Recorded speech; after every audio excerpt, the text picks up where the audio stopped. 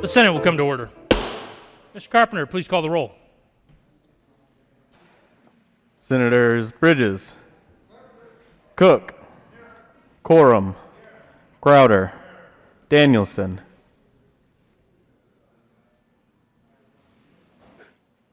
Danielson.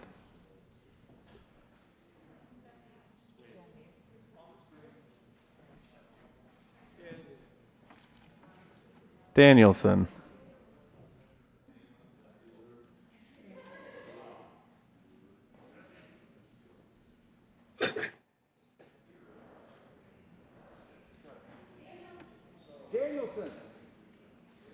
Danielson.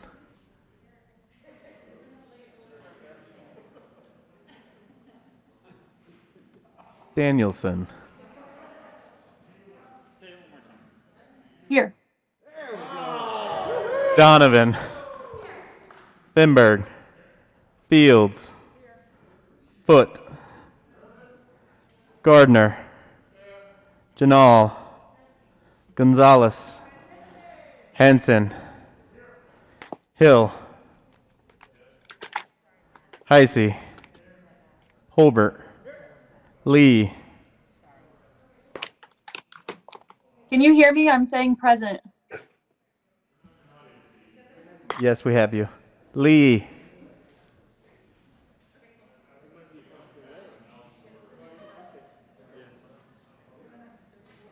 Lee.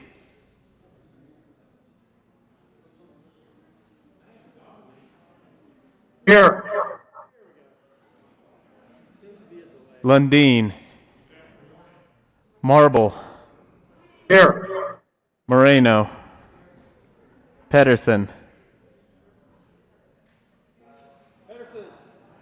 Pedersen. Priola. Rankin. Rodriguez. Scott.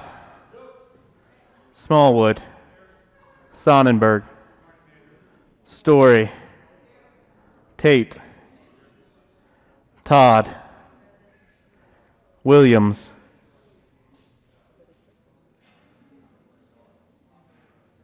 Williams.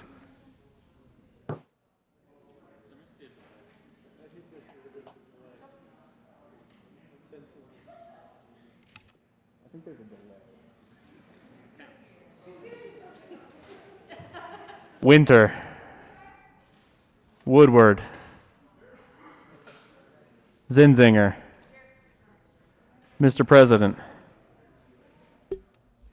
Here. With 35 present, 0 absent, and 0 excused, we have a quorum. Members, will you please join me in the Pledge of Allegiance? I pledge allegiance to the flag of the United States of America and to the republic for which it stands, one nation under God,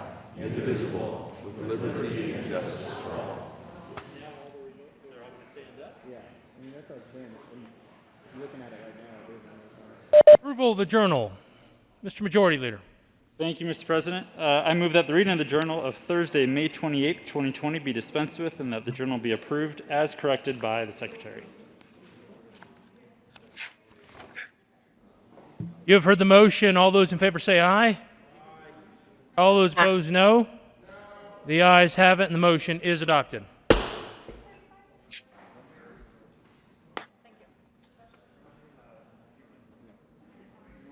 Senate Services. Correctly printed, Senate Bill 210, correctly engrossed, Senate Bill 935, 118, 194, Senate General Resolution 27, Memorial 2, correctly revised. House Bill 1127, 1135, 1201, 1214, 1236, 1281, and 3045, correctly enrolled. Senate General Resolution 17.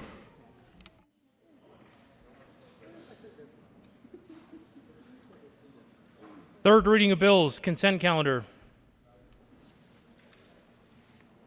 Mr. Carpenter, please read the titles to all the bills listed on the consent calendar.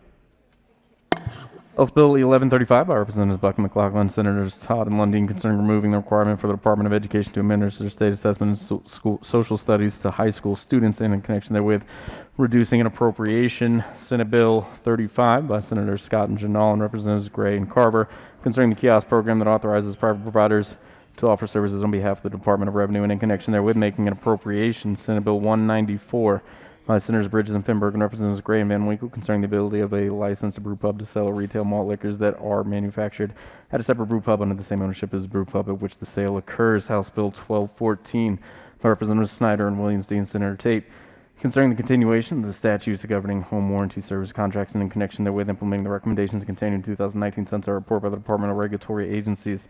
House Bill 1281 by Representatives Pelton and Valdez D. and Senator Heisey, concerning the salary categorization of locally elected officers in specified counties.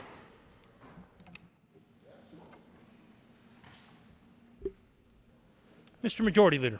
Thank you, Mr. President. I move that the passage of all the bills on the third reading of bills consent calendar, which includes House Bill 1135, Senate Bills 35 and 194, House Bills 1214 and 1281. Is there any discussion on any of the bills? Seeing none, the motion is the passage of all the bills on the third reading of bills consent calendar. Are there any no votes on any of the bills on the third reading consent calendar?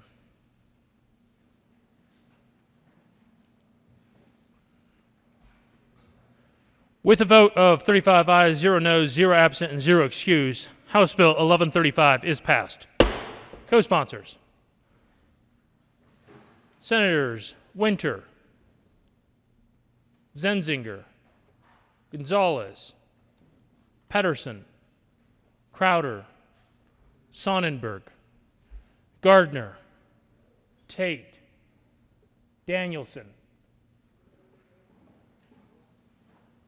Janal, Fields, Bridges, Story, Woodward, Priola, Marble, Foote, Heisey, Scott, Smallwood, Hill, Rankin, Rodriguez,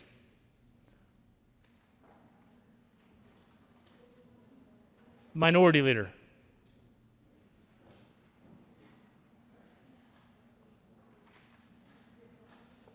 Please add the President. With a vote of 35 ayes, 0 noes, 0 absent, and 0 excused, Senate Bill 035 is passed. Co-sponsors: Senators Moreno,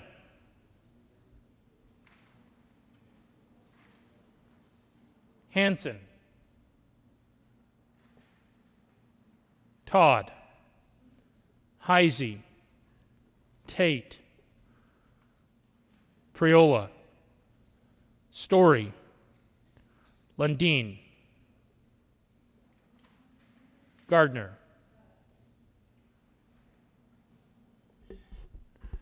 please add the President.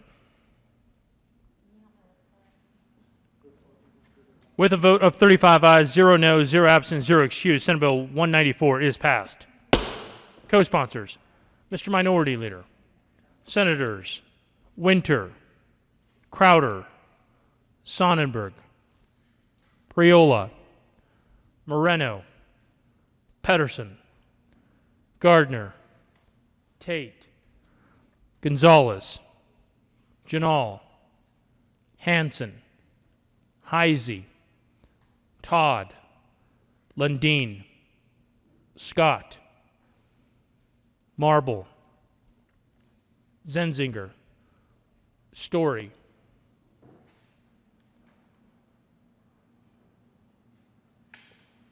please add the president. With a vote of 35 ayes, 0 noes, 0 absent, 0 excused, House Bill 1214 is passed. Co-sponsors,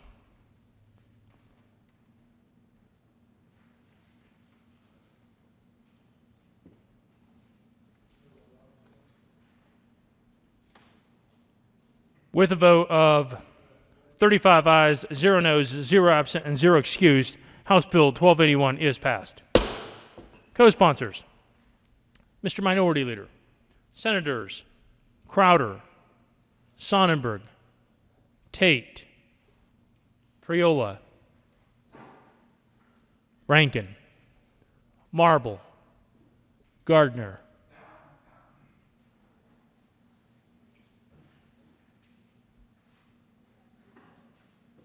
Donovan,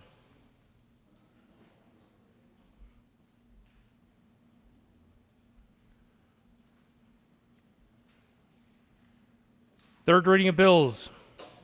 Mr. Carpenter, please read the title to House Bill 1345.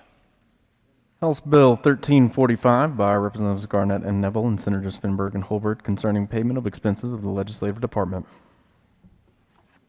Mr. Majority Leader, Thank you, Mr. President. I move House Bill 1345 on third reading and final passage. is there any discussion? Mr. Minority Leader. Thank you, Mr. President. Members, I do ask for an aye vote on House Bill 1345. This is the legislative appropriation bill for the next fiscal year. And yes, there are salary and per diem increases included in this bill. However, those were not approved this year. There was legislation passed in 2007 regarding non-metro per diem. It made it 85% of the federal rate, and that federal rate did increase, so the non-metro per diem is supposed to, by law, increase. And this budget has to include those higher numbers because that's law. There's also the question here in the Senate that 65 members of the House and half of the Senate in 2008 went to the new higher base salary of $40,242. And next January, the other half of the Senate who are elected, some of you here are running for re-election, others are open seats. Those folks, the other half of the Senate, will go up to that new $40,242. There's also a pay increase because our pay now is proportionate to that of county judges. This is a 2015 bill.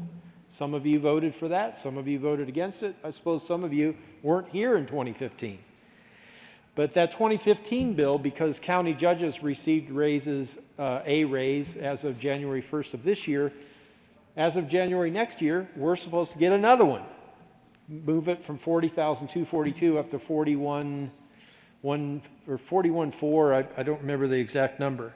However, I want to thank members of the Minority Caucus and also President Garcia, Majority Leader Fenberg. We've discussed this in the Executive Committee. In order for any of those increases to not happen, we can't amend this bill to make that not happen. This bill has to honor current statute. Now, I believe before we're done here, we will definitely see a bill to call a timeout, I think for a 2-year period, the next assembly, on the non-metro per diem. And I'm hopeful that a late bill will also be granted to call a timeout on that extra increase up from $40,242. I absolutely support the other half of the Senate seats coming up to the same base pay, $40,242, as all 65 representatives and half of the Senate have been earning since January 2019. So that bring everybody, the other half of the Senate, up to 40,242. Absolutely, I support that. However, I also hope that we will see two bills, non-metro per diem, and then the base shift from 40,242 up to a 41.4 number. I hope that we see legislation that will make those go away for 2 years. And if it happens, each of those bills will have an appropriation clause in it that would adjust this. We can't adjust this through an amendment because law requires those increases to happen. But we can run separate legislation. I understand that at least one of those bills will be coming forth. I hope both do, and that we can zero out both of those, and that would have the effect of taking those raises, those increases out of the legislative appropriation. Mr. President, thank you for being open to my concerns about that. Mr. Majority Leader, Mr. President, thank you for considering late bill requests on both of those. For now, I ask for an aye vote on this budget. The reason that we run this separately from the big budget, the long bill, is that we want to make sure that our branch is funded and not subject to line item veto. I think there was a state where something like that happened. The legislature wasn't funded for a year in some other state. But traditionally, that's why we run this separate from the long bill. Ask for an aye vote. Thank you for your time, Mr. President. Senator Woodward. Thank you, Mr. President. As you know, I was a no vote on this bill in Committee on Appropriations because one of the things that it does a couple of things. One is it makes sure that we have a line item decrease to our staff and legislative folks here. And at the same time that we see a decrease that they're facing, we are all taking a salary increase. Now, we can certainly blame past legislatures for this increase, but I think the time to fix this bill is before we get to this point. So we should run those bills that freeze our pay now, and then pass this bill to put that money aside at the new lower levels. So I think we have this a little bit backwards. So Mr. President, I'd ask that you delay the passage of this bill until we have shown the people of Colorado that we're going to share the suffering and the pain with them, and put a freeze on our salary increase that we're going to see next year. So Mr. President, I'd ask that you lay this bill over until we see those other bills pass.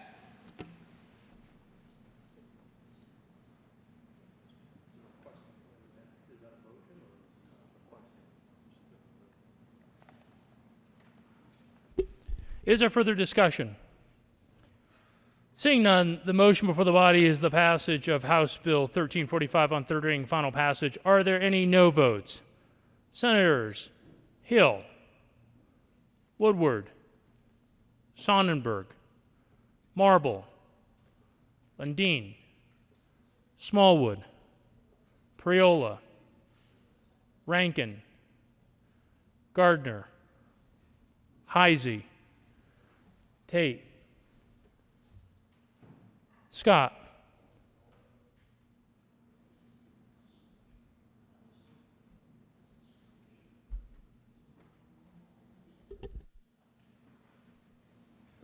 Cook.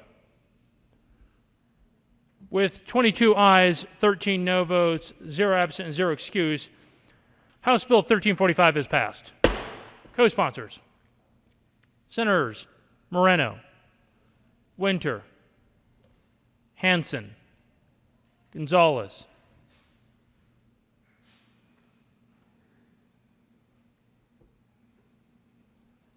Mr. Carpenter, please read the title to House Bill 1127. House Bill 1127 by Representatives McCluskey, McLaughlin, Senators Todd and Sonnenberg concerning extension of the employment after retirement limitations for retirees of the Public Employees Retirement Association employed by Board of Cooperative Services after retirement. Senator Todd. Thank you, Mr. President. And I move House Bill 1127 on third and final passage. Is there further discussion? Seeing none, the motion before the body is the passage of House Bill 1127 on third reading and final passage. Are there any no votes? Senators Priola, Mr. Minority Leader, Smallwood, Marble, Scott, Cook, Gardner.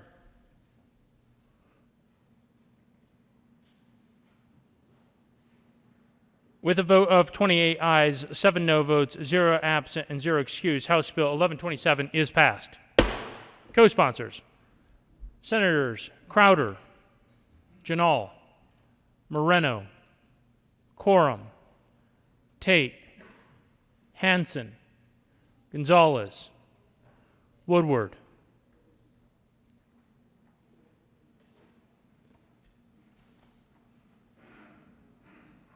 Mr. Carpenter, please read the title to Senate Bill 009. Senate Bill 9 by Senators Zenzinger and Rankin, Representatives McLaughlin and Cadlin, concerning expansion of the Adult Education and Literacy Grant Program in connection with making an appropriation. Senator Zenzinger. Thank you, Mr. President. I move Senate Bill 9 on third reading and ask for an aye vote. Is there further discussion?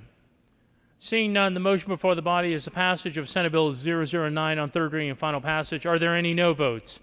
Senators Hill, Lundin, Mr. Minority Leader, Marble, Sonnenberg, Gardner, Cook, Scott, Smallwood.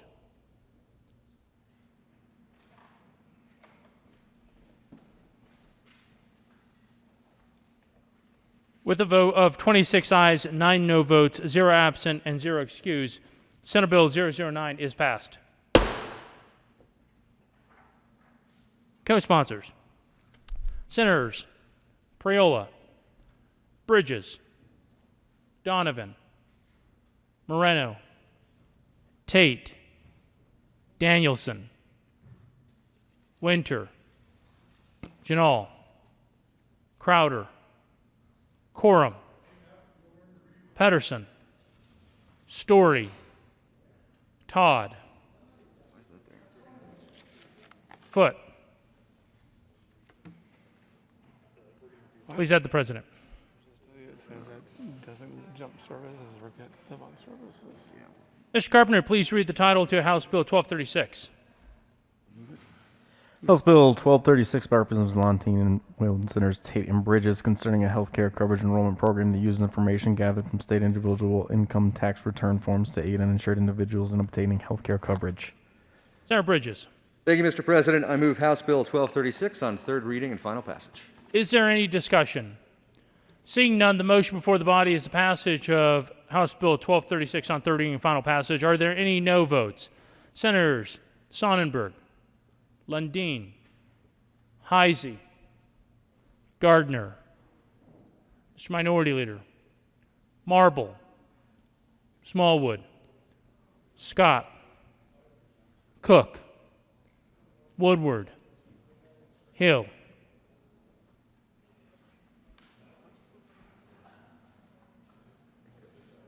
With 24 ayes, 11 no votes, 0 absent, 0 excused, House Bill 1236 is passed. Co-sponsors: Senators Moreno, Story, Hanson, Gonzalez,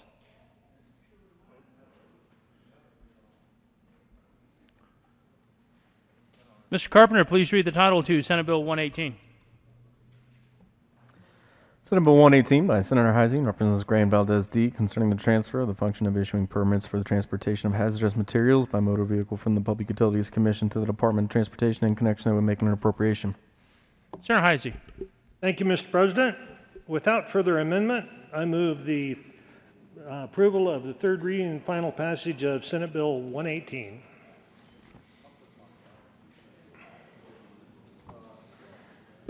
Is there further discussion? Seeing none, the motion before the body is the passage of Senate Bill 118 on third reading and final passage. Are there any no votes?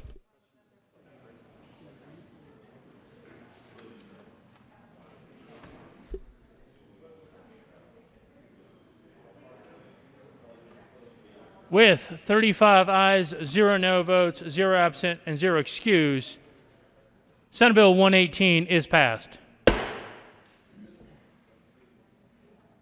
Co-sponsors: Senators Cook, Marble.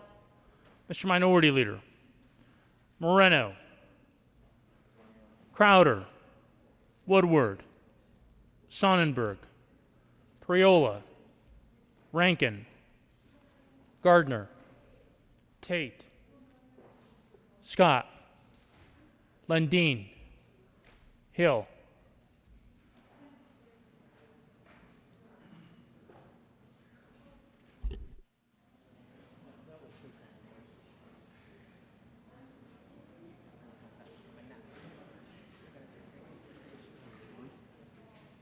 Mr. Carpenter, please read the title to House Bill 1201. House Bill 1201 by Representatives Hooten and Gonzalez Gutierrez and Senators Moreno and Janal concerning providing homeowners in a mobile home park the opportunity to purchase the park under specified circumstances. Members, a friendly reminder, we are still on third reading. Senator Janal. Thank you, Mr. President. I move House Bill 1201 on third reading and final passage. Is there any discussion? Seeing none, the motion before the body is the passage of House Bill 1201 on third reading and final passage. Are there any no votes? Mr. Minority Leader. Senators Marble, Lundin, Sonnenberg, Scott, Cook, Smallwood, Gardner, Woodward, Quorum.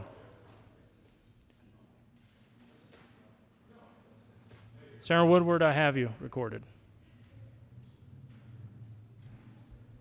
Hill, Rankin,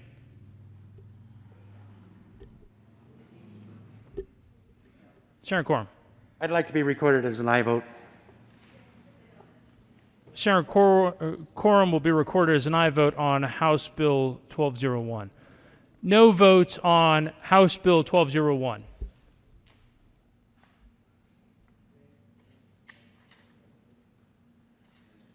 With 24 ayes, 11 no votes, 0 absent, and 0 excused, House Bill 1201 is passed.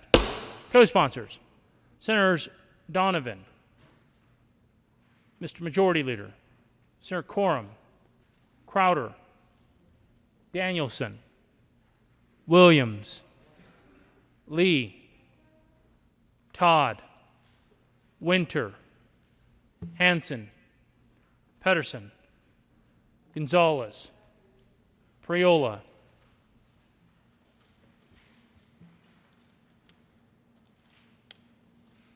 Tate. Please add the President. Mr. Majority Leader. Thank you, Mr. President. Having voted on the prevailing side, I move for the reconsideration of House Bill 1345.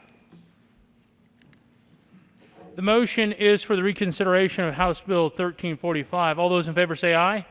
All those opposed, no. The motion is adopted and reconsideration is granted. Mr. Carpenter, please read the title to House Bill 1345. House Bill 1345 by Representatives Garnett and Neville and Senators Finberg and Holbert concerning payment of expenses of the Legislative Department. Mr. Majority Leader. Thank you, Mr. President. I move House Bill 1345 on third reading and final passage. Is there any discussion? Seeing none, the motion before the body is the passage of House Bill 1345 on third reading and final passage. Are there any no votes?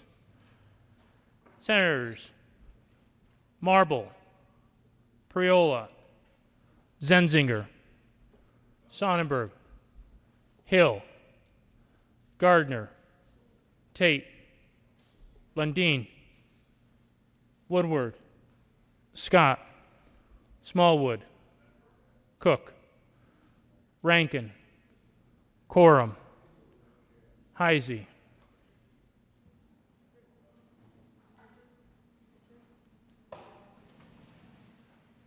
Senator Bridges. With 19 ayes, 16 no votes, 0 absent, and 0 excused, House Bill 1345 is passed. Co-sponsors.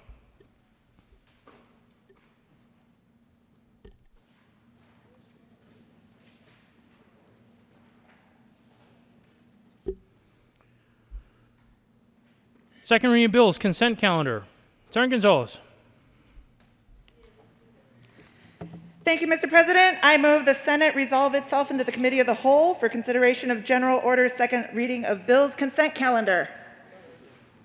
You have heard the motion. All those in favor say aye. All those opposed, no. The ayes have it. The motion is adopted. The Senate will resolve itself to the Committee of the Whole for consideration of General Order second reading of bills consent calendar, and Senator Gonzalez will take the chair.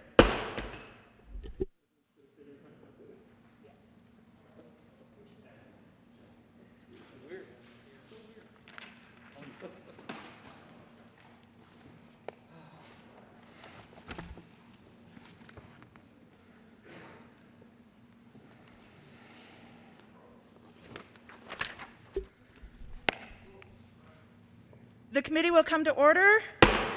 The court rule is relaxed. Will the clerk please read the titles to all of the bills on the General Order second reading of bills consent calendar? Senate Bill 206 by Senators Todd and Cook and Representative Landgraf and Singer concerning the clarification of disqualifying a recipient from participating in a public assistance program when the recipient is found to have committed an intentional violation of the program. Senate Bill 208 by Senator Story and Quorum concerning the extension of the period of time the voluntary contributions that are set to expire in 2020 will appear on the state individual tax return form. Majority Leader Fenberg.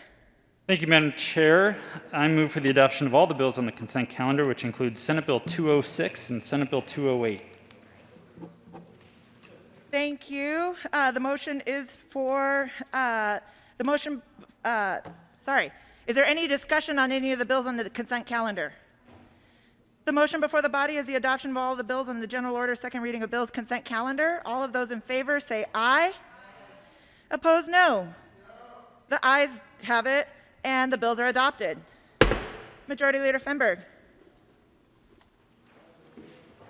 Thank you, Madam Chair. I move the committee rise and report. The motion is for the committee to rise and report. All those in favor say aye. Those opposed, no. The ayes have it. The motion is adopted.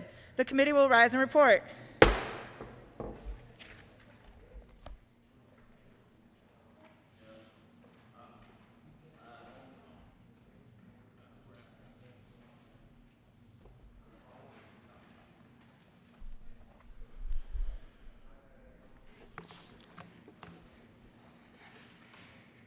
The Senate will come to order. Senator Gonzalez. Thank you, Mr. President. The committee has had a number of bills under consideration. Will the clerk please read the report? Mr. President, your committee will public legal portion in consideration of the following tax bills being the second reading thereof makes the following recommendation on Senate Bill 206 and Bill 208 pass second order grows plus calendar for their ring and final passage. Senator Gonzalez. Thank you, Mr. President. I move the adoption of the report. Motion is for the adoption of the Committee of the Whole report. Are there any no votes? With 35 ayes, 0 noes, 0 absent, 0 excused, the Committee of the Whole report is adopted. Senate Bill 206, Senate Bill 208 passed on second reading, ordered, engrossed, and placed on the calendar for third reading and final passage.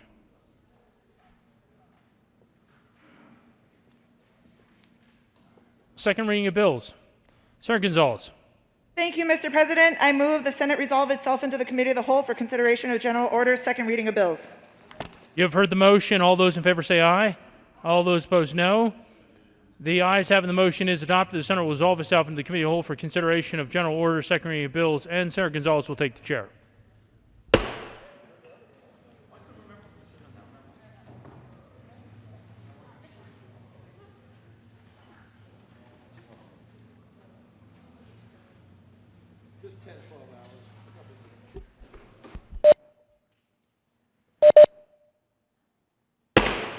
The committee will come to order. The court rule is still relaxed.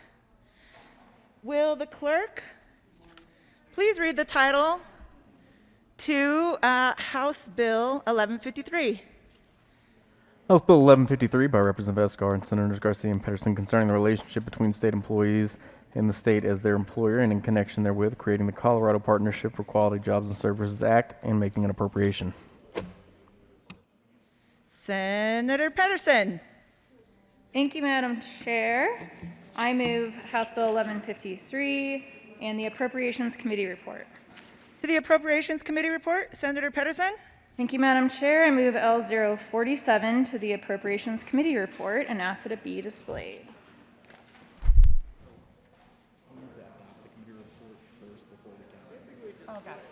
And ask that we adopt the committee report. Hey, I'm out of practice here.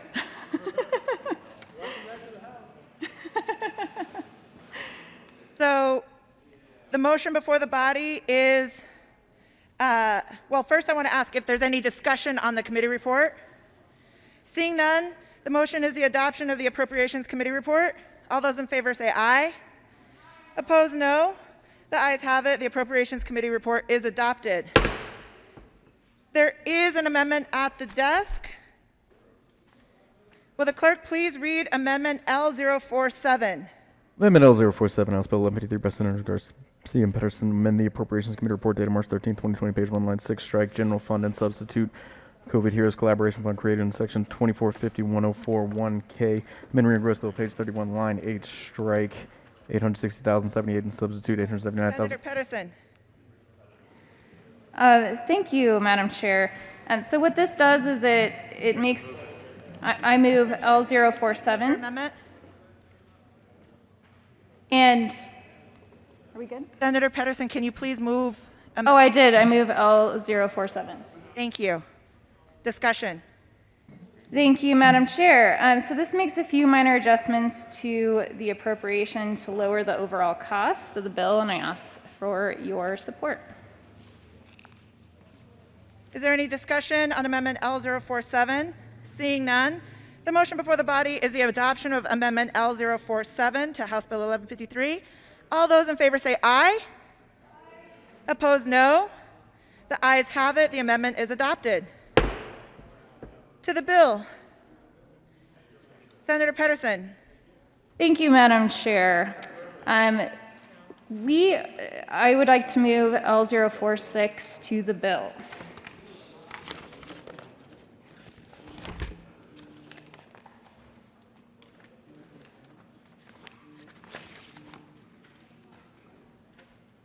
Thank you. There is an amendment at the desk. Will the clerk please read Amendment L046? Amendment L046, House Bill 1153 by Senators Garcia and Pedersen, amend Gross Bill, page 27, after line 6, insert 20. Senator Pedersen. Thank you, Madam Chair. What this does is this creates the Heroes Collaboration Fund and transfers the funds from the State Employee Reserve Fund to cover the costs of implementing this bill. The SURF was created for the benefit of state employees, and we can't think of anything that will benefit employees more than having a voice right now, and I ask for your support. Will you please move your amendment? I move L046. That is a proper motion. Any further discussion? Senator Lundin.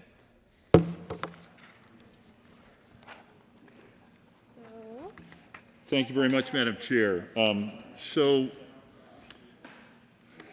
In this time of crisis, the COVID crisis that has now been extended into additional instability, and I don't want to call it a crisis, but certainly an additional layer of unnormal, unnatural times, I think it's really important that we continue to do our job properly here, and that is deliberate. We need to really look into the details of this, and I have some questions specifically about this amendment in that effort to be deliberative, to be thoughtful, to truly make sure we're doing the right thing. This specifically creates a COVID Heroes Collaboration Fund. Makes sense, provided that's what we're doing. Now, the bill more broadly is a public employee union bill. It simply gives additional authority to public employees, gives them an additional lever as they navigate and negotiate for greater and greater strength for public employees. So if, in fact, this amendment speaks only to and would be narrow and only deals with those folks who are truly putting themselves at risk in this time of crisis from the virus and threat from the virus, then that might, in fact, make sense, this amendment. But if, in fact, it's broad, if it goes to everyone who is and benefits individuals who are not on the front line, then that is a challenge. That's a problem. That's, quite frankly, an abuse of the protection of the limited resources we have that should be being used on behalf of the people who are on the front line, who are protecting us, who are putting themselves and their lives and their families at risk by doing so. So the question is, how, as I read this amendment, how does this amendment tailor? How is it narrow? How does it, in fact, get to that specific question of dealing with only those who are on the front line? And is it not just perhaps window dressing that we're putting an emotional label on something that's far more broad than what it actually would be. It's claiming a need. It's claiming a strong felt need that we all have to protect and encourage those who are at risk on the front line of defense. It's claiming that emotional response and putting it across people that have nothing to do with that. I asked the sponsors, how so can that be? Which is it? One is righteous and beautiful. The other is very, very challenging, and I would argue an inappropriate use of the language. Any further discussion? Seeing none, the motion before the body is the adoption of Amendment L046. All those in favor say aye. Aye. Opposed, no. The ayes have it. The amendment is adopted. To the bill. Senator Garcia. Thank you, Madam Chair.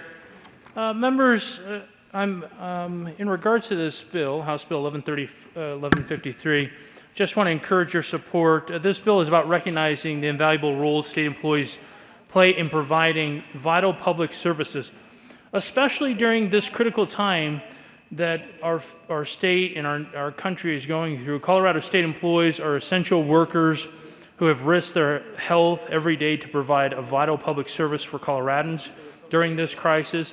As you are aware, many of them work in various state institutions and provide essential services.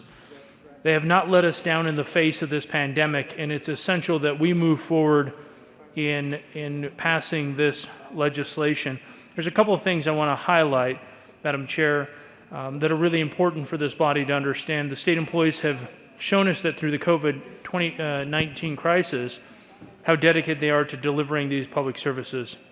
They include providing nursing care at veterans' homes and residential regional centers, providing testing for all those who are ill. This includes the Colorado Department of Corrections workers who keep our communities safe.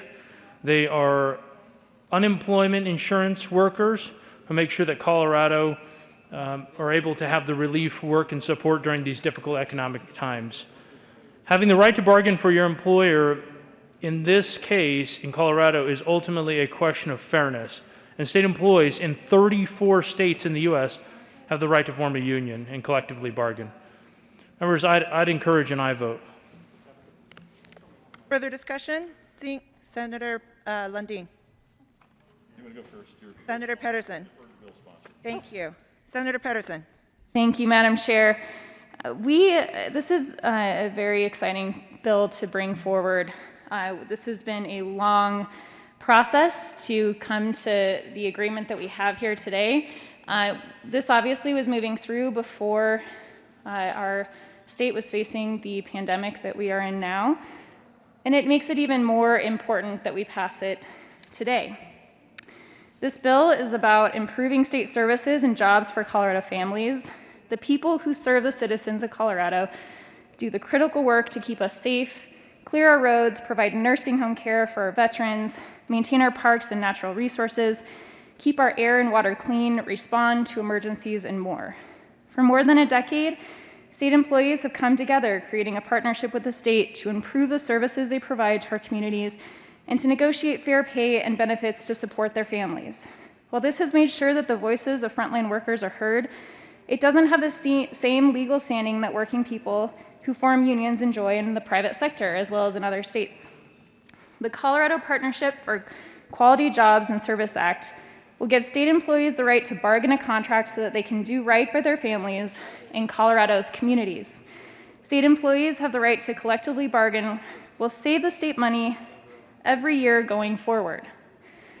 And let me tell you why that is.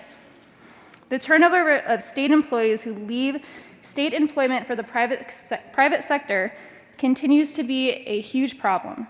Replacing workers lost to turnover costs the state $48 million a year, according to a recent report by the Economic Analysis and Research Network. That's because of the high turnover that we see here and the overtime that our state is paying. Additionally, turnover among Colorado's workforce has nearly doubled over the past 10 years. It has jumped from 8.5% to 15.5%. The collective bargaining process will enable Colorado wins and the state to work together to address problems of turnover and recruitment, as well as working conditions. The state can't afford to continue to bleed money into turnover and difficulties with workforce recruitment, and that is even more important now. Specifically, this bill does the following. It creates a process for negotiations between state employees and the state, both on a statewide and department level, makes state employees true partners in delivering public services, and puts union rights for classified state workers into law to ensure their rights are not subject to the whims of future administrations. Applies only to classified employees and not to at-will or appointed positions, and leaves all budgetary decisions to the legislature. So this legislation would empower state employees to address the state's pressing problems by ensuring that they have a voice on improving state jobs and services, fostering innovations and efficiencies. Then in turn, we will be able to attract and retain skilled, motivated workers and fix the brain drain of qualified and experienced employees leaving state employment for the private sector. This bill couldn't be more important now. It's not just about workers having a voice in good times, but it's also about ensuring that they have a voice and that they have a seat at the table in bad. Members, I ask for your support. Senator Lundin. Thank you, Madam Chair, and I thank the bill sponsors for their effort on this bill. From my perspective, there is a first filter question that we should ask and answer before we get too far into this conversation. Because, friends, I believe this is a big conversation if we choose to really go into it. The first filter question is a really simple question. And I ask that my colleagues consider this question. It's a binary question, yes or no, before we choose to get into the detail or choose to say, maybe now's not the time for the detail. That first order question simply is this: is now the time? This particular bill empowers a public employee union with greater strength. It adds 15 additional public employees to do it in the first year. It adds 47 additional public employees in its second year to make sure that the public employees have strength in their dialogue and negotiation with the public. Is now the time? We received an economic forecast recently. Y'all read it in detail, I'm sure. The slides that came as a cover to that gigantic economic forecast identified what's going on for the employees of Colorado today. It showed what's going on with unemployment claims. Between this particular slide I'm looking at right now, you all saw it in your package, March 1st to April 25th. And it is continuing to be challenging. It's continuing to get worse. For the people who work in the arts and entertainment and recreation sector, 28% of them in this time of crisis have reached out and said to their employers and their own paychecks, that's where the money that supports unemployment comes from, have reached out and said, I need help. I need unemployment insurance. 28% of the people in arts and entertainment and recreation. Meanwhile, the folks in government, not 28% are unemployed looking for support, less than 0.5%, 0.5%. In the accommodation and food services industry, 22.5% of the people have said, I'm in a difficult situation here. I need unemployment support. Meanwhile, those who this bill seeks to give greater strength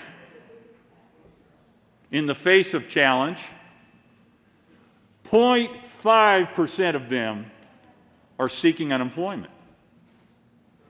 It would seem, and I can go down this list,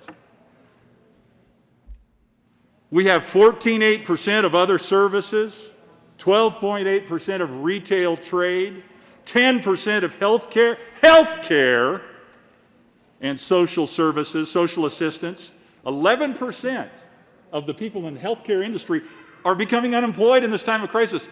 Meanwhile, the people this bill seeks to favor, 0.5%, are reaching out in challenge. So I come back to, and if you read the economic report, there are 1, 2, 3, 4, 5, 6, 7, 8, 9, 10, 11, 12, 13, 14, 15, 16, 17, 18 sectors of our economy, all of whom have a greater need than government employees, than public employees that this bill seeks to favor. So I come back to the question, before we get into the bill, the underpinning, the framing, and ask you colleagues, is now the time when we're killing bill after bill after bill after bill for $10,000 in a fiscal note, for $40,000? We voted against in the Finance Committee. I didn't, but my colleagues on the other side of the aisle voted to kill a bill that would have favored the Red Cross because it had a $40,000 fiscal note on it. We voted against, I didn't, my colleagues on the other side of the aisle voted to kill a bill that clearly would have favored teenagers at risk of suicide. Senator, to this bill, please. Thank you very much. This bill is about adding $2 million in additional government expense this year and almost $7 million next year when we find we are in such financial crisis that we are voting no for $40,000 to prevent teen suicide? Now, I'm getting a little wrapped around the axle here, but it's an important axle. It's fundamental to the vehicle of our state. Let me calm down a little bit, back down a little bit, come back to the question. Thank you. Is now the time to add 14 employees to state government so that we can negotiate on behalf of public employees, and 47 in the next year? Is now the time to spend $2 million this year and almost $7 million next year to empower the people that we've established just based on the unemployment challenge that we face today? Not 28% unemployment like the people in arts and entertainment and recreation. Boy, talk about a fundamental element of our economy. Recreation in Colorado. Nearly 30%, 28.8%, seeking unemployment support. Meanwhile, this bill seeks to favor, with substantial state dollars, substantial increase in state employment, the public employees who have a less than 5.5, less than 0.5% unemployment challenge now. So the question before us, before we proceed into the actual debate, is now the time? Colleagues, to me, that is an open and shut, simple question and answer. Obviously, now is not the time for House Bill 1153. I urge your opposition to this. Should we actually get into the debate, I'm sure we'll have an opportunity to talk about the details of the bill. Senator Crowder, followed by Senator Winter. Thank you, Madam Chair. You know, I spent a great deal of time with the JVC on the budget, and I guess my question is very simple.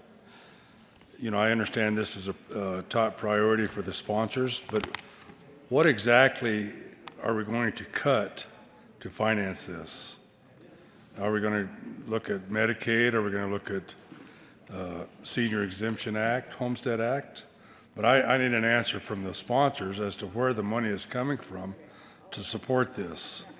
I just have to believe that the dire straits that the state of Colorado is in right now, $2 to $6 million over a 2-year period is somewhat extravagant. So I would have to, the question I have is, where's the money coming from? By statute, we have to maintain a reserve. So where is the money coming from for this? Thank you. Senator Winter. Thank you, Madam Chair. Is now the time to support our employees? I didn't know there was a right time and a wrong time to support our employees. Our employees are going out there and CDOT employees going out there and managing rest stops and making us safe during the coronavirus. We have state patrol.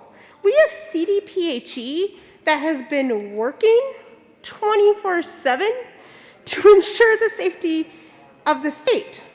So I didn't know there was a right time and a wrong time to give employees a voice to come together. That there was a wrong time because we are in an economic challenge, and to say we are favoring state employees, every employee in the state should have the ability to come together and organize. So yes, I want to give that to our state employees, and I want to give it to every employee in the state. But the amount of work our state employees have done in response to this pandemic, they have shown up every single day to protect not just us, but every Coloradan. I've been on the phone with those employees from CDPHE. I know the stress they are under. I know the work they have done. Before the pandemic, it was the right time. During the pandemic, it's the right time. After the pandemic, it's the right time to give employees a voice. And I would ask if there is a right time and a wrong time to give employees a voice, when is the right time? I'm saying today, right now, well, they are doing the work to protect us. They're doing the work to keep our transportation systems going. They are doing the work to protect public health. They are doing the work. OEdit, do you know how hard OEdit has been working to support our small businesses? They've done an amazing job providing resources and making sure our small businesses get PPP loans. Those employees at OEdit have done an incredible job. Our state employees have gone into overdrive since the pandemic. So the right time was before this, the right time is during this, and the right time is after this.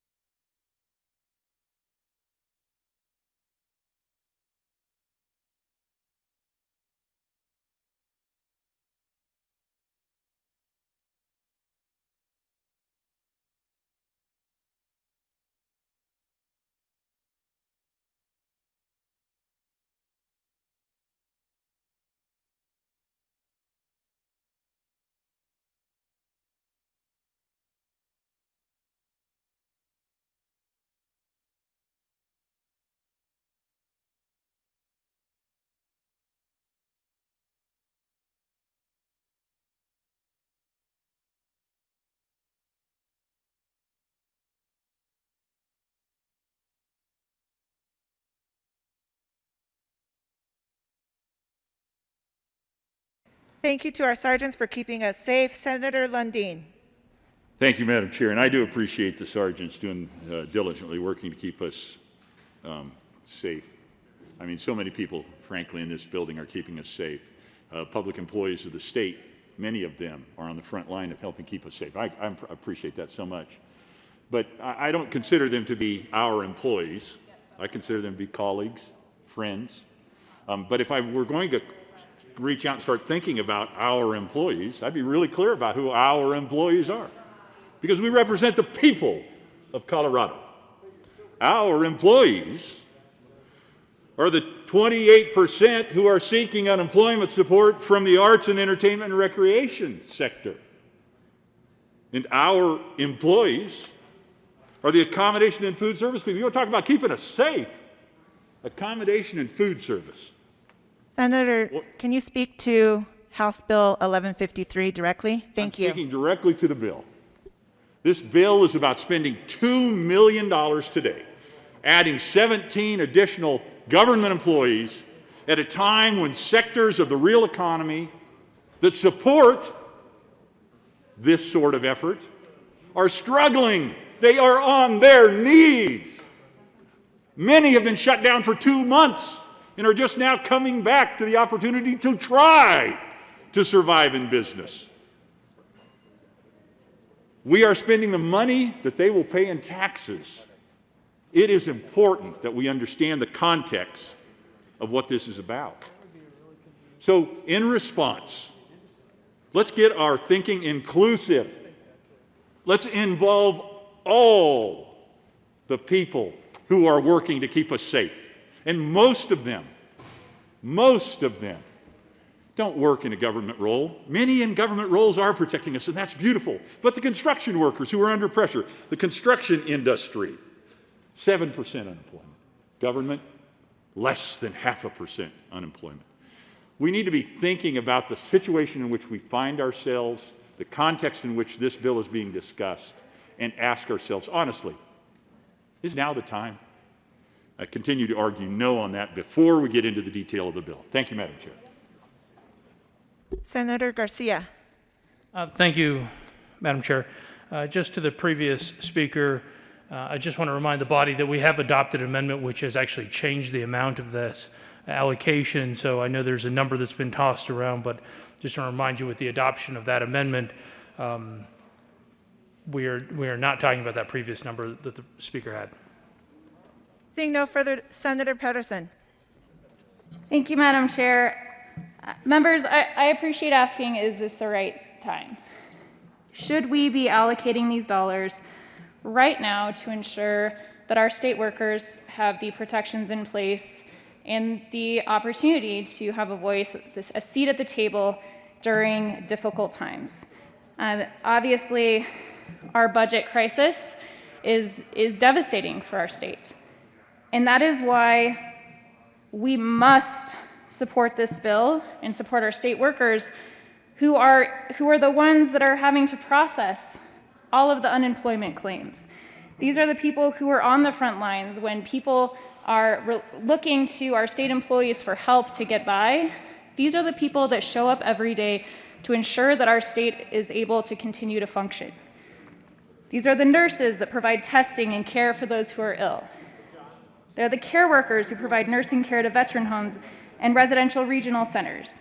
They're Department of Correction workers who are working to keep our community safe as well as the people who are there. They're the unemployment insurance workers who make sure that Coloradans who are out of work get the relief and support that they need. So right now, they need us more than ever. So absolutely, every dollar needs to be scrutinized in this time, the way that we spend it.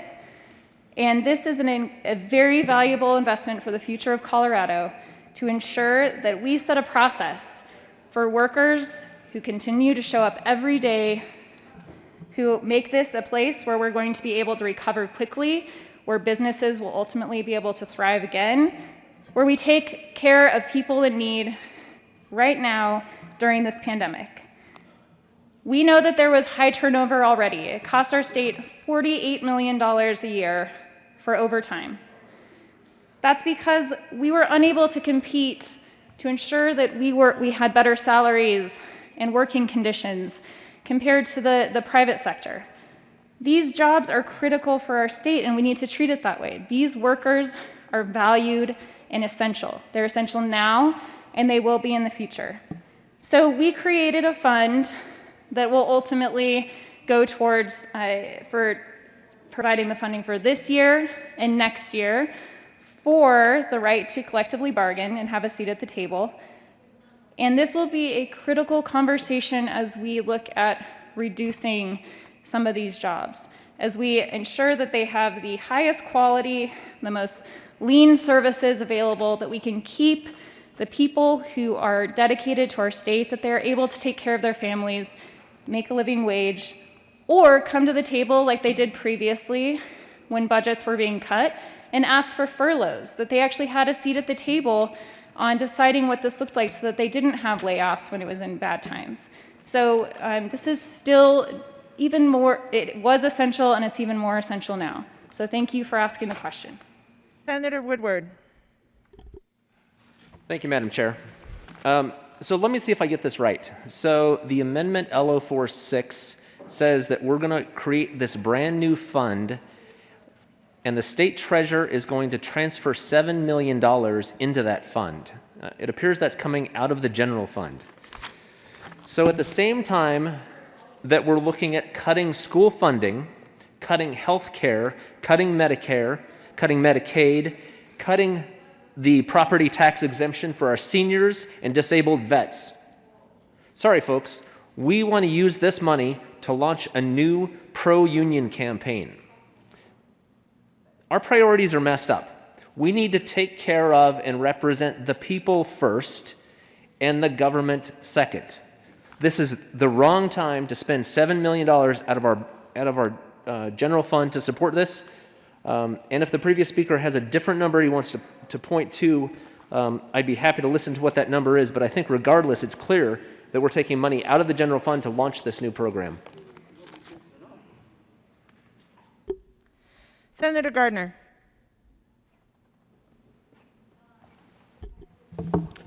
Thank you for recognizing me, Madam Chair, even behind a mask.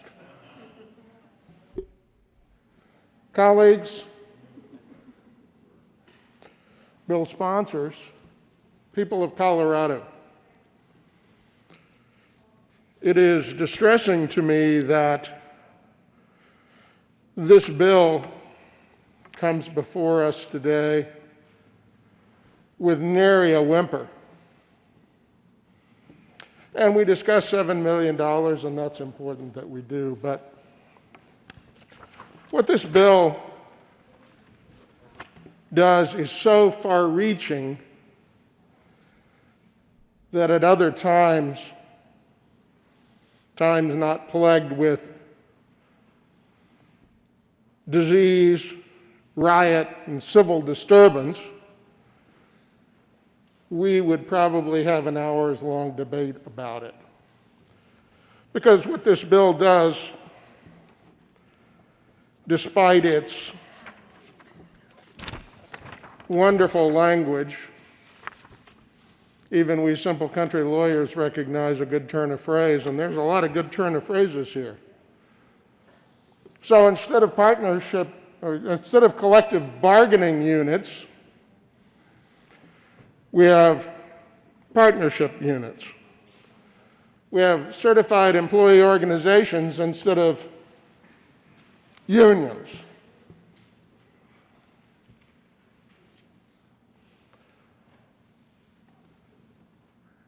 And if a rose by any other name would smell as sweet, then one of those stink plants that they often have at the botanical gardens and advertise would smell the same if you called it a rose.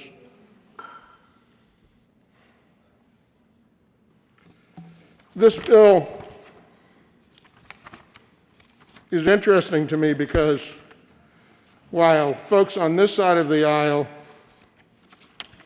recognize right off the trouble that it portends if it passes, and I really have no doubt, I think my friends on this side of the aisle fail to foresee the trouble that they will vote for. Why do I say that? Well, you know,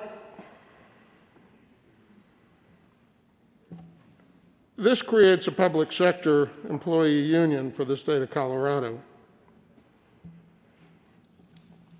You know, a very well-noted, very powerful American once said, "It is impossible to bargain collectively with the government."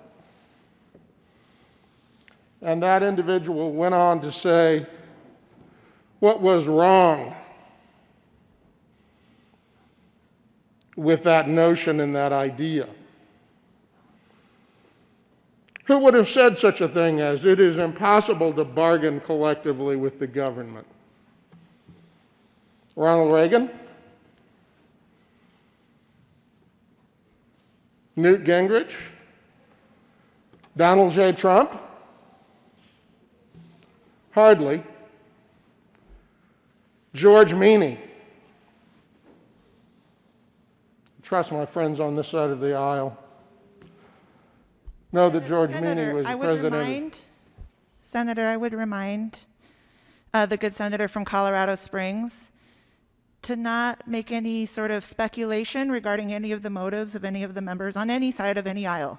Please speak to the bill, House Bill 1153. Thank you. Please proceed. Thank you, Madam Chair. Your admonition has rejuvenated and redirected me. It's not an admonition. Thank you. Senator, thank you. Please proceed. Members, speaking to the bill and the wisdom of this bill, this is a collective bargaining bill. I don't speculate about what people know or don't know. That's usually dangerous. What I do know is that this bill, in its re-engrossed version on page 19, says, after the state and the certified employee organization reach a partnership agreement, that's called a collective bargaining agreement in other contexts, the initial or supplemental budget request from the governor to the General Assembly shall include sufficient appropriations to implement the terms of the agreement requiring the expenditure of money. Now, I hope they like that on the first floor these days, because they will lose control of their budget proposal. Then what happens? Well, this is what I caution my friends on this side of the aisle. The provisions of a partnership agreement that require the expenditure of money shall be contingent upon the availability of money and the specific appropriation of money by the General Assembly. Oh, okay. Well, the governor can enter a collective bargaining agreement to give a raise to state employees. The General Assembly doesn't have to appropriate for it. Well, I feel a lot better. The reality is you will have created a circus over what state employee pay should be, and we should be fair, and I have the greatest and utmost respect for our employees. This is not about that. It is not about whether they should be adequately paid, adequately compensated overall, that their working conditions should not be the best as reasonably possible. What this is about is who is going to make that decision.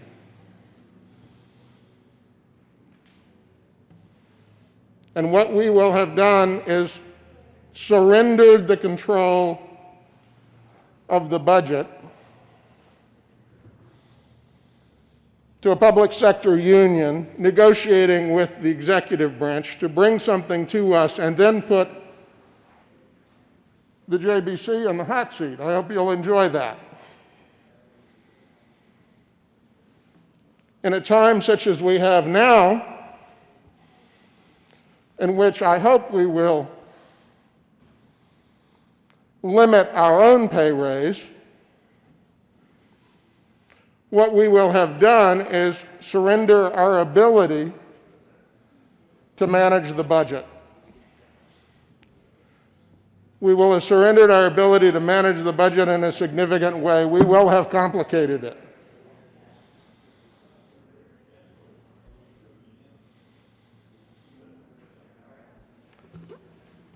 Members, you need to reject the notion that public employees should be unionized. 34 states are not. How's that working out for them? I suggest to you a study of that would indicate that it's not working out terribly well.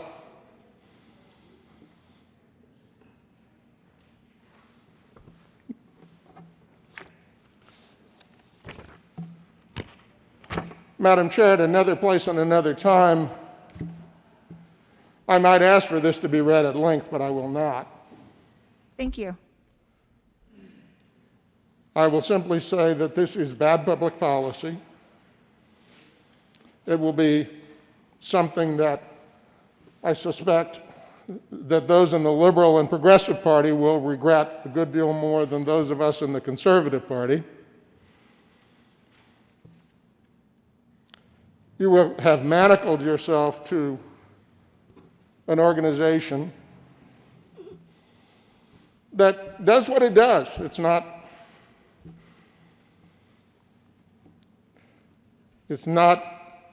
an illegal organization in any stretch of the imagination, but you will have legalized a relationship with that organization that will forever destroy your ability to control the budget in the way that we're having to do today. I ask for a no vote. Senator Fields.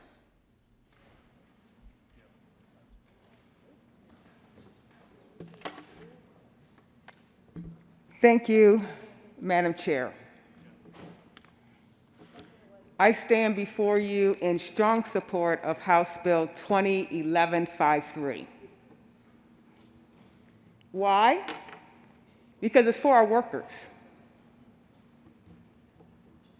We've heard a lot of discussion about, is this the right time? There's no better time than right now. There is no better time than right now. This is the time that we need to be standing up for state employees and helping them to improve their workplace. There's no better time. We talked a little bit, I heard some folks talk about, the budget crisis, that we're under that. Our revenue shortfalls are real. But our workers are real.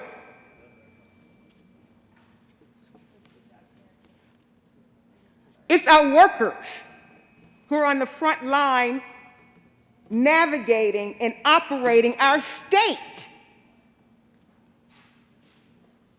We can't run a state without our employees. This is long overdue. This is long overdue. And by ignoring it, it's just kicking the can down the road at the expense of our workers, our state employees. Time's up. The time is right now to do this right now for the sacrifices and the work that they do for our state every single day. There is no better time. So when you come up here and you say, this is not the right time, when is the right time? What's today's date? 2020? June 1st? The time is now. This bill will give state employees a voice in their future and their success for the state of Colorado. Are you trying to say that you want to suffocate their voice? You want to demean their voice? For how long? It's my understanding that this kind of legislation has been out there for a long, long time. I've been serving for 10 years. I think this has been going on for 10 years. Workers. Workers. The people that we see on the bus line taking the early bus to get to work. During this healthcare crisis, they're on the front line. And you want to deny them an opportunity to have a voice in their success in the future of our state government? For what year? What year you want? 2021? What? 2022?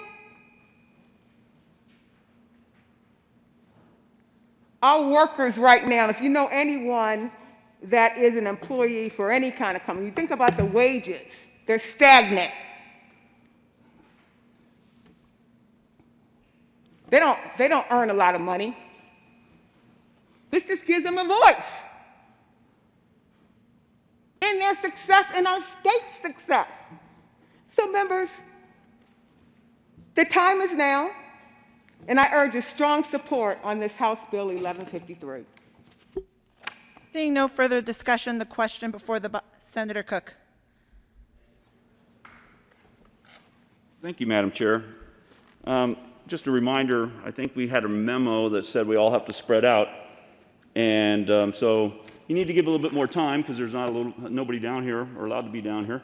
Thank you. To raise their hand. So I think you need to give a little more time to members to come down and speak and to recognize them. I'm not sure what number we're talking about anymore.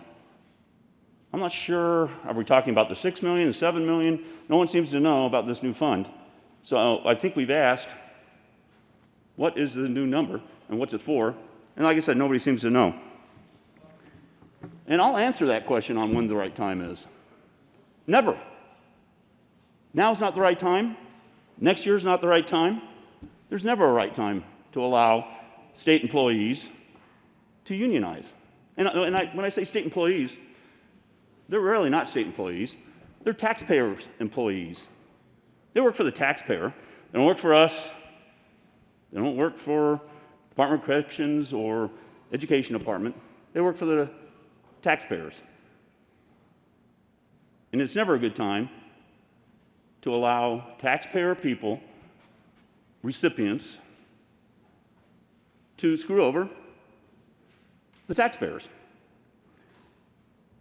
I heard that the state employees are on the front lines. I'm not sure exactly what that means.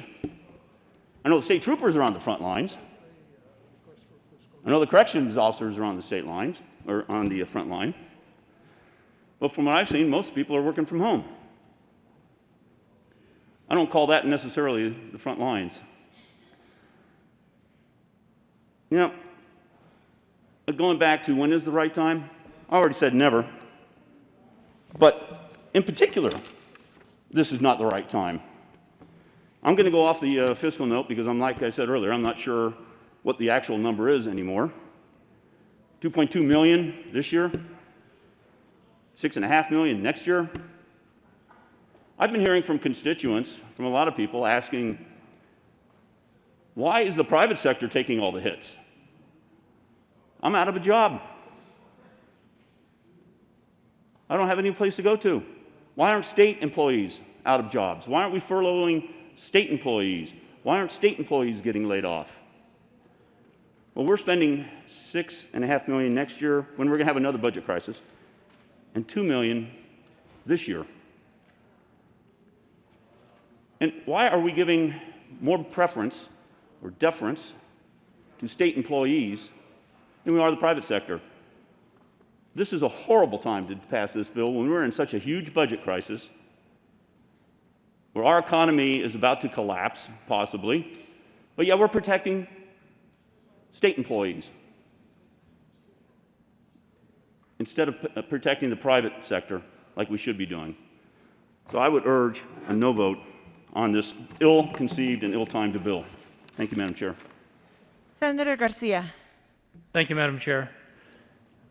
Members, as I'm listening to the discussion, I'm reminded of a wonderful quote from Dr. Martin Luther King, in which it's, quote, it's always right to do the right thing for the right reasons. I'm paraphrasing that because as we look at the context of what's being discussed, state employees are on the front line. For those of you who may have forgotten, institutions like the Colorado Mental Health Institute in Pueblo, who have to be able to provide those services. Think about the regional centers in so many of our districts. Think about the veterans state nursing homes that are in Walsenburg. Those members who work in those state capacities in those jobs are on the front lines. I'd urge an aye vote on this bill. Senator Pedersen. Thank you, Madam Chair. And to the points made earlier about why aren't public employees also being cut in these difficult times while we are seeing businesses go through laying people off, sometimes closing their doors permanently, we are unfortunately having to cut state workers. In fact, with the recent budget, $57.8 million have been cut from our state personnel. So everybody is taking a hit right now in these difficult times. To another point that was made about the fact that we aren't going to be able to control these costs, that this is going to be inflated and every year is going to be difficult to actually balance our budget. These requests have to be approved by the legislature.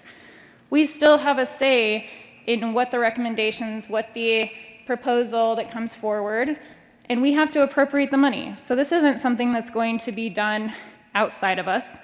In fact, it's going to be done alongside us. This is not, you can't strike with this bill, you can't stop services. This was negotiated for months to ensure that none of our state services that we rely on will come to a halt. But it does provide a pathway to have a conversation with the people who are going to know better than anybody, the ones that are actually doing the work on what can be done better, what can be more efficient, and being able to advocate as well for better salaries and working conditions. So this will ensure that our dollars are used more efficiently and that we're actually able to retain the people that are there. So our state workers have also taken a hit. That is important to recognize. And like I said before, it's critical that they are also at the table even in bad times, that they have a say on what the outcomes look like in their workplace, that they can help protect each other's jobs by taking furloughs instead of laying people off, for example, which has been done in the past. So this just sets up a process so that they are able to work together to come to an agreement with the executive committee, with the state, and come to the legislature, which we ultimately have to approve that appropriation. So this is something that is also done in partnership with us. I just want to make sure that we are all clear about that. Senator Lundin. Thank you very much, Madam Chair. Just want to keep the debate on track here. Thank you. No one should doubt or question the fact that we all support, encourage, respect, admire, protect our public employees. We do. I mean, they are key to what's going on. That's not what this conversation is about. This isn't to stand in opposition to this bill. It's to stand in opposition to our public employees. It's not. We support them. We encourage them. This is about favor, additional favor, giving greater favor to that class of individual. And at a time when so many other individuals are under so much more pressure. The reality is, when you consider the circumstance, and if we just continue to use unemployment pressure as an indicator of what's going on in workers' lives, it's clear that the people who are today under enormous pressure are not the public employees. And every single one, this is one of those moments where we have to come together because we die falling apart if we don't. And it's all the people out there, whether they're in accommodation and food services, retail, healthcare, social assistance, arts and entertainment, administrative support services, construction, professional scientific manufacturing, wholesale trades, transportation, real estate, education services, information, mining, logging, and on and on. Everyone must come together in this time, and everyone has elements of people who are on the front line. This is a question of providing favor to people, and it's so obvious on the face. Well, how do you know that it provides that favor? Well, it expands the class of individual we're talking about, public employees, by 15 in order to make sure their rights are extendable, they're protected, that have greater favor. And then in the following year it expands, it hires another 47. So also keeping the conversation, the debate on beam, yeah, $57 million in future dollars are not going to be spent on employees, but we're not laying people off to get to that number. These are jobs that are going away through attrition and will not be filled then in the next year. So meanwhile, out there where we have sectors of our economy suffering under 15 to 20 to 25% unemployment because the revenues are not coming in to survive, they're under that level of pressure. The effect to the government employee is de minimis. The dollars we are saving in the next budget year don't mean we're firing people. We're not. It's attrition. It's people that are leaving the jobs anyway. We're just not rehiring those individuals. So this, to me, is really a stark example. What we've got is we've got the majority party politicians. And oh, by the way, if you look at the bill, I'd encourage you to get out to the website and look at the bill if you haven't looked at it. This bill is sponsored by every majority party politician in the building. So there's this stark give and take, tug and pull between the majority party politicians and the people.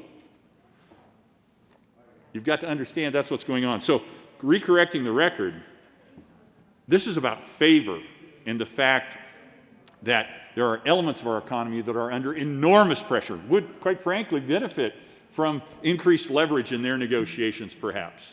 But the people this seeks to protect are not under that level of pressure.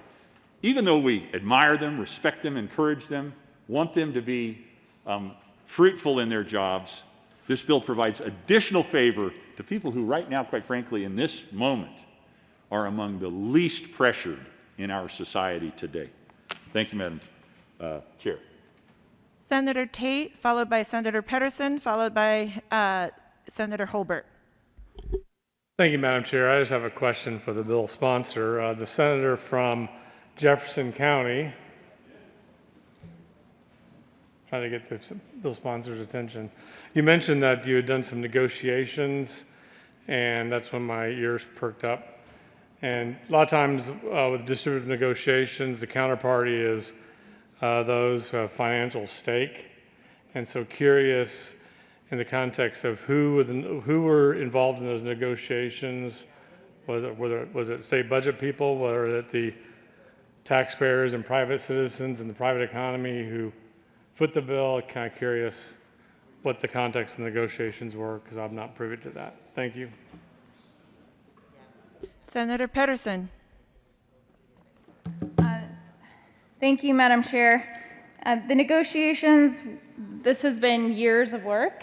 Actually, I believe now it's 14 years process from the beginning of the executive order, ultimately to the bill that we have today to codify the executive order that was made to give state employees the right to form a union, which, by the way, everybody in the private sector already has that right. So we're codifying that EO. And then we're also providing a pathway and a process for being able to have a collective voice to be able to collectively bargain. So we are, in the private sector, those workers already have that opportunity. We want to make sure in the public sector that they do as well. We can talk all we want about the respect that we have for our state employees, how much we admire them, that we care about protecting them, but those are really empty words if we're not going to stand up and fight for them. That doesn't help them with providing a better circumstance for their families. That doesn't ensure that they have better working conditions. That doesn't ensure that in these desperate times that they don't have a voice at the table on the working conditions that they're in and about the ways in which the budgets are cut and how they are willing to come to the table, what their recommendations are to address the budget cuts and to create a more efficient system. So we can't just stand up here and say that we care about the people who do the work that all of us rely on for the most vulnerable populations. When I look through the list of jobs for the people who step up as our in public service really to the most vulnerable, the kids who have disabilities, the people who are in need in the veterans community, the people who are stepping up at in an unprecedented way to process all the unemployment claims, to ensure that while we are, our budget is decimated from the state level to our local communities, to the hardships that people are facing with their businesses, that they are there to support them. And no, they don't get to work from home. Yes, there are some jobs that we have said if you are able to work from home, please do so. But most of these folks are the ones who are truly on the front lines. They can't do their work from home like so many people who have that privilege. So let's not say that we respect them, that we admire their work. Let's step up and show them. Senator Holbert. Thank you, Madam Chair. Well, I appreciate that some members of the chamber want to look out for the population of people in Colorado who work for our state government. I want to stand here and try to represent the people who live here in Colorado and pay taxes in Colorado who don't work for our state government. When taxpayers pay $1 of state tax revenue into the state coffers, it goes into a place called the general fund. It's called the general fund because those tax dollars can be used generally. And this body and the lower chamber across the way, the legislature, we allocate the dollars that go through and come from the general fund. The fiscal note on House Bill 1153 reflected general fund revenue, a burden on the taxpayers of Colorado. Now, apparently, some would claim that there isn't a general fund responsibility in House Bill 1153 because earlier 2 amendments were adopted to create something called the COVID Heroes Fund, COVID Heroes Collaboration Fund. So where does that language come from? Well, if we look to the federal legislature, Congress in Washington, D.C., there is the HEROES Act that is working its way through the U.S. House of Representatives, and news reports have said that that is expected to not pass the U.S. Senate. So a HEROES Act that might bring some $3 trillion from the federal government, that would be $3 trillion debt dollars to all of us who pay taxes, because the federal government doesn't have a big coffer full of money. It only has money that it receives from taxpayers nationally or that it borrows, and we are borrowing well beyond our actual means. But the HEROES Act might bring $3 trillion of federal debt dollars, and some of those would come into Colorado. But we're told that the HEROES Act isn't going to pass the U.S. Senate, so that's not going to happen, because just like this bicameral legislature, one chamber can't pass a bill. So, if the news reports are correct, and the HEROES Act does not pass the U.S. Senate, then those trillions of dollars won't be coming to the states. Taxpayers might say, whew, man, myself, my kids, my grandkids, my great-grandchildren, and their great-grandchildren won't have $3 trillion more debt, $3 trillion more debt to pay off throughout their lifetimes. But where would that leave us here with House Bill 1153? Well, we would still have this new fund called the COVID Heroes Collaboration Fund, but it wouldn't have any of those federal dollars in it, so where would the dollars come from? Well, likely they would come from the general fund. And it seems to explain that, at least in future years, but what about this year if this bill that isn't supposed to pass doesn't pass? It seems like we're left in paying that out of the general fund. Maybe there's some other source, but to me, these amendments and where the bill is right now, seems like the general fund is my right pocket, and if I take $1 out of my right pocket and I put $1 in my left pocket and then promise someone to whom I owe $1, I will pay you the $1, but I promise you there's no right pocket money in this allocation, only left pocket money. But the $1 in your left pocket came out of your right pocket. Well, I understand that, but we're calling it left pocket dollar now, not right dollar pocket, right pocket dollar. It's frustrating that we've created through amendments something that didn't exist until just in the past hour, the COVID Heroes Collaboration Fund, and gosh, that sounds great. But unfortunately, I think based on the news, the press, the reports that we get out of Washington, D.C., we're setting up a fund that won't receive much, if any, federal funding. And then we're setting up a greater burden on the general fund, which is where the taxpayers of Colorado, their dollars, their state tax dollars go. So it's frustrating. I agree with the speakers from the minority caucus. I think it is troublesome to set up a public sector union. We already have public sector union in Colorado. This goes even further. I think in my opinion, we're creating this word game to disguise where the money would come from or where it wouldn't. I think it's pretty clear that the HEROES Act won't be sending money from the federal government. It's just frustrating that we would need to use new terminology in order to avoid just telling the taxpayers of Colorado clearly, this is on your backs. Whether it's federal debt dollars, I don't think we'll get those for this, or your state tax dollars, we're putting those who support the bill will be putting an additional burden on the backs of Colorado taxpayers at a time when tax revenues are precariously low. Businesses have been shut down for months. People have lost their companies, have lost their jobs, and now is precisely the wrong time to put this extra burden on the taxpayers of Colorado. I, of course, join others in asking for a no vote on House Bill 1153. Senator Gardner.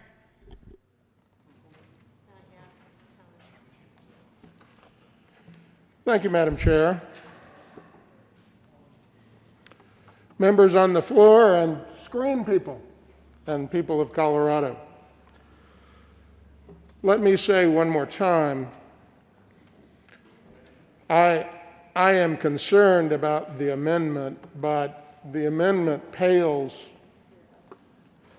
in comparison to the far-reaching effects of this bill in creating collective bargaining in Colorado. If you go to page 22 of the bill, I began to question my decision not to have this read at length, but it says, the parties shall bargain over wages, hours, and terms of conditions of employment. Well, I'm just wondering if anybody here is concerned about what share of our overall budget goes to K-12. I'm just wondering if anybody here is worried about what share or percentage of our overall budget goes to higher education, or Medicaid to care for the elderly, those with intellectual and developmental disabilities, all of these other things in our budget that our colleagues on the Joint Budget Committee spend hours and hours and days trying to account for the unlimited needs and the limited resources. What this bill will do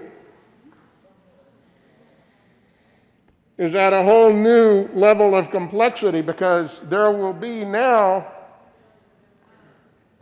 a special lobbying group called the Collective Bargaining Unit, and they will have a special proceeding. So unlike K-12, which will go to the Governor's Office of State Planning and Budgeting and the Joint Budget Committee and put in its bid and lobby, or higher ed, or any of the other needs for which each and every one of us are lobbied vigorously, rightfully, as legislators to make these difficult budget decisions. Now,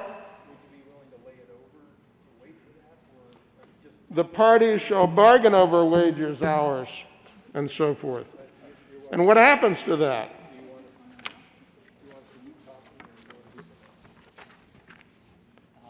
We can certainly keep talking. Says that after the state and the certified employee organization reach a partnership agreement, oh, I love that, partnership agreement. We're partners.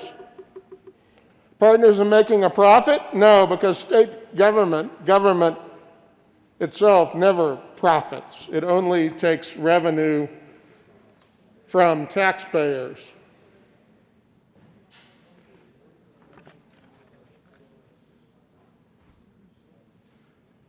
The initial or supplemental budget request from the governor to the General Assembly shall include sufficient appropriations to implement that. Now, a lot of games are going to get played with that. I suspect a governor and his bargaining representative will say, well, I can't give you that much, the General Assembly will never go for it. To which they'll say, oh, no, the majority leadership in the Joint Budget Committee, they already promised us that. Or, if you don't give it to us, we'll never get it.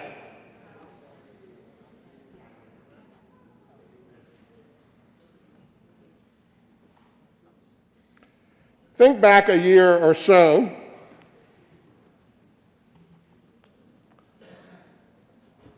To those many demonstrations in state capitals across the country, some of them that allow demonstrations in their rotunda.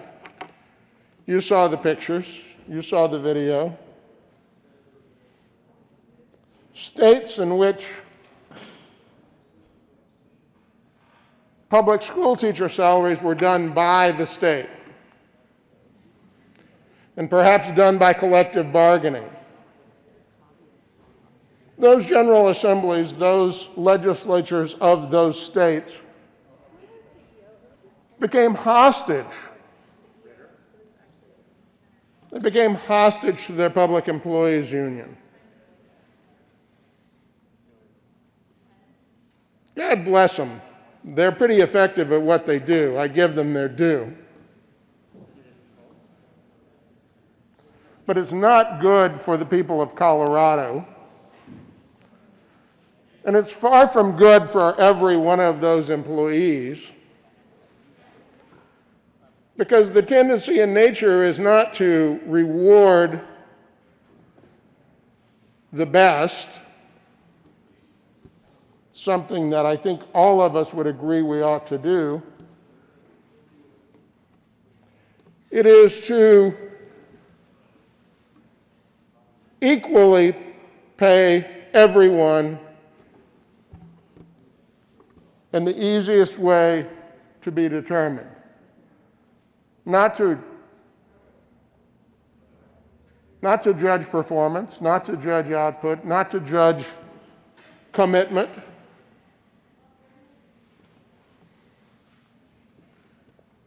Now, for the time being, at least it will remain a crime for state public employees to strike. But it won't be long before we see that sort of thing in some way, shape, or form. And it, unfortunately, is only a misdemeanor.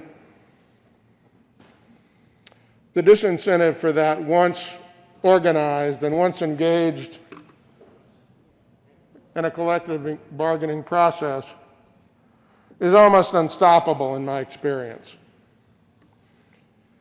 I would note to you that the federal civil service allows collective bargaining, but they do not allow collective bargaining over pay. the federal government, through all administrations and all Congresses, has seen the wisdom of not surrendering their budget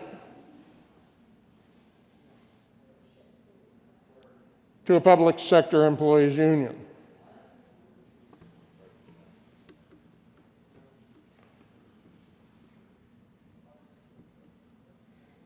Someone asked me on my side of the aisle, after I last spoke, did I really think that my colleagues over here were going to live to regret this? And I said, yes. Yes. Because this will make it almost impossible to deal with things like the current crisis, to deal with the budgetary issues. This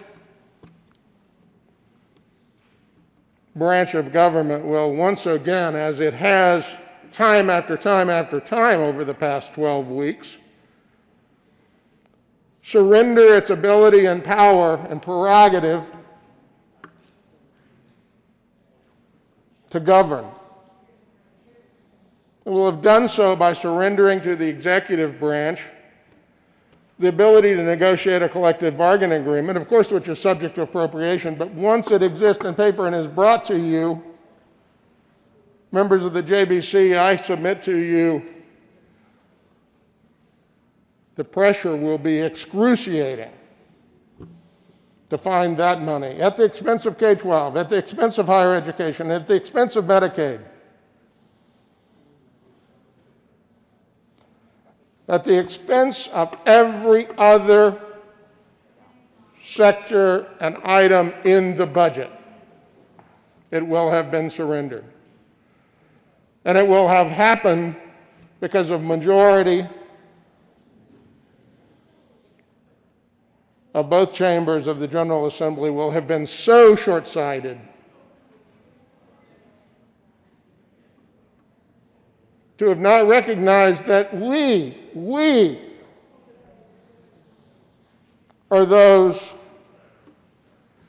with whom our state employees discuss, negotiate, bargain.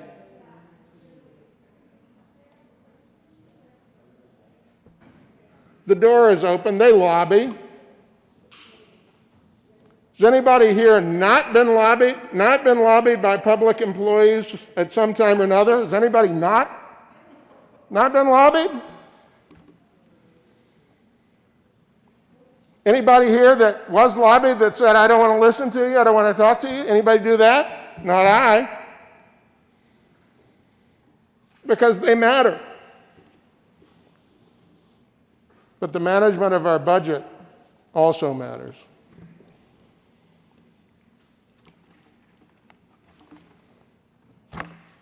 Colleagues, people of Colorado, at another time, I suspect this would be the front page news. And I guess there's truth in what one Chicago mayor has said, never waste a crisis.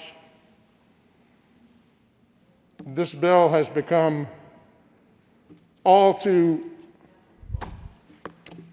easy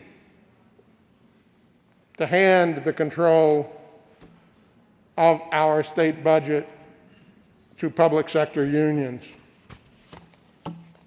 I urge a no vote.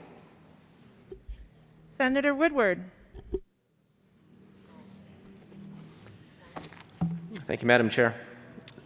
One of the things that we're blessed to do here is set priorities. So we have a choice when we set the budget and we spend money. We can choose to fund what we want, and we can choose not to fund what we want. One of the things that's making its way through the Joint Budget Committee is a bill that we'll vote on here shortly.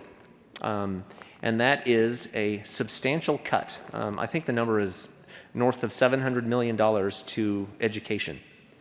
So K through 12 education is going to be cut by $700 million, and at the same time, we're going to spend $7 million to launch this new public union.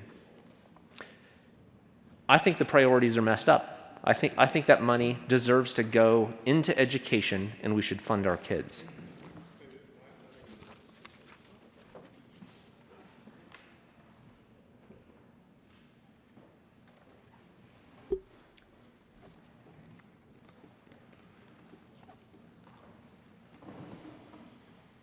There is an amendment at the desk. Will the clerk please read Amendment L058 to House Bill 1153? Amendment L058, House Bill 1153 by Senator Woodward, amending our Senator Woodward.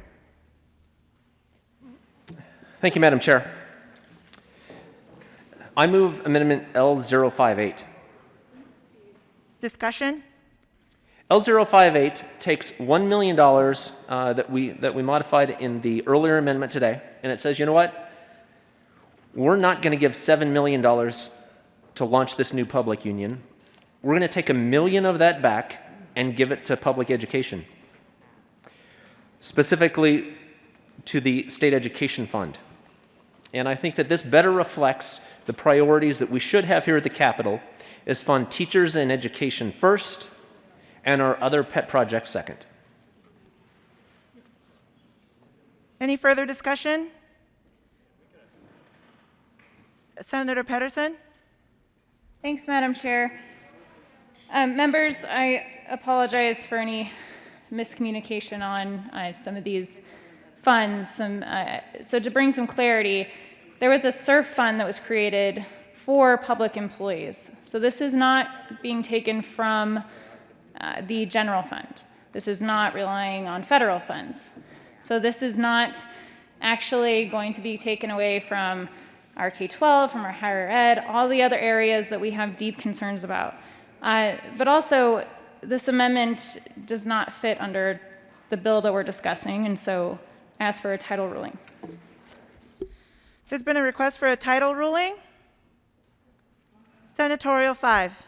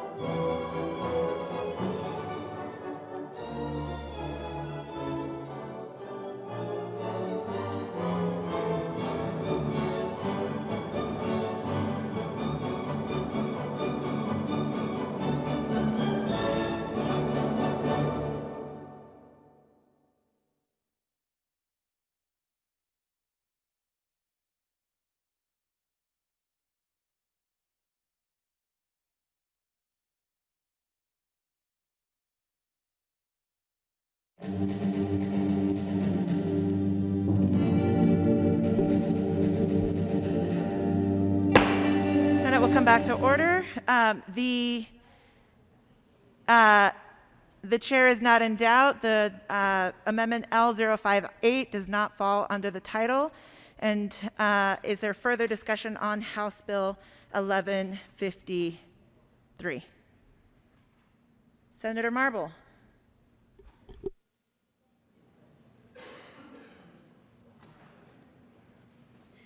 Thank you so very much, Madam Chair. I am opposed to this bill because adding more protections in government positions for government sector and while taking away from private sector citizens, an example being the Homestead Act during this time, it's just not fair. It should be a time where we're looking at putting a freeze on so many things and reorganizing all the players who are in play here in the state of Colorado. We're starting with $7 million, regardless of where it comes from, it's $7 million. The people who deserve to be bolstered and lifted up is that private sector business. We should be focusing on our tax base and rebuilding that tax base. When we're looking at things that have gone on with the federal government and bailouts, you know what's going on underneath is so many economists are looking at a time of hyperinflation, maybe just over the rise. Have we even discussed that here? I think it should be part of our conversations and some of the severity of the economic times that we're looking forward to. Nobody has a crystal ball, but honestly, adding more protections for government and also more government positions for the state of Colorado just doesn't seem like something we should be advocating for at this time. And it's funny because it was said that this bill has taken 14 years to come to where it is right now. Why is it so important then to push this through at this time? I think we ought to put it on hold for another few years and look more towards giving the private sector citizens, our tax base, a real boost and start looking at how we can help them. It's not just from this COVID shutdown. We're looking at those businesses that have also been destroyed by riots here in the city of Denver. We need to reopen those businesses. There are businesses that are hanging basically on a prayer. And to think that we are trying to expand the public sector, we just can't do that because bottom line, it is not fair. We're here to represent the people. And for that reason, it is that tax base that we should be looking at and really put this on hold for another few years, because if it's been 14 years in the making, why is it so important that you're looking at expanding this now when you're going to take away the homestead exemption for the elderly and those veterans who so desperately need it and are looking at some pretty severe economic times? Thank you, Madam Chair.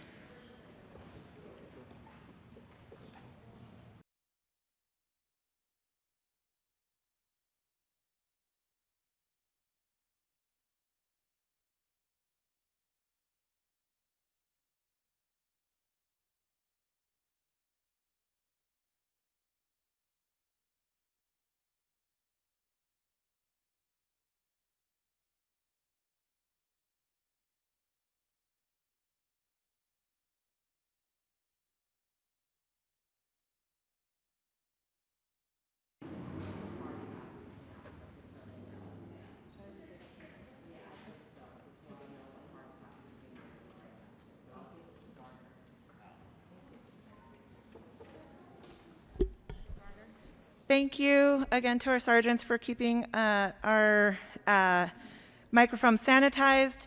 Members, there has been a revised fiscal note that has been emailed to you, and updated hard copies are being printed as we speak. Any further discussion regarding House Bill 1153? Senator Woodward. Thank you, Madam Chair.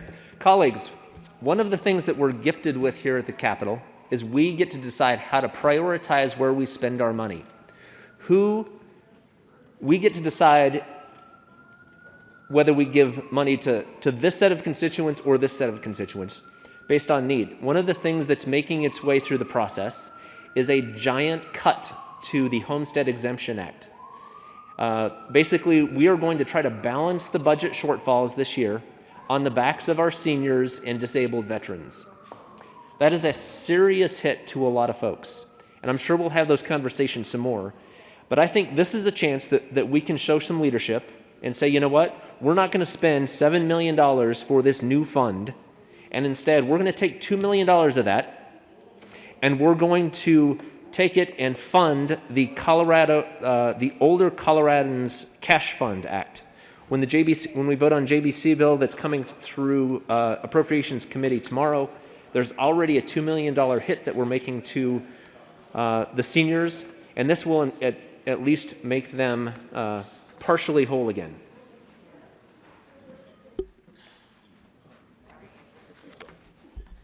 There's an amendment at the desk. Mr. Carpenter, can you please read the title, can you please read Amendment L061 to House Bill 1153? Amendment L061. House Bill Senator Woodward. Thank you, Madam Chair. I move L061. As I mentioned before, this amendment takes $2 million out of this low priority bill and puts it in the hands of our seniors. And I urge an aye vote. Further discussion? Seeing none. Senator Lundin.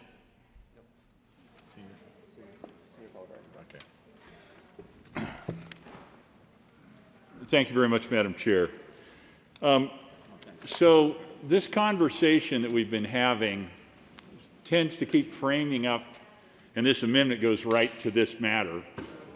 This tug and pull in this time that we find ourselves, this time of crisis between the people of Colorado and the majority party politicians. This amendment says, hey, the people of Colorado, specifically our seniors. You want to talk about people under pressure? People at risk? People threatened today? Who need favor? Who need favor in this moment? It's our seniors. So the people of Colorado are represented specifically in the face and the person of the seniors of Colorado, as opposed to the majority party politicians seeking to curry favor with a union. So this would move some dollars, not the whole thing, just a portion, to the people of Colorado in the face of our seniors who are at risk and under pressure from the virus, the disease floating around out there, and quite frankly, live, many of them on fixed income, challenged circumstances. This would be responsive to them instead of providing favor to a group that we've discussed and I believe clearly does not need additional favor, specifically at this time of crisis in our state. So I urge your support of this insightful Amendment 061 that clearly gives us the ability to take a little bit of power from the majority party politicians and give it to the people of Colorado. I urge your support of 061. Senator Fenberg. Thank you, Madam Chair. Members, I think we all agree on this, but maybe I'm stating the obvious, but public employees are also people. Some of them are older. And also, I don't think this fits under the title, so I request the title ruling on L061. There has been a request for a title ruling. We will take a senatorial 5.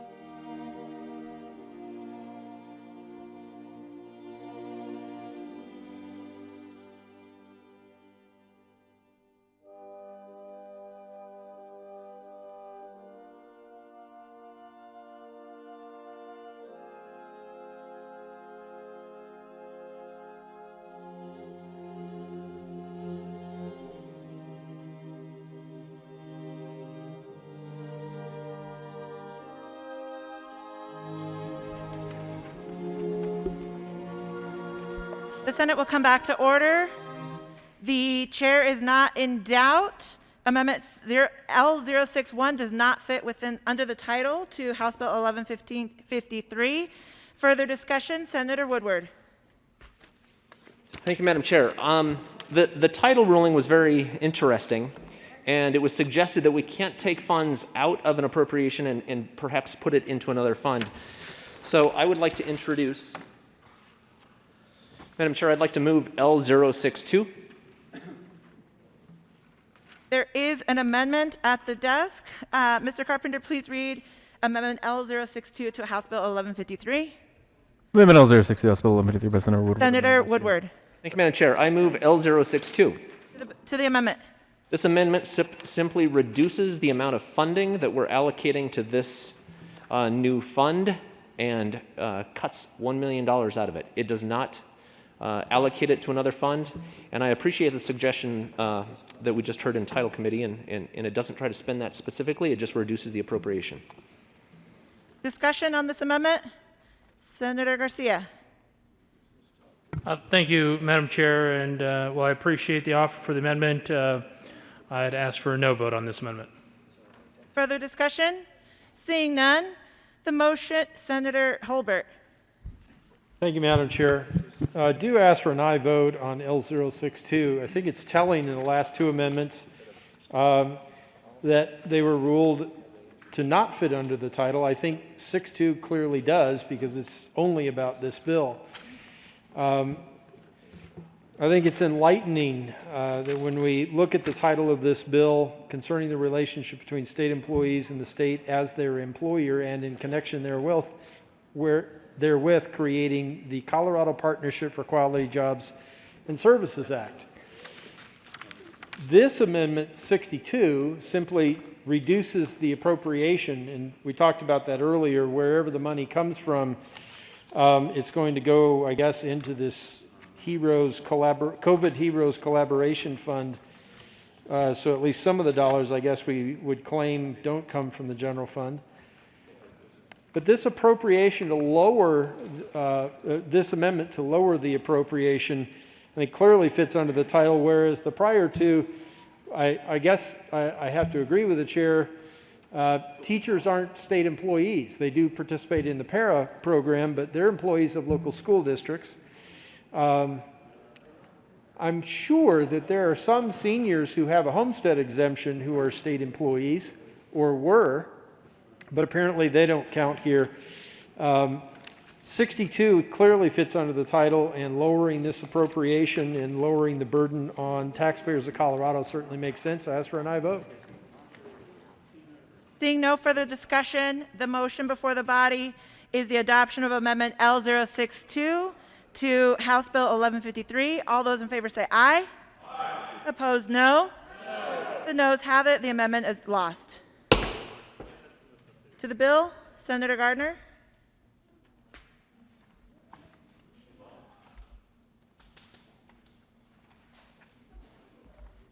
Thank you, Madam Chair. Colleagues on the floor and screen colleagues seen and unseen, members and people of Colorado.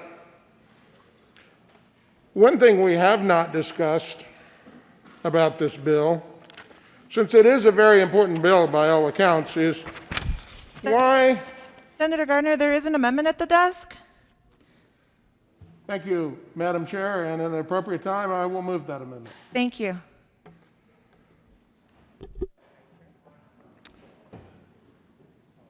We have not discussed the question of the effective date of this bill.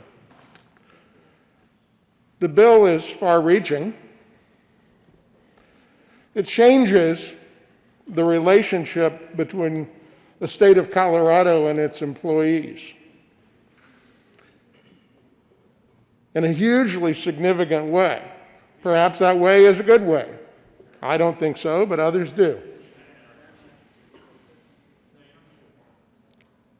But let me suggest to you that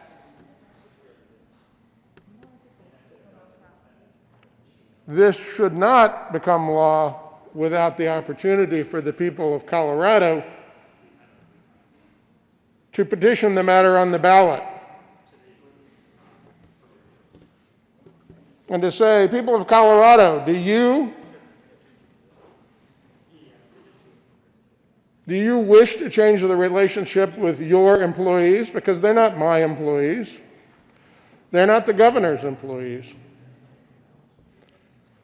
They're employees of the people of the state of Colorado, and we and the governor are only their representatives.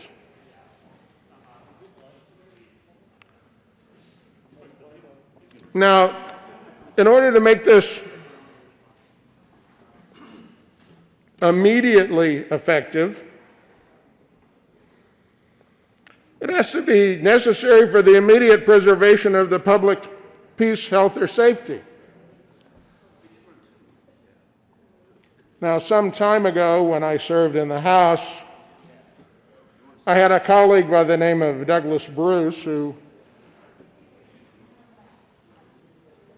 carried an amendment to remove every safety clause all of the time. And I don't do that because sometimes things are necessary to preserve the public peace, health, and safety. But I don't see how that could be here, not in a serious way, because we've operated the way we do now for some time, and our Joint Budget Committee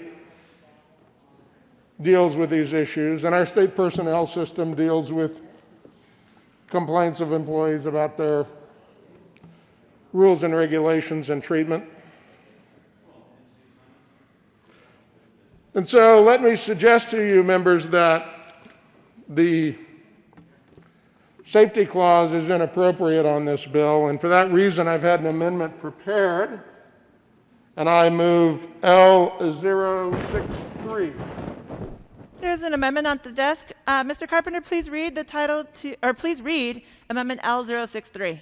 Amendment L063, House Bill 153 by Senator Gardner, amendment Gross Bill, page 35, strike lines 4. Senator Gardner. Thank you, Madam Chair, and I renew my motion. I move L063. And out of an abundance of caution, let me ask for an immediate title ruling myself. Does this fit within the title, Madam Chair? We'll stand in a brief senatorial 5.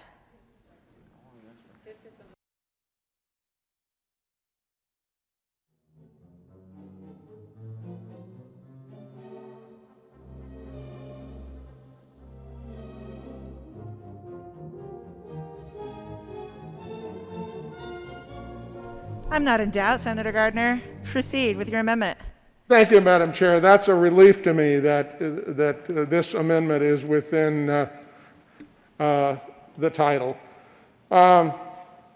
One sometimes doubts as an amendment's prepared. Members, this would allow the people of the state of Colorado to petition this matter onto the ballot. You know, and this has been some question, given the fact that we've gone beyond May 6th for our session.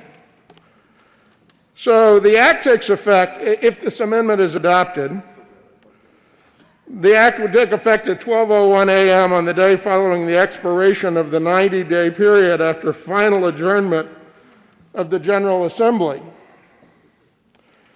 except that if a referendum petition is filed pursuant to Section 1.3 of Article 5, et cetera, that it won't take effect unless approved by the people at the general election to be held in November 2022. It is right and appropriate that such a momentous change in our budgeting would be put before the people of Colorado. And there won't be a very great burden, apparently, because we'll be able to gather the petition signatures electronically.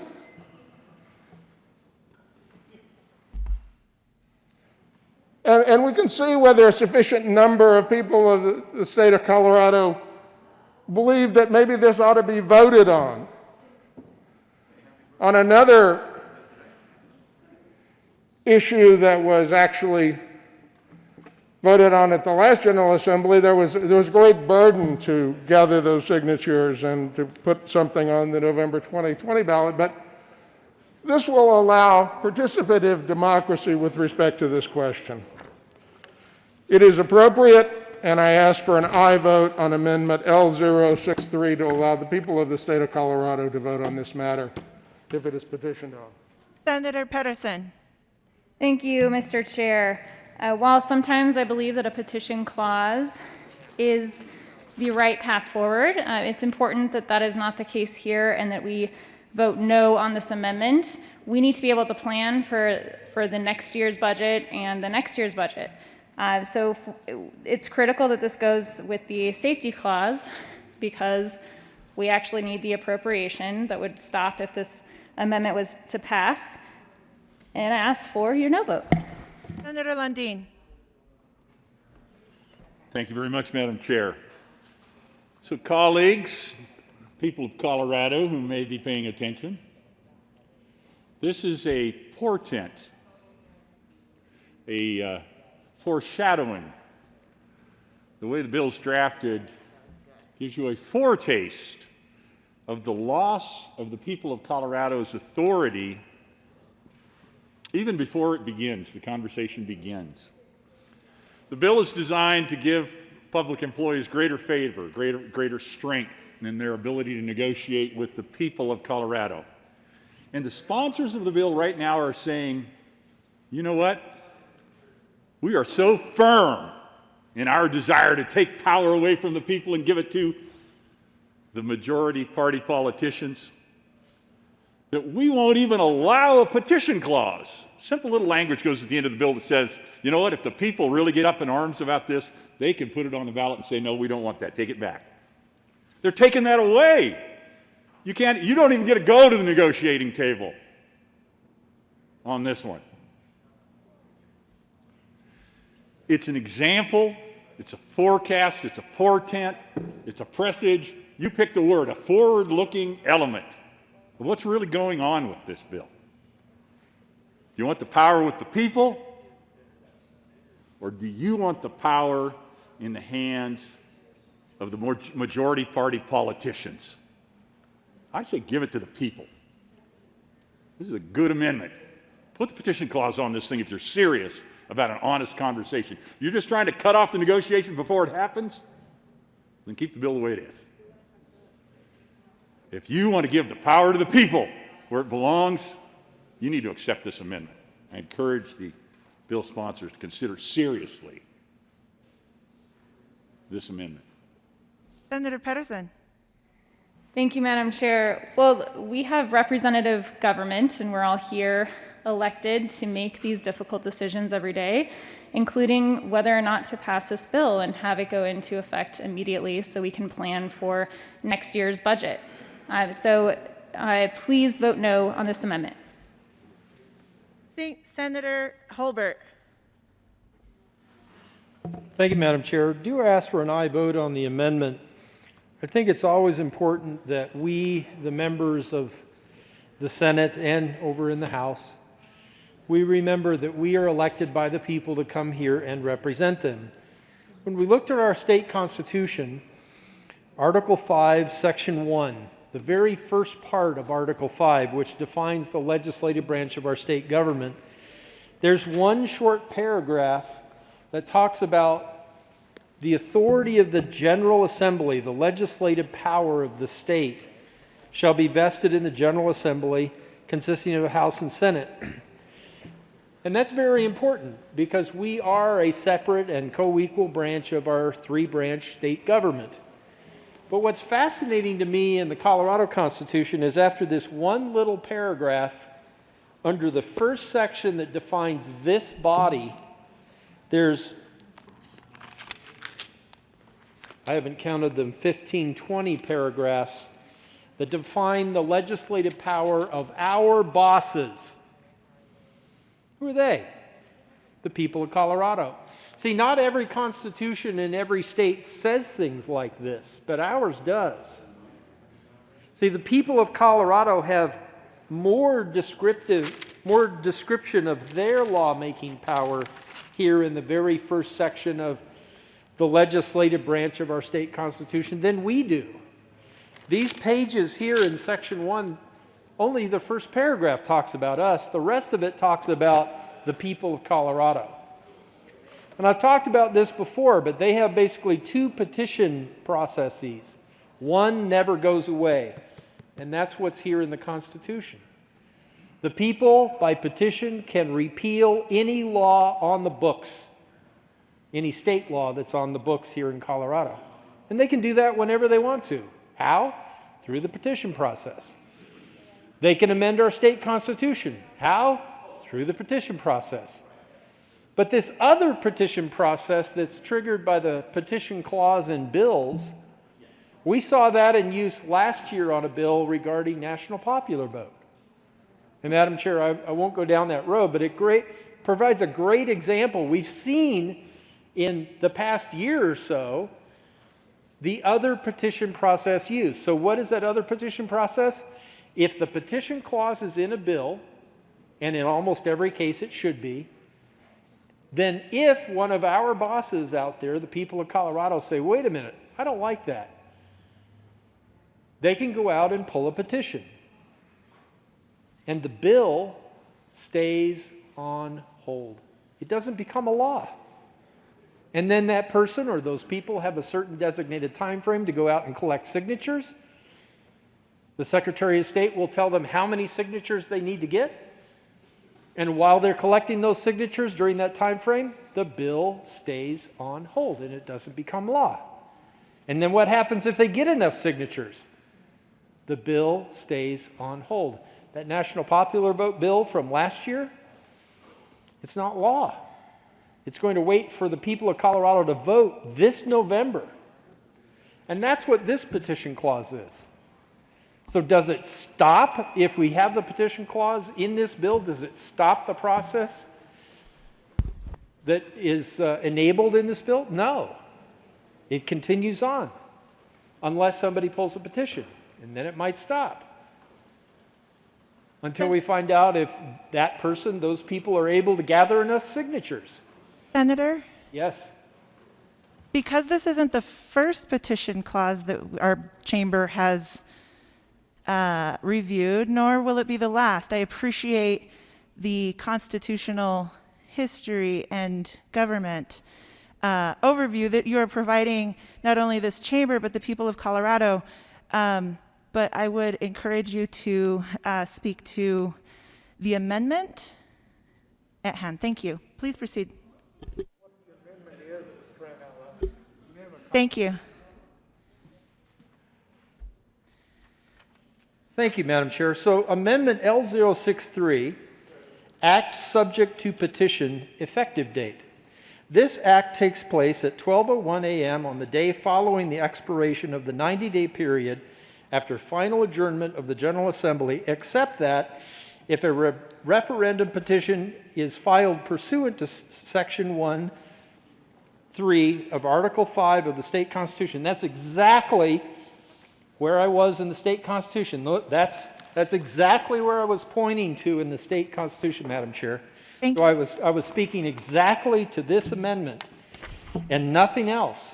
I did use reference to an example of a bill that passed last year, so people might understand the difference between the two petition processes, but pursuant to Section 1(3) of Article 5 of the state constitution, against this act or an item, section, or part of this act, which is this act, this bill, this amendment to this bill. So Amendment L063 proposes to put in the petition clause into House Bill 1153.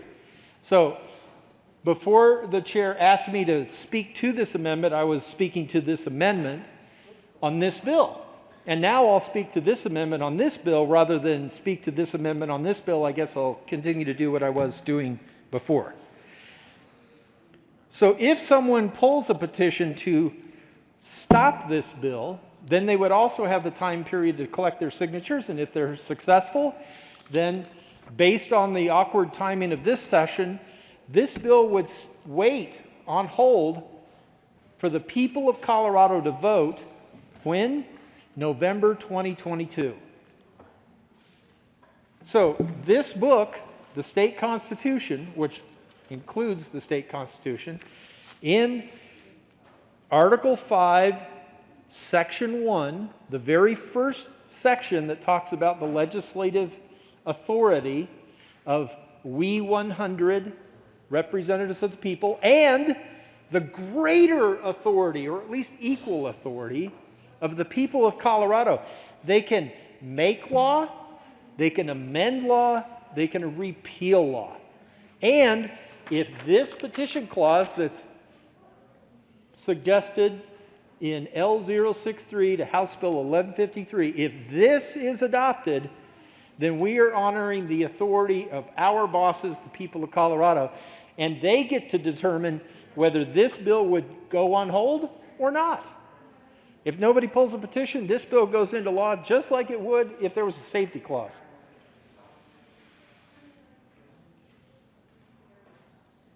But what you have a decision to make is creating more funding, more support for a public sector union paid for by the people of Colorado.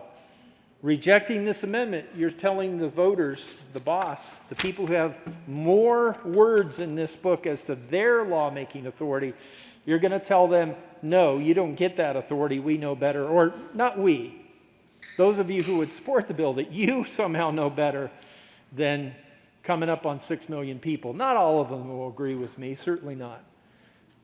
But if you think that a majority of them might agree with me, at least the majority of those who are eligible to vote, then I would suggest you probably want to take this amendment to heart. It's their opportunity in their state constitution to ultimately make this decision, and taking that opportunity to put this on hold and let them make the decision, I think, is an affront to the state constitution. Ask for an aye vote on L063. Senator Sonnenberg. Well, thank you, Madam Chair. And I'm going to be a little more specific. Thank you to the minority leader for that explanation. But let's talk the facts.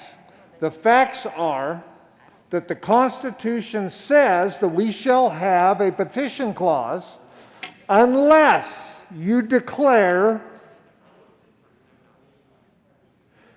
that this act is necessary for the immediate preservation of public peace, health, and safety. Now, I understand that you are making that declaration, but can you make that declaration with a straight face? Can you make the declaration that this is truly about the preservation of public peace, public health, or public safety? The answer is no to all three of those. We cannot make that assertion in any sense of the word. However, I look forward to being entertained how the sponsors will try to tell me how they can make that assertion where this truly is about the immediate preservation of the public peace, health, and safety. Ladies and gentlemen, if there's one thing we do down here to abuse our power more than anything else, it is the use of the safety clause just so we can pass a bill in some sort of other timely manner, as opposed to what the Constitution says. Ask for your aye vote on the amendment. Senator Garcia. Thank you, Madam Chair. I appreciate the discussion we've had. I'd encourage a no vote. Seeing no further discussion, the motion before the body is the adoption of Amendment L063. All those in favor say aye. Aye. All those opposed say no. No. The noes have it. The amendment is lost. To the bill. Seeing no, Senator Woodward. Thank you, Madam Chair. This morning we saw a substantial change in the fiscal note from what I'd been studying for the last several days. This revised fiscal note, I guess I need to understand where this money is magically coming from, where we're sweeping these funds from, so that it's clear, again, as we're setting priorities, who's losing, so that we can start this new public sector union to negotiate with ourselves. So, Madam Chair, starting on the first page of the revised fiscal note, I see that we're going to hire 15 employees this year and 46 employees next year to make this work. The money for that next fiscal year looks like $6.5 million. So in total, it looks like over the next 26 months or so that we're going to have, I don't know if my math is right, about $9 million, and I presume that that expenditure will go on and on and on. So starting at the top line, it looks like we are going to be generating the biggest portion of this out of cash funds, 1.9, almost $2 million this coming year, and over $5 million the second year. We're also sweeping and stealing money from the state highway fund, just $52,000 next year, or in the year that's about to start, but $750,000 starting next year. And then, of course, there's some appropriations of $250,000 this year, $750,000 next year, and it looks like this grows and grows and grows. And I need a little more help understanding where this money is magically coming from. For me, it's all about priority. Is this where we should be spending the money, or should we be spending it on teachers and seniors and some of the other folks who are suffering? Senator Rankin. Well, thank you for the question, Senator. I just would like to try to address that. So in our attempt to put together a balanced budget on the state with the Joint Budget Committee, we looked at a lot of cash funds, and particularly those that were based on reversions from other sources, because actually that's not a very good funding mechanism anyway. And one of the things we did, and you will see an orbital bill that will come along with the recommendation for the long bill, that transfers, that actually eliminates this state employee reserve fund. It eliminates the fund, transfers the balance to the general fund to use for balancing, $32 million. So then if I look at the revised fiscal note, it says that $7 million is transferred from the SURF to this new HEROES fund. Well, that means exactly that it might as well be general fund. It's going to come right out of the balancing.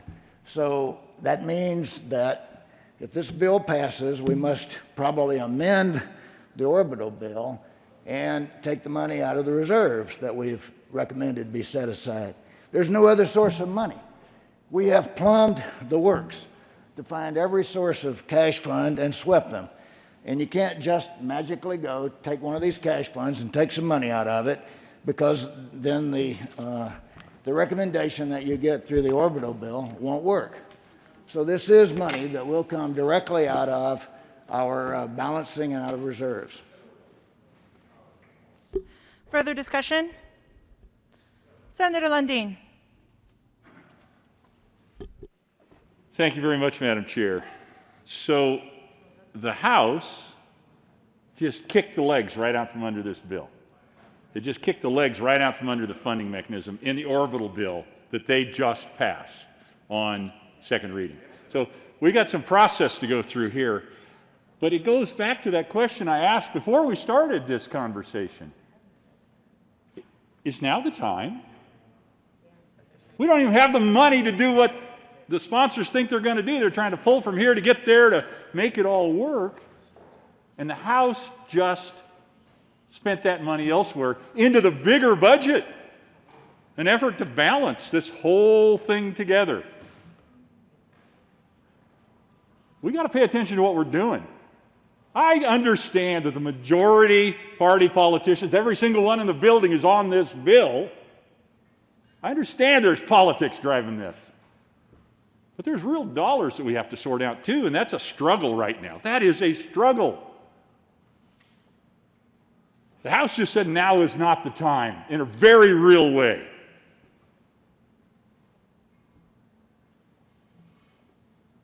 You just heard chapter and verse from one of the six, one of the members of the Joint Budget Committee, how this all fits together. And the answer is the puzzle is not fitting together because of this bill. This bill just doesn't work into the process right now. The House just kicked the legs out from under the bill. I urge you to reconsider. Is now the time or not? I would argue it's not. Senator Woodward. Thank you, Madam Chair. And I must apologize. Most of this morning I've been referring to this bill as a $7 billion bill, but the revised fiscal note is clearly much closer to a $16 billion bill that we're spending on this project.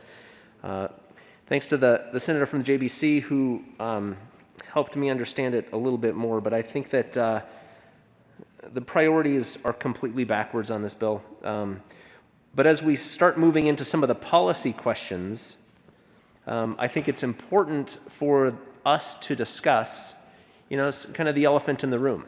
And that is, why is it that the majority party seems to be so intent on this bill? And one of the things I want to make sure of is that the public is clear that there is no political incentive to make sure that this bill passes. In order to accomplish that, I hope that the bill sponsors would support me on an amendment.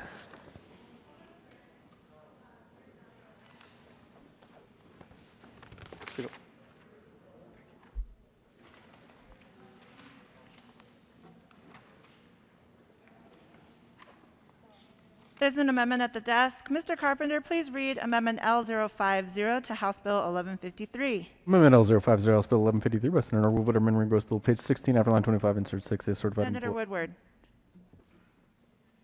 Thank you, Madam Chair. If you could, I would like to make sure that we're all clear on what this does. So if you could, I hadn't had my hand raised. Could you have him read the amendment at length for me? Mr. Carpenter, please proceed.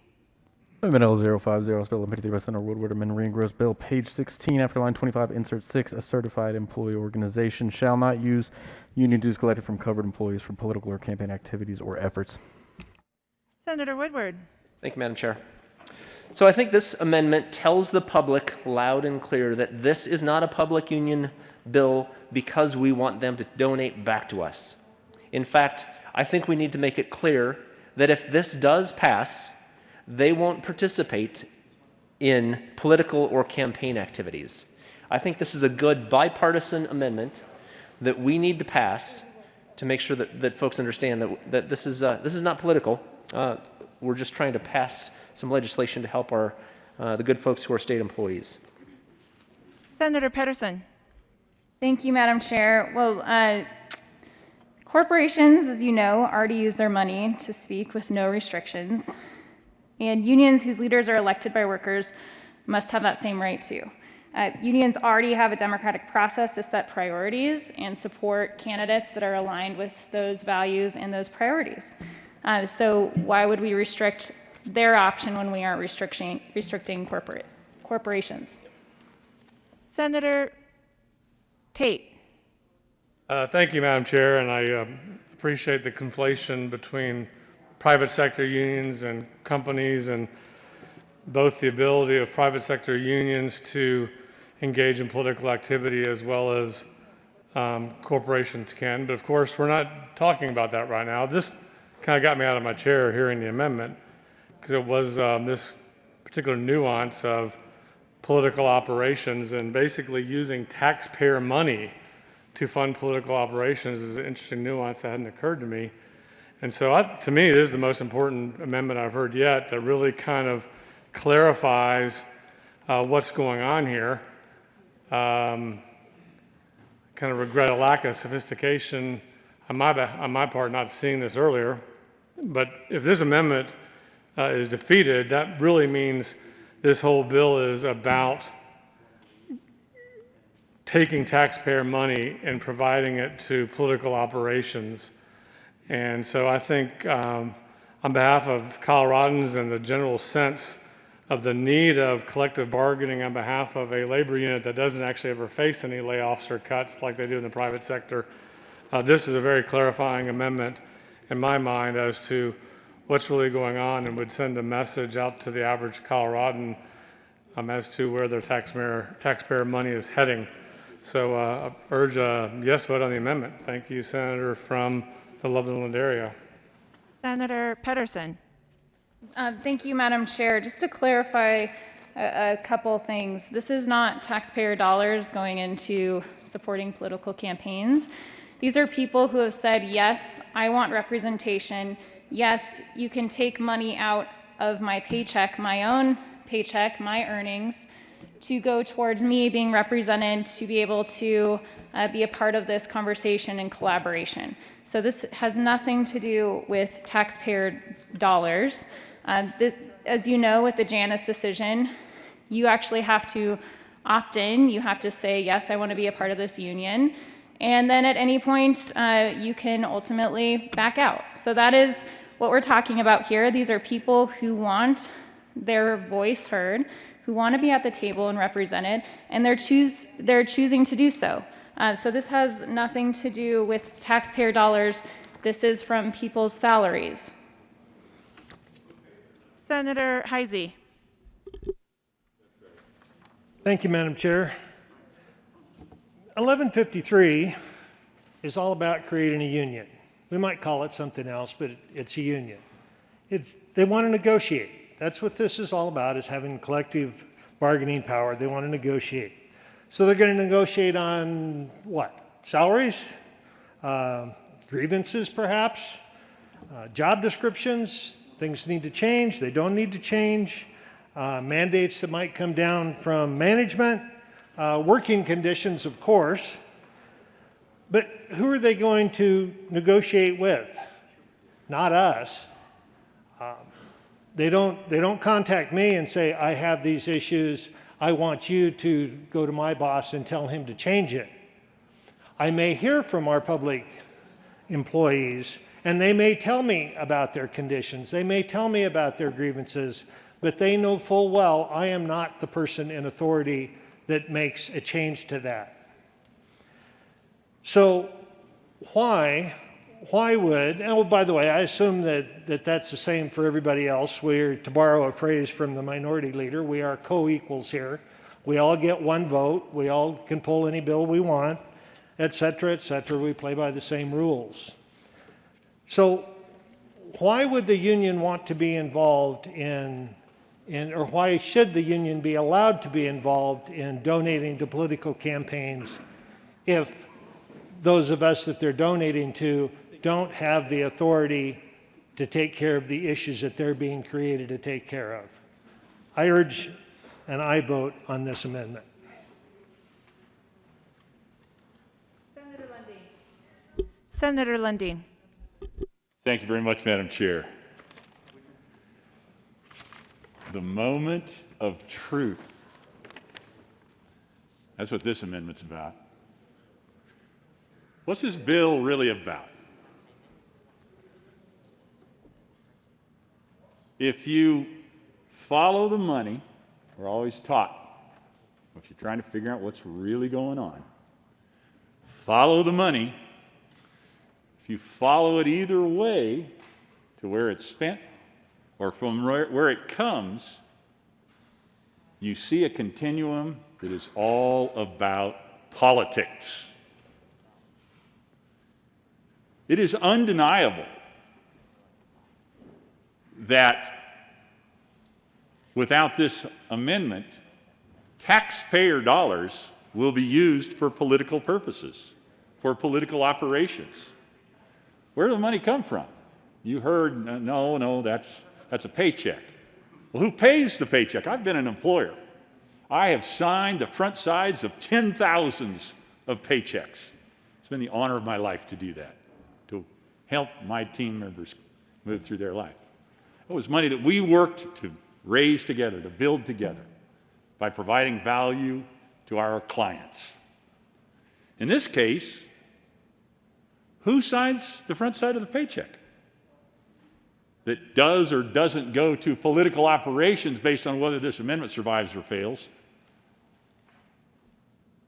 Jane Taxpayer. That's who actually signs the paycheck. The money is coming from the taxpayers. And absent this amendment, it's potentially used for political operations. Now, here's the secret to the people of Colorado. The magician never reveals his tricks.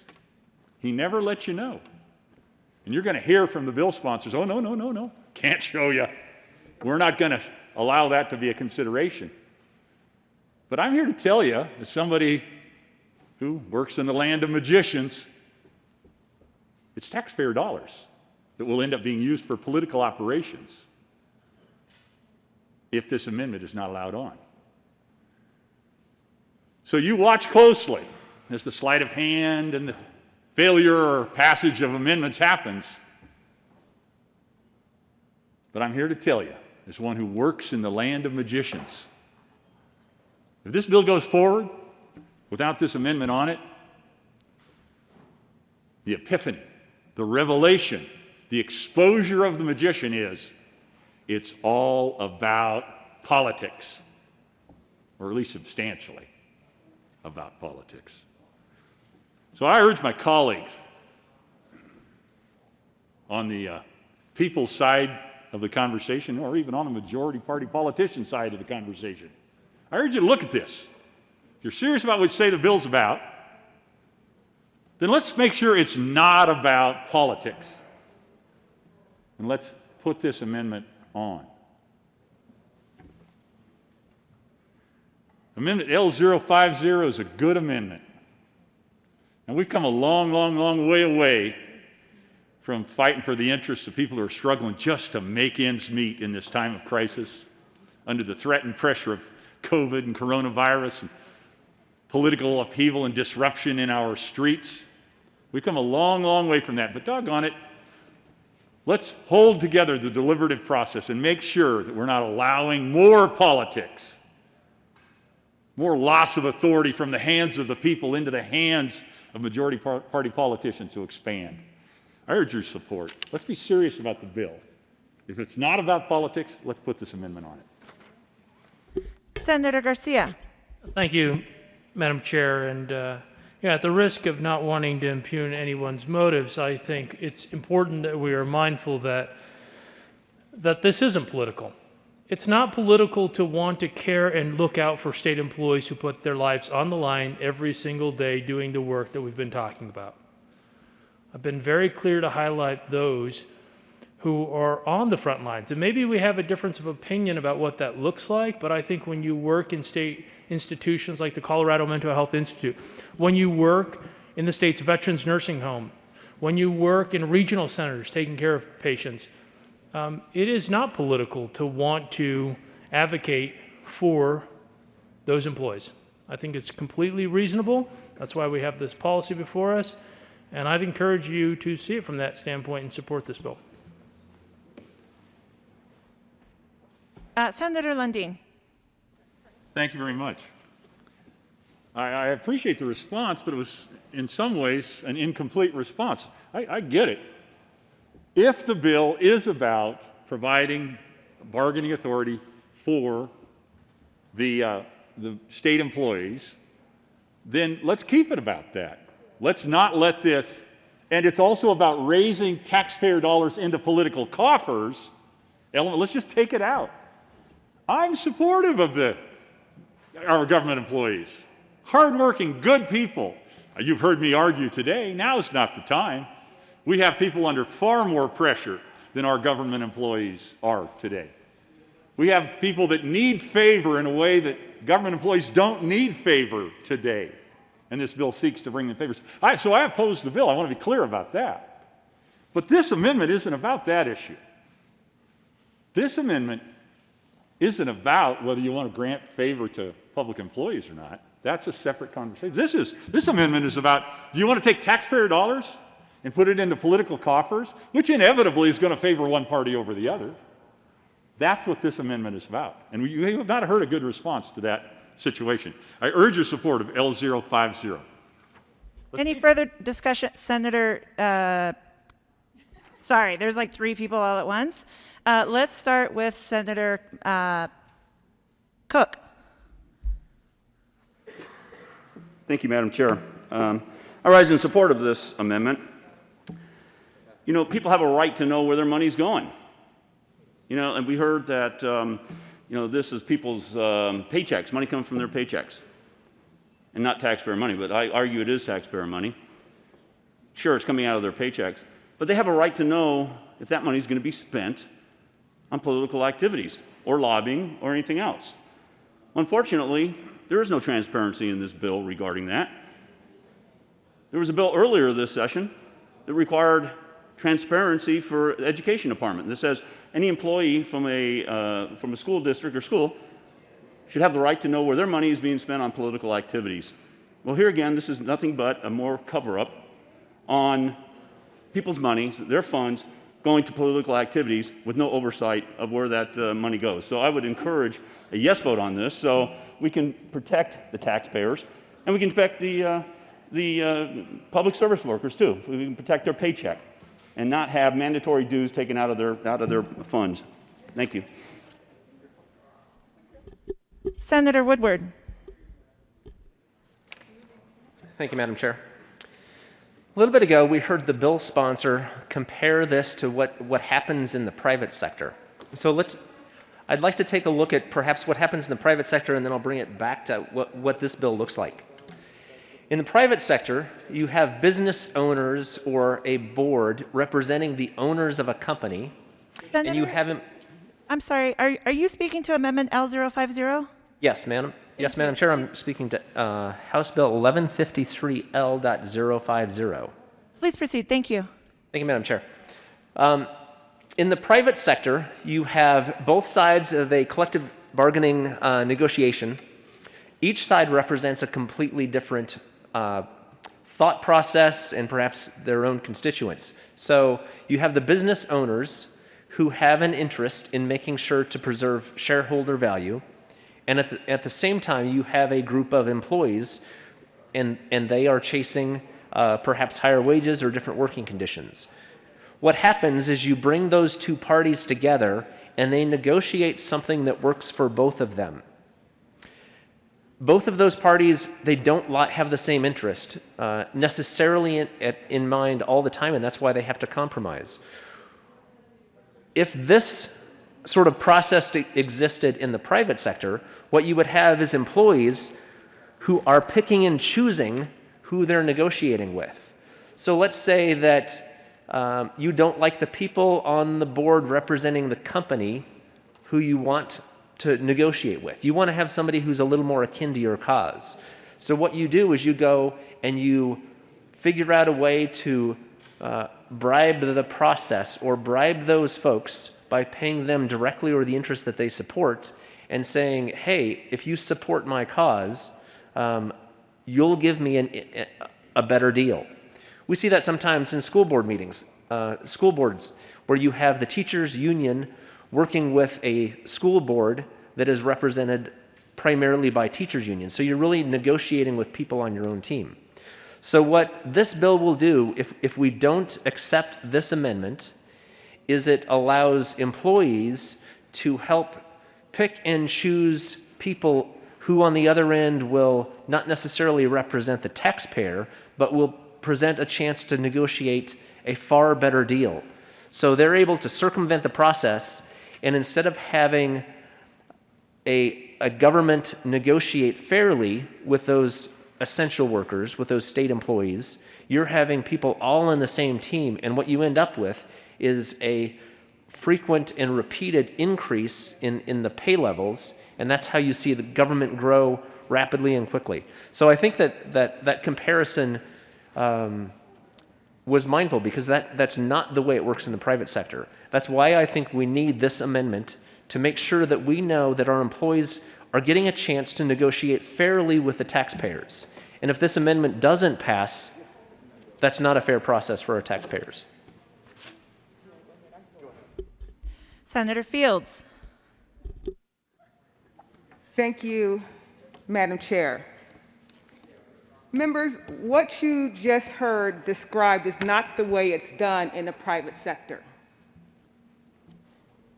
I've worked in the private sector, and I know what it's like to have negotiation between labor and business.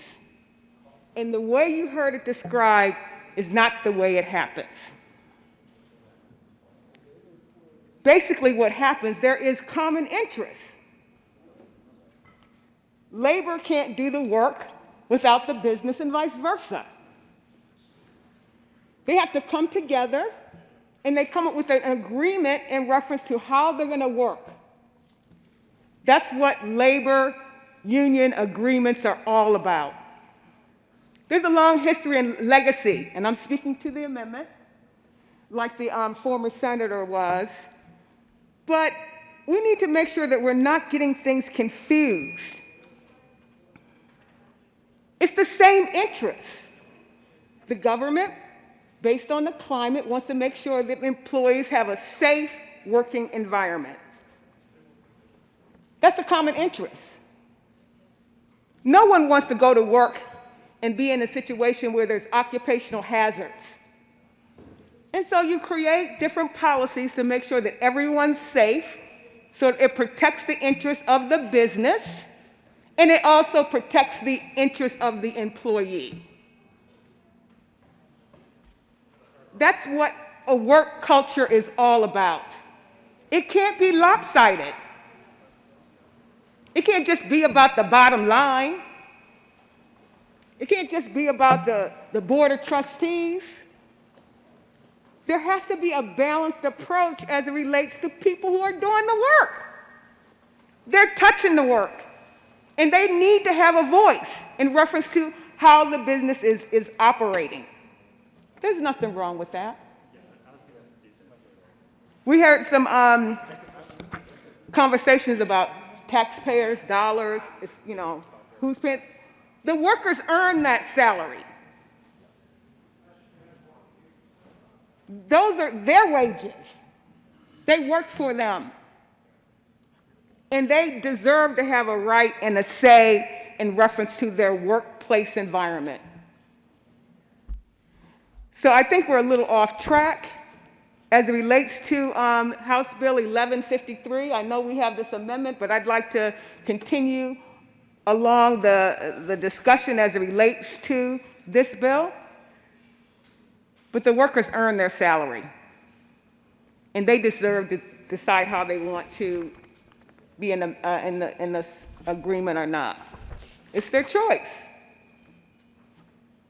Senator Holbert. Thank you, Madam Chair. I want to share a couple of numbers with those who might be watching and listening outside the Senate chamber. I think it'll help give some perspective as to why this is such a contentious issue, and the supporters of the bill seem to be unanimously opposed to this amendment. The first number I want to offer to you is 400. Any adult person here in Colorado can make a personal contribution using his or her own funds. They can make a contribution to a candidate for this body. And $400 per election cycle is the maximum amount that any person can make. Assuming they're a citizen of the United States, they don't have to be a resident of Colorado. But as long as they're using their personal money, $400 is the maximum contribution that a person can make to a candidate for the State House or the State Senate. In the State House, candidates can take the $400 contribution every 2 years. Here in the State Senate, we can take a $400 contribution from an individual every 4 years, which is kind of awkward because we have to run in districts that are relatively twice the size as House districts. They have to run twice as often, but we can only take half as much money because we only run half as often, but we run with almost twice as the number of people. So it's kind of weird. And this bill isn't about campaign finance. I agree. But $400 is what every citizen, adult using their personal money can contribute. Not talking about party affiliation, the candidate of your choice for the State House or Senate, $400. Meanwhile, the folks who are involved in a union who use small donor committees, and they have a captive audience there, deduct $50 a year. Well, gosh, 50 is less than 400. Yeah, it is. Yep. $50 every election cycle, $100 over a 2-year period, $200 over a 4-year period. But when you have hundreds or thousands of those people in that captive audience, the small donor committee for the union can turn around and contribute $5,350 per election cycle. Now, I remember sitting in the gallery over in the House years ago when these campaign finance amounts were first established, and the 400, I think, was the same then. The 5,350 was a lowly 4,000. But I think L050 is a key amendment to consider because we actually do have this recycling of taxpayer dollars into public sector union organizations. Those monies are deducted out. And gosh, I've heard the argument, these are the little guys, it's only $50 a year, give them a voice. No, no, no. After they collect all these $50 hundreds or thousands of times, they have huge amounts of money. And then these $5,350 contributions are doled out to candidates who support the unions. Well, we can kind of see where that line's drawn based on the debate on this bill. But are the union members limited to that $50 a year? Well, of course they're not. Tens or hundreds or thousands of them could also turn around and give the $400 contribution each individual. So I remember those debates years ago over in the House and listening to this and how the folks who support the public sector unions and support their ability to take taxpayer dollars, cycle it through paychecks, take money back out of the paycheck, and give vastly more money than people can. Well, can't the other side have small donor committees? Yeah, there's a few.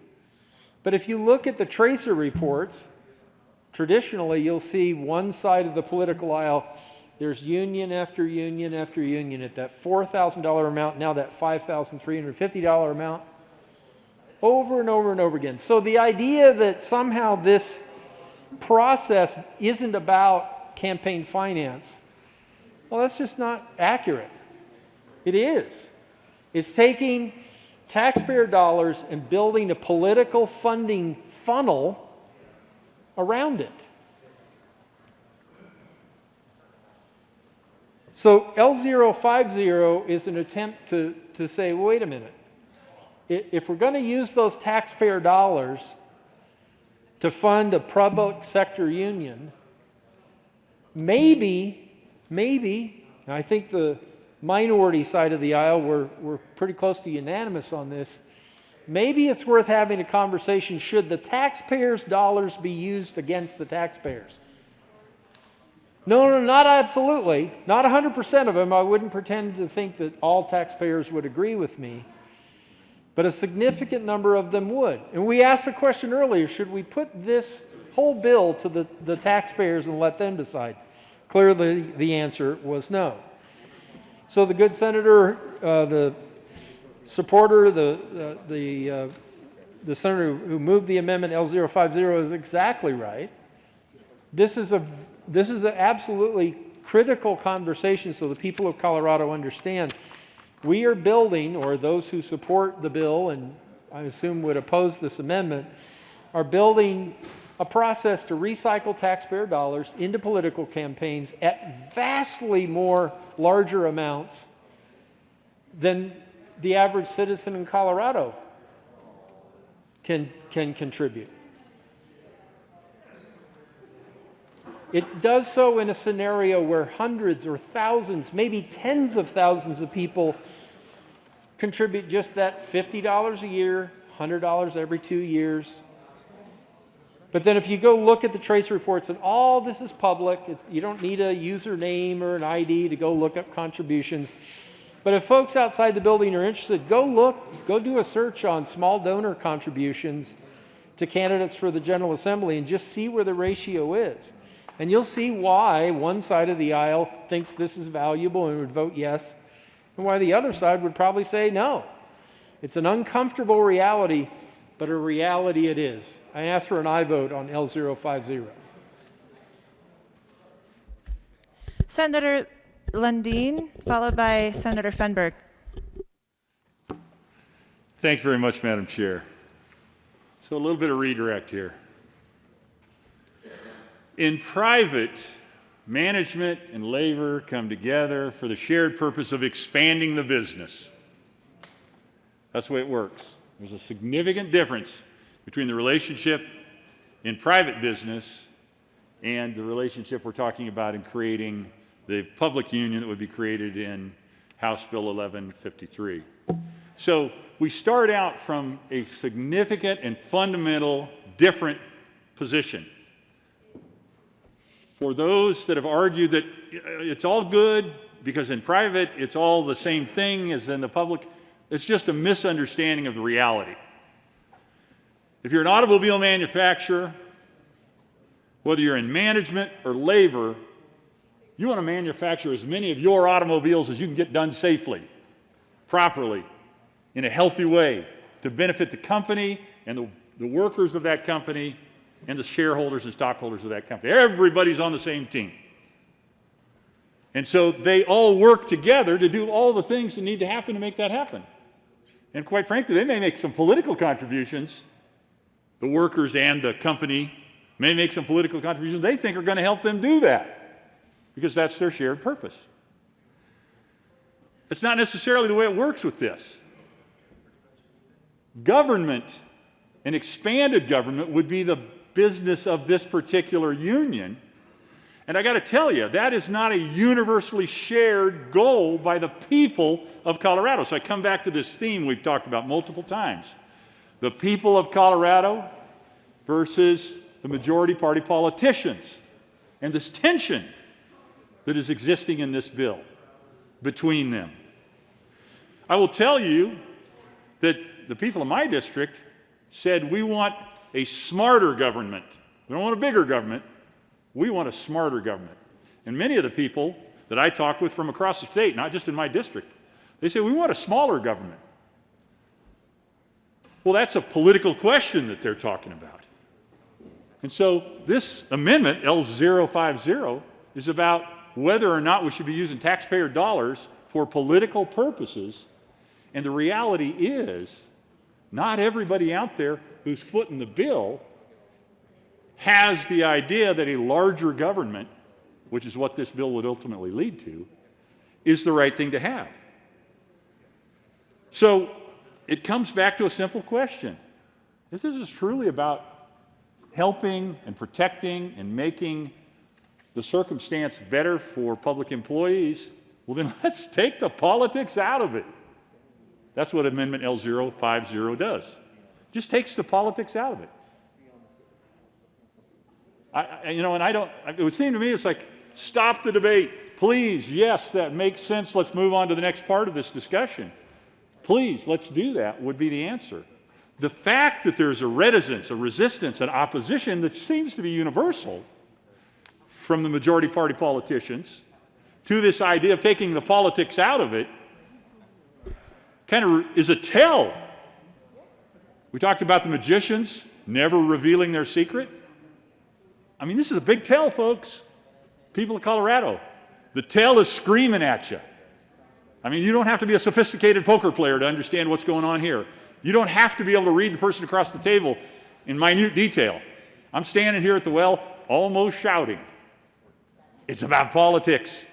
And this amendment would take that off the table. But it's universally, I think unanimously, rejected by the majority party politicians. I ought to tell you something. L050 is a good amendment to this bill. If this bill is going to advance, and it's going to be about people and not about politics, there should be no opposition to this amendment. This is a simple, clean, straightforward, positive public policy amendment. I urge serious consideration. Step back from the edge of politics. If it's about the people, let's make it about the people. Vote yes on L050.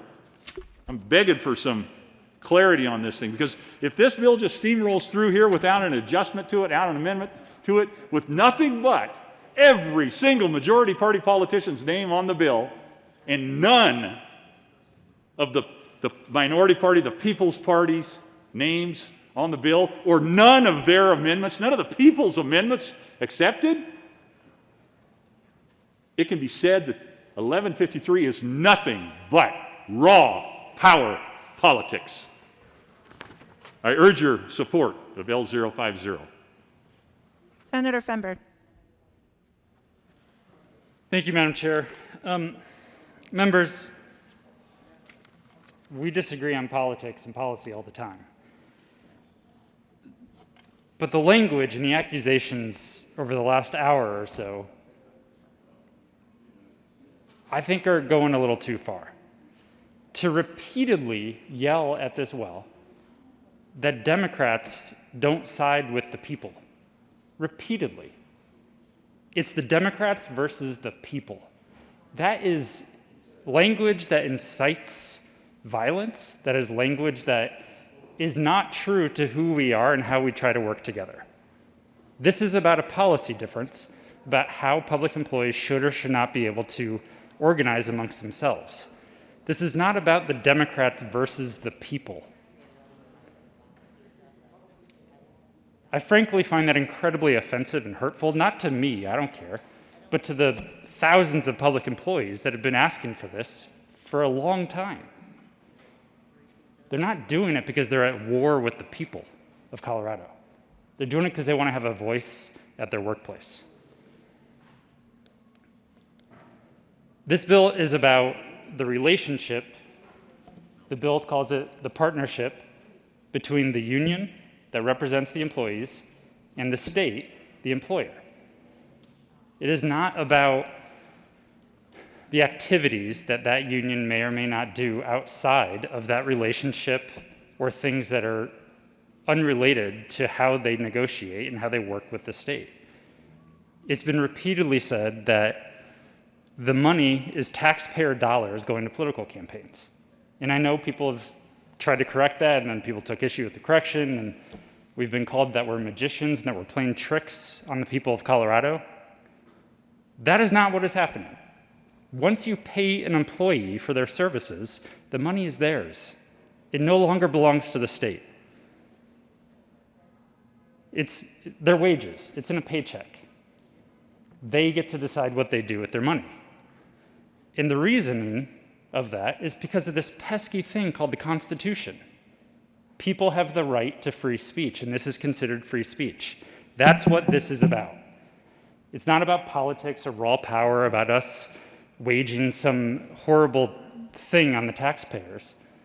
This is about people being represented at the workplace and being able to collectively have a voice. And because this amendment that we've been talking about for some time now is about something that is unrelated to this bill, but is instead related to what activities this union can do outside of the relationship between the employer and the employee in negotiating terms, I don't think it fits under the title. And if we're going to be accused of politics, I think we also have to consider, why is this amendment being run? It's probably because of politics. I think it's on both sides. I think in the end, though, this bill has always been and is supposed to be about workers having a voice on the job. And yes, the Constitution says a voice can be in the form of making a contribution to a political candidate or issue you care about. But those are not taxpayer dollars once that employee is paid for their job, for their services. It's their money to decide what they do with. And that's called free speech. So, Madam Chair, I ask for a title ruling on L050. Senate will stand in senatorial 5.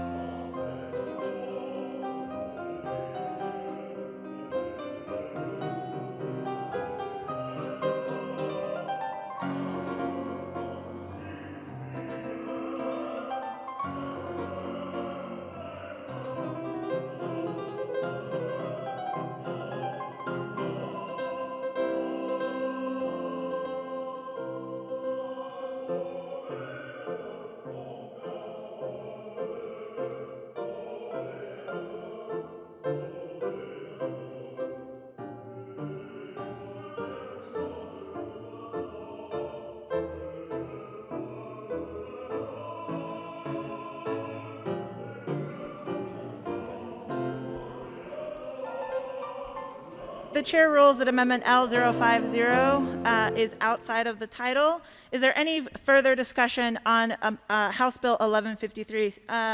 Senator Cook. Thank you, Madam Chair. It's going to be interesting to see how this is ruled out of the title. But in reading the bill, I see covered employees, and I'm going to read this part of it. It says, covered employees mean an employee who's employed in the personnel system of the state established in Section 13 of Article 12 of the state constitution unless the individual falls under any of the following categories. Confidential employees, that kind of makes sense. Managerial employees, there should be a separation between labor and management. Executive employees, same thing. The director of the Division of Labor, Standards and Statistics, the governor's designee, the employees working with either director to implement this Part 11. Administrative law judges, that makes sense because they're professionals. Employees of the legislative branch or temporary appointees. We heard a lot about the front lines. State employees are on the front lines. I'm not sure on the front lines of what. COVID, okay. Again, I think most of them are working from home, so they're really not on the front lines. Some of them are. I've heard, oh, our state employees deserve safety when they're at work. They need to be treated fairly. You know, and workers earn their salary, so therefore, they should be allowed to have collective bargaining. Well, let's be honest. The people that are on the front lines are exempt from this bill. I skipped over one. It says state troopers. State troopers are not included in this collective bargaining. They're the ones that are on the front lines. They're the ones that are putting their lives on the line every day, especially from all these rioters and the vandals and the criminals out there. They're the ones that are protecting this building, protecting us. But yet they're not included. And I'm kind of wondering why that is. Why aren't the troopers allowed to have collective bargaining? They're the ones that are on the front lines, not the administrative staff. They're the ones that deserve to be treated fairly. They're the ones that deserve to have safety in their job, just like everybody else. Why are we creating two separate classes of employees? Especially during this time. I heard, oh, we really need to have this bill, especially now, during this time. Well, state troopers need to be protected, just like every other employee at this time. So I would offer an amendment. And like I said, I'll be curious to see how this is ruled out of the title, but basically what the amendment does, it strikes state troopers from being exempt and allows them to be part of the collective bargaining process. There is an amendment at the desk. Mr. Carpenter, can you please read Amendment L057? Amendment L057. Senator Cook. Thank you, Madam Chair. I move L057 and ask for an aye vote. Further discussion? Seeing none, the motion before the body is the adoption of Amendment L.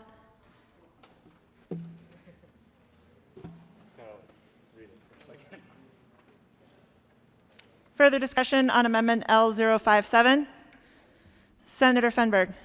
Thank you, Madam Chair. I request a senatorial 5.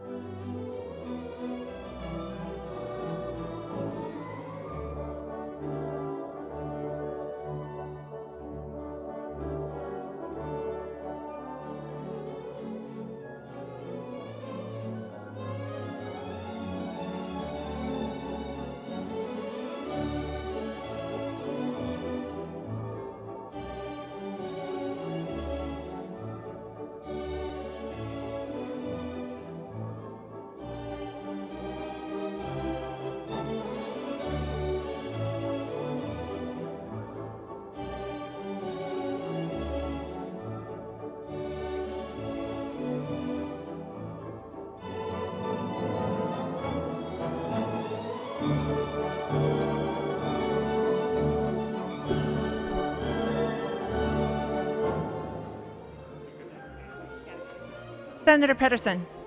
Thank you, Madam Chair. While I appreciate trying to be inclusive here, the state troopers actually already have a union, and they asked to be taken out of this specific bill. Senator Cook. So I ask for a no vote. Thank you, Madam Chair. They have a professional association. They don't have a union. There's a huge difference. And I don't believe that they have collective bargaining rights under that association. So they need to be protected like every other citizen, every other public employee that we've been talking about today. So I'd ask for an aye vote. Senator Garcia. Thank you, Madam Chair. And again, I would just defer to the State Patrol, in which they had asked not to be included in this bill, so I'd yield to them. I'd ask for a no vote. Further discussion? The motion before the body is the adoption of Amendment L057 to House Bill 1153. All those in favor say aye. Those opposed, no.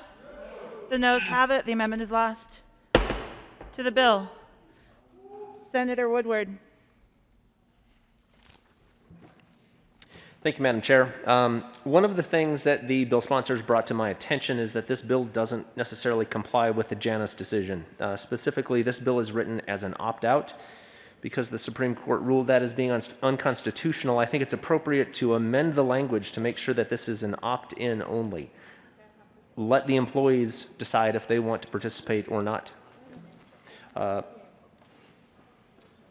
Madam Chair, I move Amendment L064. There is an amendment at the desk.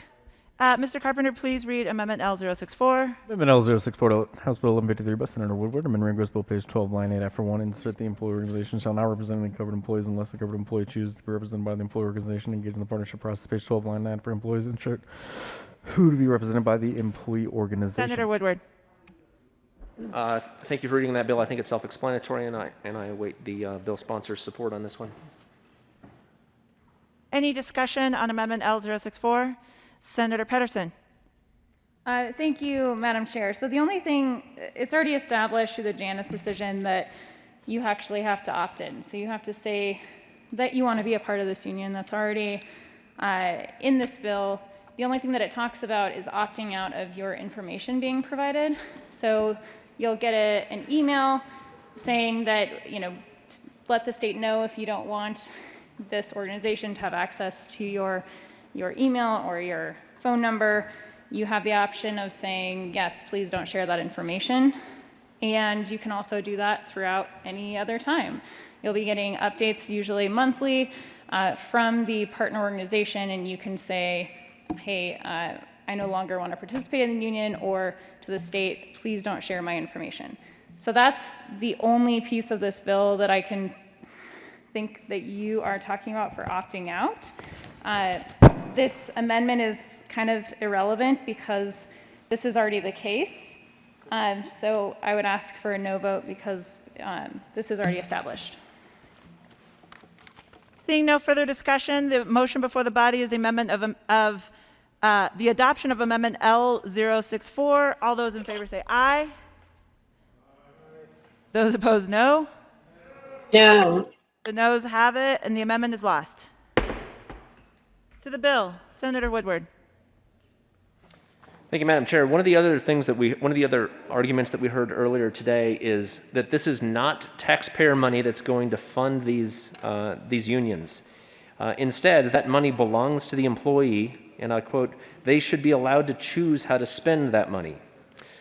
I think that's a very good point, and I think that we need to make sure that this bill specifies that it belongs, that right stays with the employees. So I think it's necessary that we cover that basis, and with that, I move Amendment L049.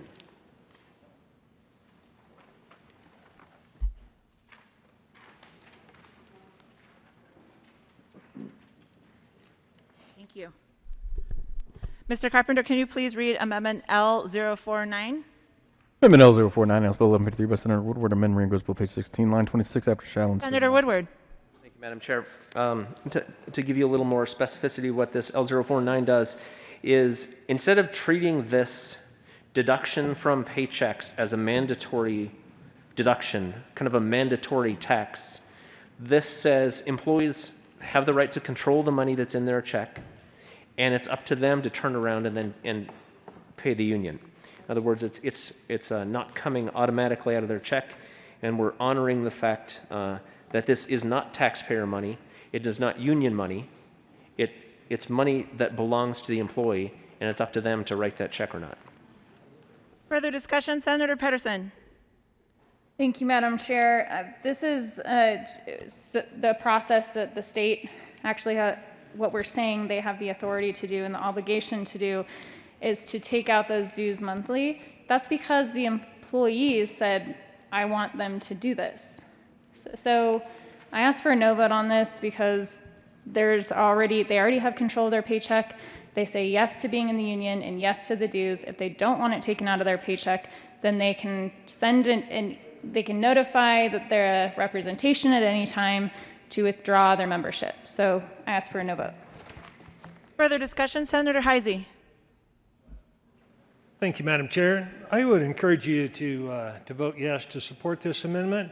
In today's age, most of us, many of you, are paying some, if not all of your bills through automatic payroll deductions. If they don't want to be bothered to write the check, which happens to be me in many cases, I find some other way to pay my bills.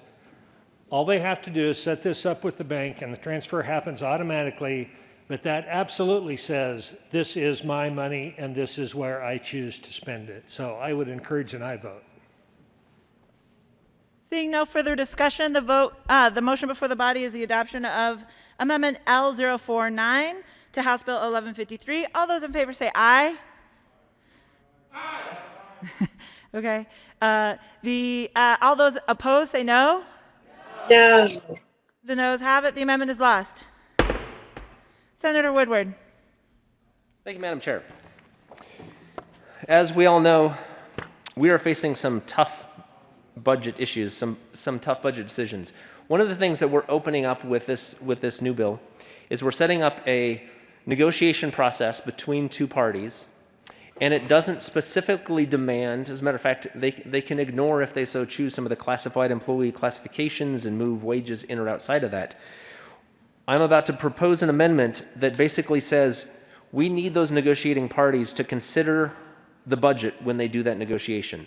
If the budget is down, we don't want the folks who are representing the taxpayer to simply start increasing wages when our budget itself can't do that, and thereby obligate this body from having to pay those wages that are negotiated in those outside negotiations. With that, I move Amendment L054. There is an amendment at the desk. Mr. Carpenter, can you please read Amendment L054? Amendment L054, House Bill 1153, Senator Woodward. Amend re-engross bill, page 22, line strike parties and substitute. Senator Woodward. Thank you, Madam Chair. I think this is a good bill that makes sure that we take into consideration the current budget state of affairs when we're doing these negotiations, and I urge an aye vote. Further discussion? Senator Pedersen. Thank you, Madam Chair. And there's already checks on this. So there's the negotiation process with the executive branch. There's also the appropriation that the legislature is a part of. So just because they come up with an agreement does not mean that ultimately we fund that through the long bill. And so this already has plenty of checks along the way. You can, I mean, of course, right now with the current budget situation, employees aren't going to come asking for pay raises. They're going to be coming to the table and talking about ways to help support each other through this crisis, how to limit the damage, what we can do to be more efficient. So it is always going to be, it's going to be evolving depending on what our financial situation is. This is unnecessary, and I ask for your no vote. Seeing no further discussion, the motion before the body is the adoption of Amendment L054. All those in favor say aye. Aye. Those opposed, no. No. The noes have it. The amendment is lost. Seeing no further discussion, the Senator Lundin.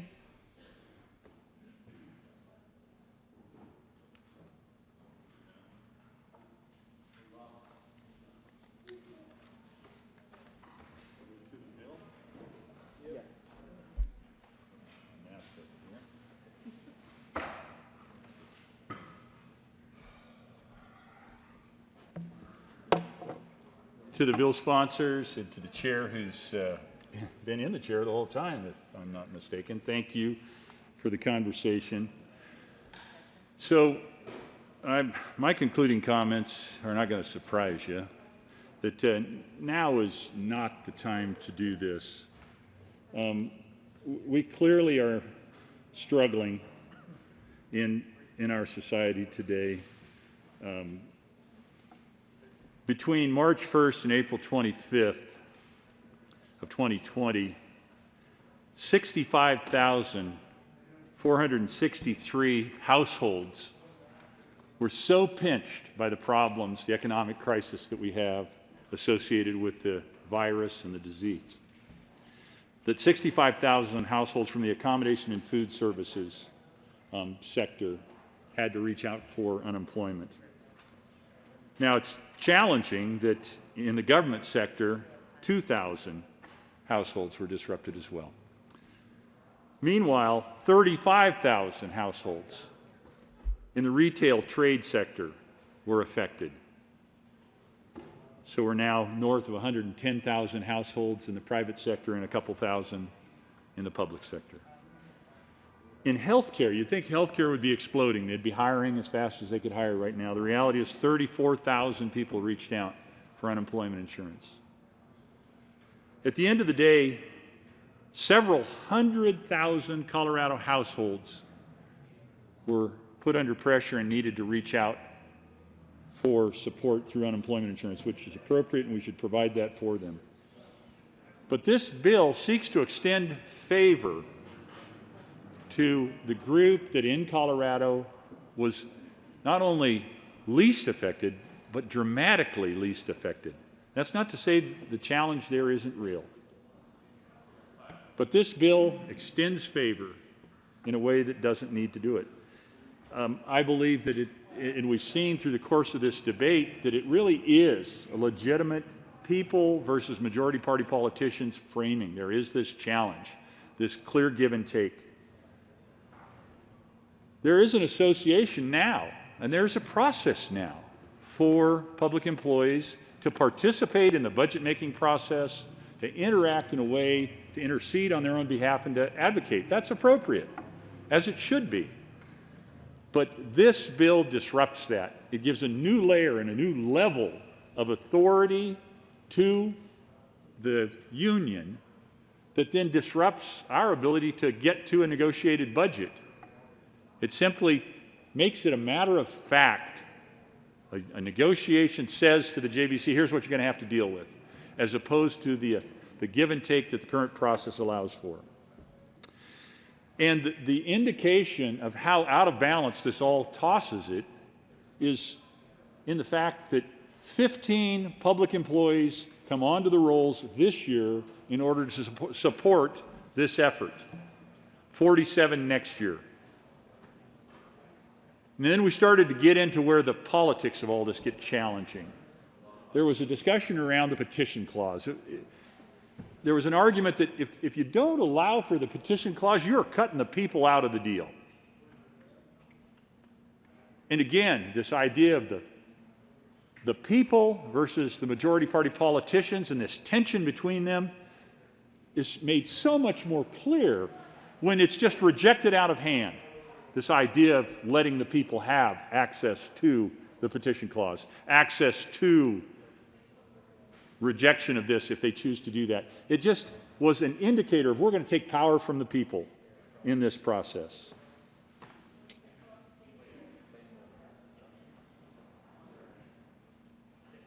We then stumbled across what I think is the Pandora's box of politics that is inherent in this bill. And we went back and forth, and I thought we had a pretty good, a spirited debate about whether or not there is the potential for political influence or not. And then we got to the point where we were ready to call the ayes and nays, ready to vote. And I stood in this well and said, what you're seeing is raw power politics, and I hope that would not be true. And instead of a vote of the body, we went over here and we got a title ruling that said, nope, you don't even get a vote on that. Now, when I'm standing in the well saying, let's avoid raw power politics, this looks like raw power politics, and we don't even get a vote, that, my friends, is the definition of raw power politics. So I come back to our circumstance. Let all the noise in this chamber fade away. Because sometimes it is just noise, sound and fury signifying, tragically, sometimes nothing. But the reality is, we have hundreds of thousands of worker families out there right now in challenging circumstances, tragically difficult circumstances. And the sector least affected, the people least affected, and you gotta love them. No one works harder, in my opinion, than our public employees. But when it comes down to the indicators of who's under pressure, who needs a hand, who needs favor, in this moment, the calculus is clear. The people, broadly, of Colorado need help, not those who lived and work in the somewhat rarefied and swaddled confines of government service. The reality is, it's pretty clear. Those people in government service today, and it is service, and I'm grateful that they serve. I'm grateful for the opportunity to serve, frankly. But it's clear they are the ones least in need of additional favor. It's the hundreds of thousands of other families across the people of Colorado. So I urge that this bill, which has not one Republican name on it, but it is sponsored or co-sponsored by every single member of the majority party politicians. Their names are all on it. And it's moving through here, aside from this little light tap on the brakes this debate has been about, or seems to have influenced on this, it's moving through here with the force of political power. I urge your opposition to the bill, not because I don't care for the rights and efforts of our public employees, I do, and I encourage their association to continue to advocate and do the work they do. But I urge your opposition on behalf of the people of Colorado, because they are the ones who lose power, who lose authority, who lose the ability to have a meaningful voice as government grows ever larger and ever larger and ever larger at the hands of the majority party politicians. Madam Chair, thank you for your time. Senator Garcia. Thank you, Madam Chair. And members, thank you for the important discussion and meaningful discussion that we've had on this bill. Obviously, there are a number of different viewpoints, but in the context of what we're advocating for and advocating for state employees, believe this is a meaningful policy, especially given the challenges they face. So I'd urge an aye vote on House Bill 1153.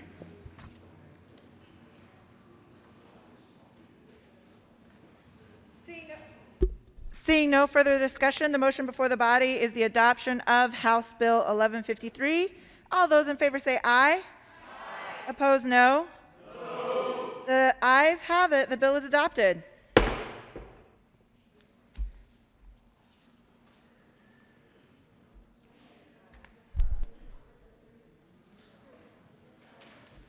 Will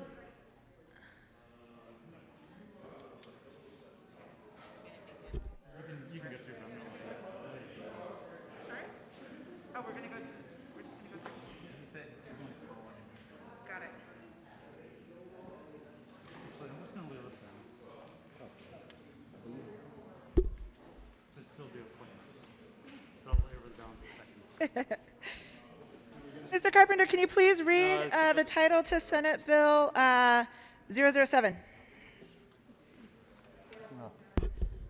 Mr. Majority Leader. Thank you, Madam Chair. I move to lay over the balance of the general order second reading of bills calendar until tomorrow, June 2nd.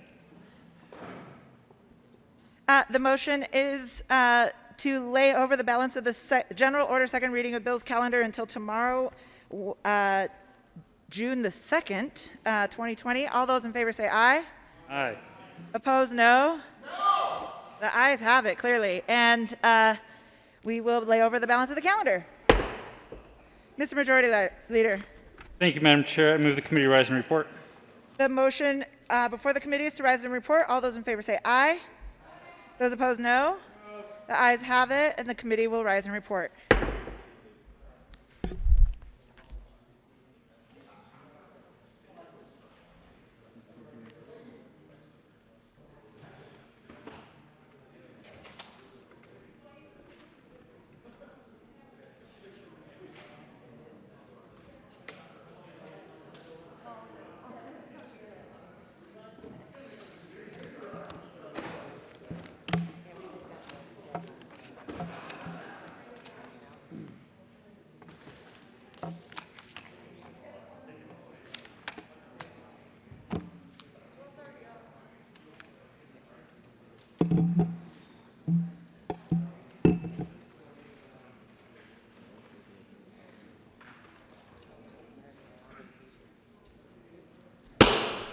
Committee will come to order.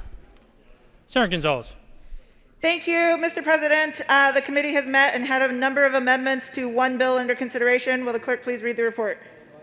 Mr. President, your committee will hold lead reports that in consideration of the following tax bills being seconded, there makes following recommendations to run House Bill 1153 is amended past second order revised place calendar for third reading and final passage. Senate Bill 007, Senate Bill 107, Senate Bill 55, Senate Bill 51, Senate Bill 29, House Bill 1109, Senate Bill 41, House Bill 1302, laid over until 6/2/20, retaining their place in the calendar. Senator Gonzalez. Thank you, Mr. President. I move for the adoption of the report. The motion is for the adoption of the committee whole report. There is an amendment at the desk.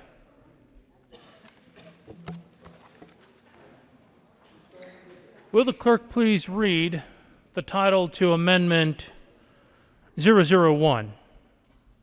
Committee will hold Amendment 001 to House Bill 1153. Senator Woodward moved to amend the report of the committee will hold to show the following Woodward floor amendment L058 to House Bill 1153 did fit under the title and did pass. Amendment Garcia and Pedersen floor amendment. House Bill 1153 L046, page 1, line 10, strike 1J3D and substitute 1J3D, 1J3E. Page 1, line 13, strike 7 and substitute 6, page 1, line 15, strike section, substitute section E on the effective date of the subsection 1J3E. The state treasurer shall transfer $1 million from the fund to the state education fund created in section 17.4 of Article 9. Thank you, Mr. President. Committee of the Whole Amendment number L001. I'm going to start over. I move Cow Amendment 001. To the amendment. Thank you, Mr. President. If you recall the lively discussion we had, we set some priorities here at the Capitol, and we decided that we wanted to spend a little more money on the state education funds. So we were reducing the amount of money that we're putting toward this bill, and we're taking that $1 million and putting it right back into education. Is there further discussion? Senator Pedersen. Thank you, Mr. President. As we talked about before, this isn't even relative to this bill. We had a title ruling, and it did not fit within the scope of this bill, and I ask for your no vote. Is there further discussion? Seeing none, the motion before the body is the adoption of Cow Amendment 001 to House Bill 1153. Are there any no votes?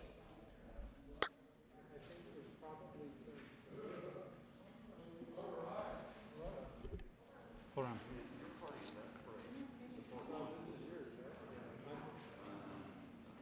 Okay, 35 out of 4, we'll take it. Doing good.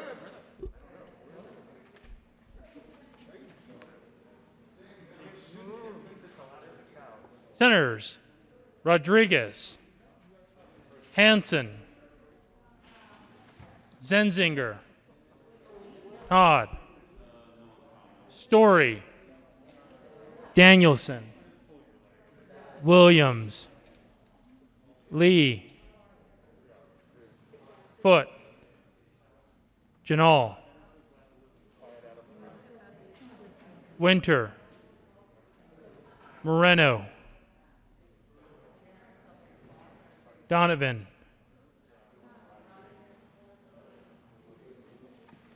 How many no votes do we need? Fields,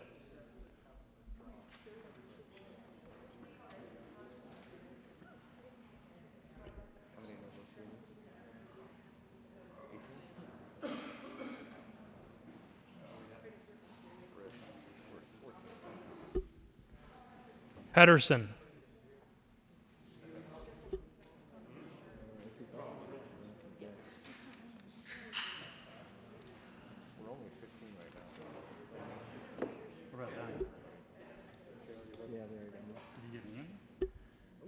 Mr. Majority Leader.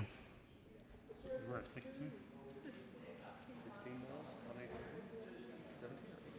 Gonzalez. Hey, Donovan. Who are we missing?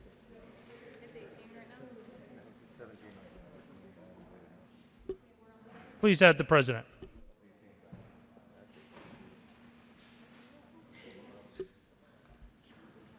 With 17 aye, 18 no, 0 absent, 0 excuse, Amendment 001 is lost. There is an amendment at the desk. Mr. Carpenter, please read the title to Account Amendment 002. Committee of the Whole Amendment 002 to... Senator Woodward. Thank you, Mr. President. I move Cal Amendment L002. To the amendment, Senator. Thank you. If you remember the lively discussion we had, and we said we value seniors more than we do putting money toward a public policy debate over public unions. So I urge an aye vote on this amendment. Is there further discussion? Senator Pedersen. Thank you, Mr. President. This is similar to the previous one and also does not fit within the scope of this bill, and I ask for your no vote. Is there further discussion?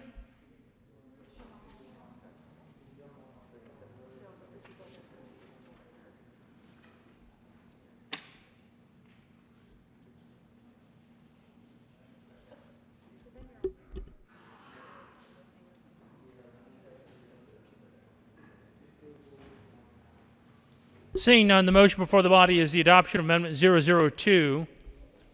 Are there any no votes? Senators Hansen, Bridges, Foote, Danielson, Williams, Lee, Story, Gonzalez, Moreno, Todd, Janal, Fields, Zenzinger, Winter, Donovan, Pedersen, the Majority Leader, Rodriguez. Please add the President. With 16 aye, 19 no votes, 0 absent, 0 excuse, Amendment 002 is lost. There is an amendment at the desk. Mr. Carpenter, please read Amendment 003. Committee of the Whole Amendment 003 to House Bill 1153 by Senator Woodward. Thank you, Mr. President. I move Cal Amendment 003. To the amendment, Senator.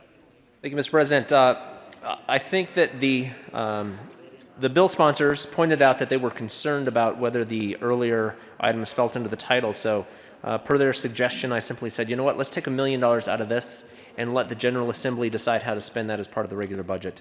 And I think because we prioritize kids and seniors and vets, this may be a great move and a chance to show that they are more important. We're not going to balance the budget on the backs of seniors and our disabled veterans.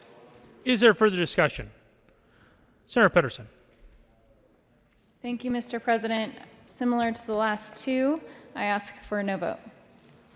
Having no further discussion, the motion before the body is the adoption of Cal Amendment 003. Are there any no votes? Senators Story, Danielson, Williams, Lee, Hansen, Foote, Rodriguez, Zenzinger, Gonzalez, Fields, Janal, Bridges, Todd, Moreno, Donovan, Winter, Pedersen, the Majority Leader. Please add the President. With 16 ayes, 19 no votes, 0 absent, 0 excuse, Amendment 003 is lost. There is an amendment at the desk. Ms. Carpenter, please read Cal Amendment 004. Committee of the Whole Amendment 004 to House Bill 1183. Senator Gardner. Thank you, Mr. President. I move Committee of the Whole Amendment 004. To the amendment, Senator. Thank you, Mr. President. Well, members, when I was a young man, small boy even, in my hometown growing up, we had a village blacksmith, and he had an old saying about things. He was sort of irreligious, but he would say, you know, that'll separate the sheep from the goats. Now, I'm not saying who's sheep and who's goats, but Amendment 004 is a clear choice. This is the amendment that says that this bill will be subject to petition by the people of Colorado. We had a good debate on this. It is very clear that this is a huge change in state policy and in the relationship between the people of Colorado and their employees. They ought to be able to vote on it. I think this is something that your constituents will ask you about in the future. They're going to say, were you one of the ones that allowed us to vote, or why didn't you allow us to vote? So I urge an aye vote to allow the people of Colorado to have their say on this. Please vote aye on 004. Is there further discussion? Senator Pedersen. Thank you, Mr. President. We've already discussed this one as well. It's really important that this goes into effect immediately so that we can plan for next year's budget and the year after that. So I ask for a no vote.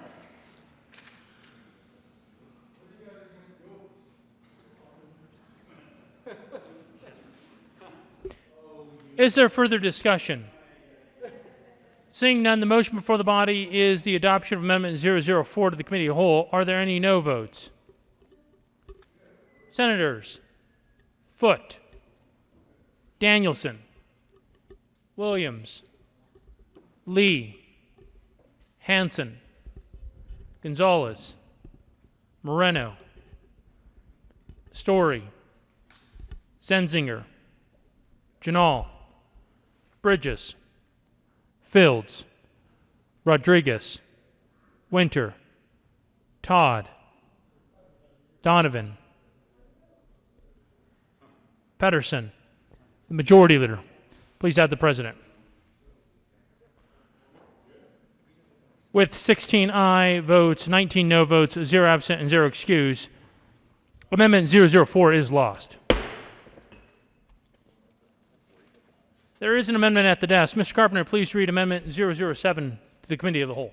Committee of the Whole Amendment 007 to House Bill 1153, Senator Woodward move to amend the report of the Committee of the Whole. Move the following Woodward for Amendment L050 to House Bill 1153 did pass. Amendment request bill page 16 after line 25 insert 6. The certified employed organization shall not use union dues collected from covered employees for political or campaign activities or efforts.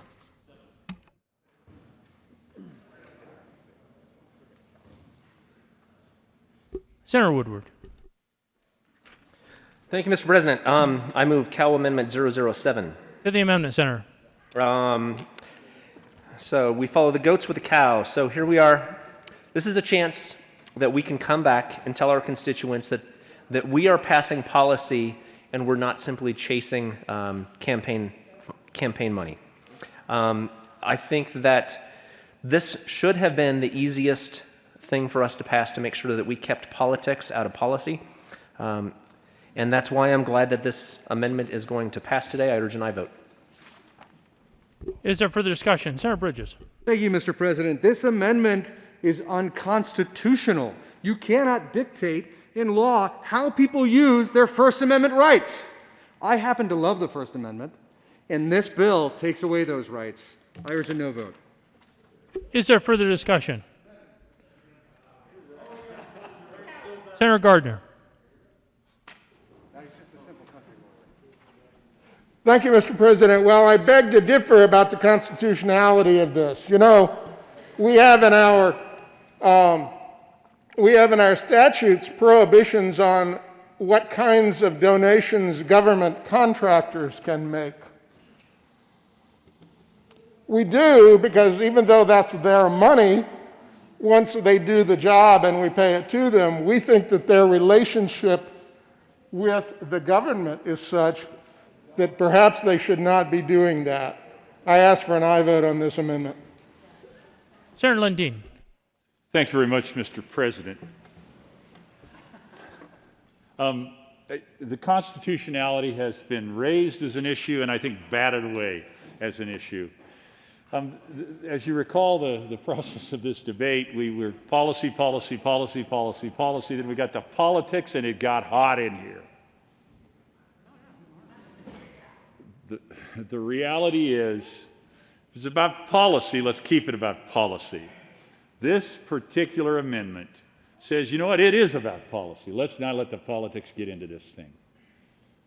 And I urge a careful reconsideration. Are we after the policy or are we after the cash? Excuse me, the politics. The answer is that this bill's a cleaner, better bill if you accept this amendment. The good senator from Monument will be fined $4 for wearing jeans. Nothing you said, but just for wearing jeans. Senator Bridges. Thank you. Thank you, Mr. President. Vote no on the amendment. The bill is fantastic. Just want to make clear, no on the amendment, yes on the bill. Thank you.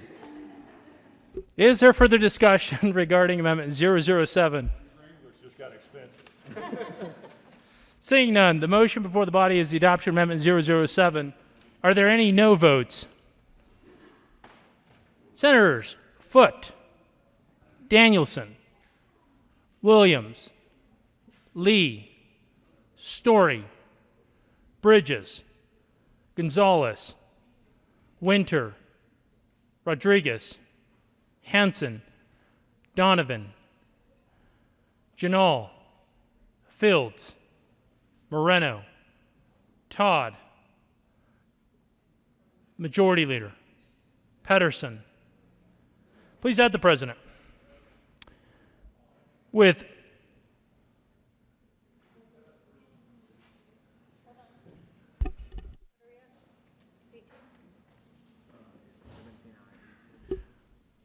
With 17 aye, 18 no votes, 0 absent, 0 excused, Amendment 007 is lost.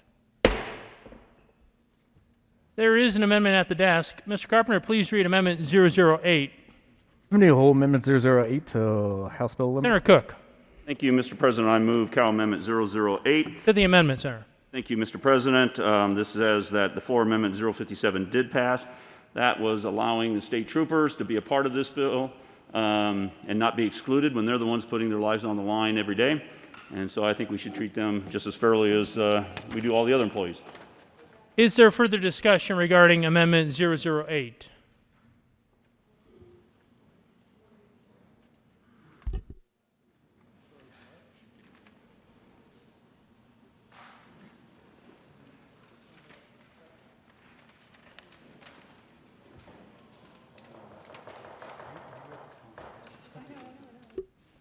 Senator Pedersen. Thank you, Mr. President. This is one that is trying to include the State Patrol. In this bill, they actually asked to be taken out, so I want to respect their request and ask for a no vote on this amendment. Seeing no further discussion regarding Amendment 008, are there any no votes? Senators Foote, Danielson, Williams, Lee, Gonzalez, Zenzinger, Todd, Rodriguez, Winter, Hanson, Story, Moreno, Donovan, Janal,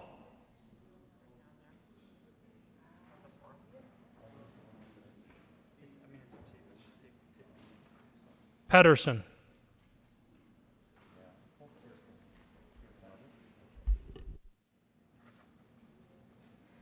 Fields, Bridges, Majority Leader. Please add the President. With 16 aye, 19 no votes, 0 absent, 0 excused, Amendment 008 is lost.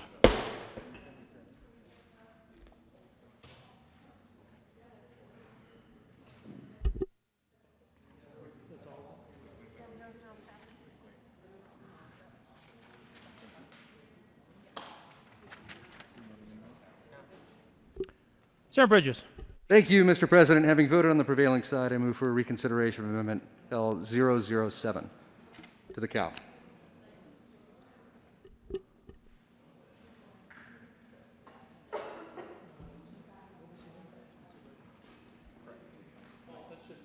Which one? 7?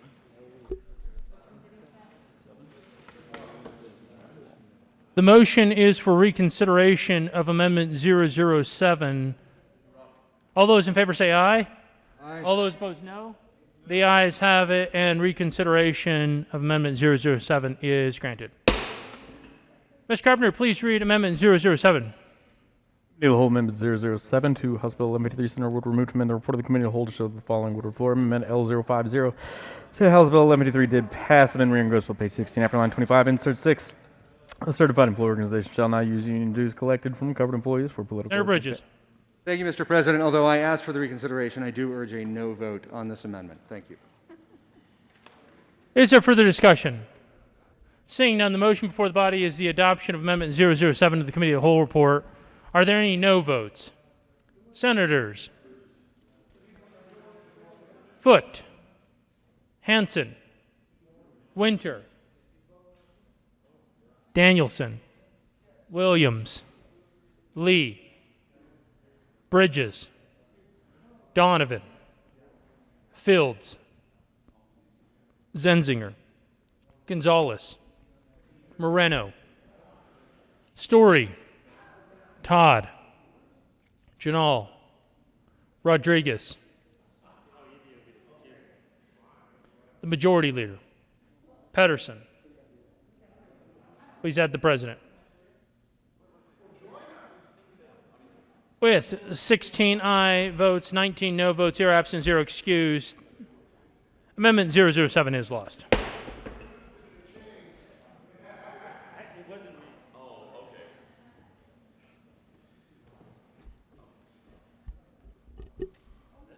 The question before the body is the adoption of the Committee of the Whole report. Are there any no votes? Senators Marble, Sonnenberg, Crowder, Hill, Heisey, Lundin, Priola, Rankin, Cook, Smallwood, Scott, Coram, Woodward, Gardner, Tate, Minority Leader. With 19 aye votes, 16 no votes, 0 absent, 0 excused, the Committee of the Whole report is adopted.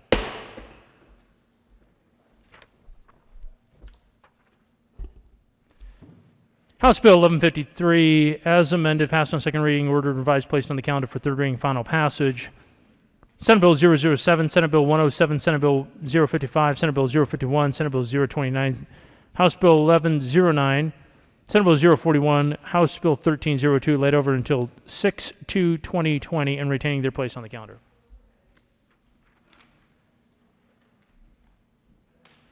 Consideration of resolutions. Will the clerk please read the title to SJR 019? Senate Joint Resolution 19 by Senators Cook and Janal. Mr. Majority Leader. Thank you, Mr. President. I move Senate Joint Resolution 19 lay over until June 8th. June. You have heard the motion. All those in favor say aye. All those opposed, no. The ayes have it, and Senate Joint Resolution 019 will be laid over until 6/8/2020.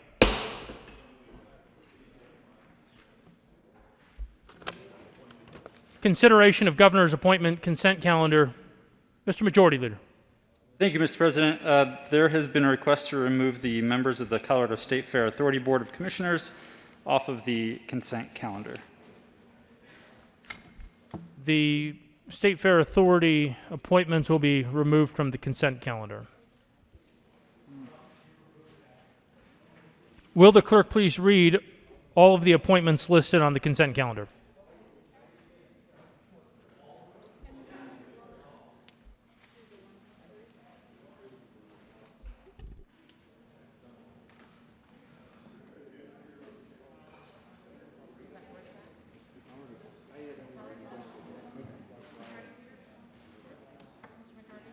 Senator Pemberton.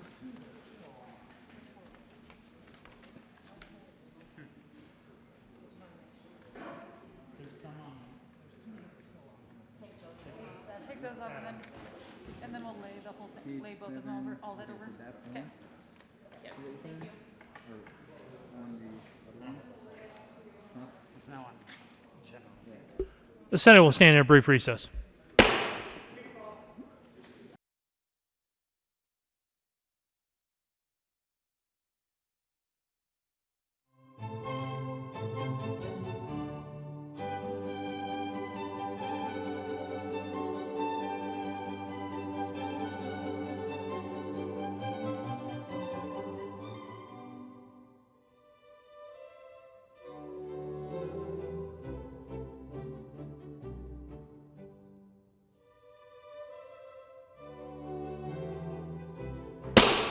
The Senate will come back to order. Ms. Carpenter, please read all the appointments listed on the consent calendar. Members of the Charter School Institute Board for terms expiring July 1st, 2022, Thomas Brignar of Lafayette, Colorado, serves as a member with other board or public service experience as an unaffiliated reappointed. Jill Hamilton, Ann Shoots of Denver, Colorado, serves as a member with other board or public service experience as a Republican appointed for term expiring July 1st, 2021. Tamara Olson of Colorado Springs, Colorado, serves as a parent of a student who is or who has been enrolled in an institute charter school and as an unaffiliated appointed. Members of the College and Best Board of Directors for terms expiring July 31st, 2023, Martha Marty J. Awad, CFP, CFA of Denver, Colorado, reappointed. Vincent Edward Bowen III of Denver, Colorado, appointed. Douglas W. Line of Durango, Colorado, reappointed. Members of the Board of Trustees for the Colorado School for the Deaf and the Blind for term expiring July 1st, 2023. Brent C. Batron of Centennial, Colorado, Democrat, reappointed for term expiring July 1st, 2022. Walter Von Felt of Monument, Colorado, Republican, reappointed. Member of the Higher Education Competitive Research Authority Board of Directors for term expiring August 21st, 2023. Angel V. Pachone, PhD of Colorado. Serves as a governor's appointee, reappointed. Members of the Institute of Cannabis Research Governing Board for term expiring September 5th, 2021. Maureen LaHaye of Centennial, Colorado, serves as a scientist from a relevant field, appointed. Malik Muhammad Hassan of Pueblo, Colorado, serves as a member associated with cannabis-related industries, appointed. Sherrod Marson Rogers of Denver, Colorado, serves as a member associated with cannabis-related industries, appointed for terms expiring September 5th, 2023. Salvatore Pace of Pueblo, Colorado, serves as a member associated with cannabis-related industries, appointed. John Desmond, Lord of Golden, Colorado, serves as a member associated with cannabis-related industries, appointed. L. Cinnamon Bidwell of Boulder, Colorado, serves as a scientist from relevant field and chair, appointed. Suzanne A. Sisley of Scottsdale, Arizona, serves as a scientist from relevant field, appointed. Members of the Board of Trustees of Metropolitan State University of Denver for a term expiring December 31st, 2023. Emily Renwick Garnett of Denver, Colorado, serves Democrat appointed effective December 31st, 2019 for term expiring December 31st, 2023. Albus Brooks of Denver, Colorado, serves Democrat appointed. Members of the Private Occupational School Board for term expiring July 1st, 2023. Joanne Rybu Stevens of Parker, Colorado, serves representative of Private Occupational School, appointed. Ryan Zavor Adminick of Thornton, Colorado, serves representative of Private Occupational School, reappointed for term expiring July 1st, 2020. Barbara A. Cairns of Thornton, Colorado, serves representative of Private Occupational School, and occasion of the resignation of Timothy Guerrero of Erie, Colorado, appointed for term expiring July 1st, 2022. Ellen Mary Wamser of Lakewood, Colorado, serves representing the general public and who is employed by a lending institution located in Colorado and is familiar with the Colorado College Access Network, and occasion about the resignation of Abbas Richard Bailan of Arvada, Colorado, appointed. Members of the State Historical Society Board of Directors, effective July 1st, 2019, for term expiring July 1st, 2022. Robert E. Musgraves of Denver, Colorado, reappointed. Alan S. Roberts of Durango, Colorado, reappointed. Alan Bruce Salazar of Thornton, Colorado, reappointed. Member of the University of Colorado Hospital Authority Board of Directors, Richard L. Monfort from the 4th Congressional District for term effective March 1st, 2019, and continuing until February 28, 2023, until successors appointed by the Board of Regents, reappointed. Members of the Colorado Traumatic Brain Injury Trust Fund Board, effective immediately for term expiring June 30th, 2021. Angela Teresa Wickersham of Grand Junction, Colorado, on occasion of the resignation of Shannon Lee Henrik of Grand Junction, Colorado, appointed. Effective June 30th, 2019, for term expiring June 30th, 2022. Jennifer Leigh Coker, PhD, MPH of Denver, Colorado, appointed. Jason Allen Kaczmarski, PhD of Denver, Colorado, appointed. Latona D. Mize of Denver, Colorado, appointed. Member of the Medical Services Board for term expiring July 1st, 2023. David Matthew Bump, Colorado Springs, Colorado, Republican for the 5th Congressional District. Knowledge of Medical Assistance Programs, appointed. Members of the Colorado Healthcare Affordability and Sustainability Enterprise Chase for term expiring May 15, 2023. Robert A. Morosco of Salida, Colorado, an employee of a rural hospital in Colorado, appointed. Scott Lindblom of Thornton, Colorado, an employee of the State Department, appointed. Members of the Colorado Children's Trust Fund Board for term expiring November 7, 2022. Tiffany Parent of Denver, Colorado, serves as a member with knowledge of child abuse prevention, appointed. Catherine M. Wells of Denver, Colorado, serves as a member with knowledge of child abuse prevention, appointed. Members of the Colorado Commission on the Aging for term expiring July 1st, 2020. Susan Janet Hanson, Montrose, Colorado, serves Republican Congressional District 3 on occasion of the resignation of Kathleen Hall, RN, and MS, PhD of Grand Junction, Colorado, appointed member of the Coal Mine Board of Examiners for term expiring July 1st, 2023. Mike J. Zimmerman of Craig, Colorado, to serve a coal mine operator, manager, or other mine official actively engaged in surface mining, appointed member of the Mine Land Reclamation Board for term expiring March 1st, 2024. Lauren Duncan, MS of Little, Colorado, to serve as an individual with substantial experience in conservation, reappointed. Members of the Water Quality Control Commission, effective February 15th, 2020, for term expiring February 15, 2023. Michael Gusev of Fort Collins, Colorado, reappointed. John Otto Durango, Colorado, serves representative who lives west of the Continental Divide, appointed. Charles Michael Weber of Lana, Colorado, appointed. Member of the Board of Real Estate Appraisal for term expiring July 1st, 2021. Chris Andrew Brownlee of Grand Junction, Colorado, serves representative of Appraisal Management Companies, occasion of the resignation of Joshua H. Wallet, SRAMNAACDEI, Grand Junction, Colorado, appointed. Chief Medical Officer, effective immediately for term expiring at the pleasure of Governor Eric K. France, MD of Denver, Colorado, appointed. Member of the Colorado Commission on Judicial Discipline for term expiring June 30th, 2021. James Carpenter of Inglewood, Colorado, serves as non-attorney, occasion by the resignation of Leslie J. Grayson Bowling of Centennial, Colorado, appointed. Members of the Colorado Healthcare Affordability and Sustainability Enterprise, Chase, effective May 15, 2020, for term expiring May 15, 2024. Kimberly E. Jackson, Windsor, Colorado, person with disability who's living with a disability and who is not representative employee of a hospital, health insurance carrier, or other healthcare industry entity, reappointed. Jenny Shane Wilkerson Wade of Lafayette, Colorado, to serve as a member employed by a hospital in Colorado, appointed for term expiring May 15, 2021. Claire Reed of Pueblo, Colorado, to serve as a member of the healthcare industry who does not represent a hospital or health insurance carrier, in occasion of the resignation of Leslie Clark Brooks, MD of Greeley, Colorado, appointed for term expiring May 15, 2023. George Lifer of Boulder, Colorado, to serve as representative of the statewide organization of health insurance carriers or health insurance carrier licensed pursuant to Title 10, and who is not a representative of a hospital, on occasion of the resignation of Brent Bauman of Denver, Colorado, appointed. Member of the Board of Assessment Appeals for term expiring July 1st, 2020, Valerie Carissa Bartel of Lima, Colorado, occasion of the change in designation from Sonder Winterhoff Mercy of Westminster, Colorado, appointed. John Frederick DeRungs of Denver, Colorado, on occasion of the resignation of Mary Kay Kelly of Silverthorne, Colorado, appointed member of the Board of Trustees for Adams State University, effective June 12th, 2020, for a term expiring December 31st, 2022. David Allen Thamberg of Thornton, Colorado, and affiliated occasion by the resignation of Cleve Allen Simpson of Alamos, Colorado, appointed. Mr. Majority Leader. Thank you, Mr. President. I move for the confirmation of all the appointments listed on the consent calendar, which includes members of the Charter School Institute Board, College Invest Board of Directors, Board of Trustees for the Colorado School for the Deaf and the Blind, Higher Education Competitive Research Authority Board of Directors, Institute of Cannabis Research Governing Board, Board of Trustees of Metropolitan State University of Denver, the Private Occupational School Board, State Historical Society Board of Directors, University of Colorado Hospital Authority Board of Directors, Colorado Traumatic Brain Injury Trust Fund Board, Medical Services Board, Colorado Healthcare Affordability and Sustainability Enterprise, the Colorado Children's Trust Fund Board, the Colorado Commission on the Aging, Coal Mine Board of Examiners, Mined Land Reclamation Board, the Water Quality Control Commission, the Board of Real Estate Appraisers, the Chief Medical Officer, Colorado Commission on Judicial Discipline, Colorado Healthcare Affordability and Sustainability Enterprise, and the Board of Assessment Appeals, and the Board of Trustees for Adams State University. Is there any discussion? The motion is a confirmation of all the appointments on the consent calendar. Are there any no votes?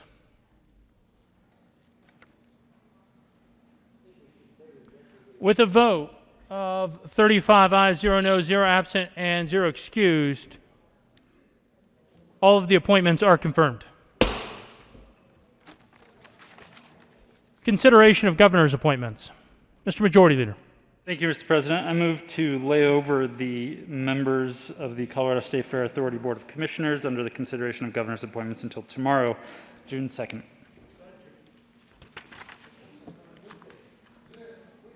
You have heard the motion. The motion is to lay over the appointments to the Colorado State Fair Authority Board of Commissioners until 6/2/2020. All those in favor say aye. All those opposed, no. The ayes have it, and those appointments will be laid over until 6/2/2020.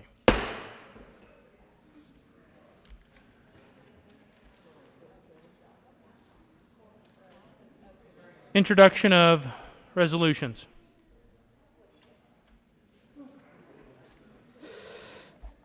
Senate Concurrent Resolution 1 by Senators Tate and Hansen, Representatives Escar and Soper, submitting to the Register of Electors of the State of Colorado amendment to the Colorado Constitution to repeal the requirement that the General Assembly periodically change the residential assessment rate in order to maintain the statewide proportion of residential property as compared to all other taxable property value for property tax purposes and repeal the non-residential property tax assessment rate of 29%.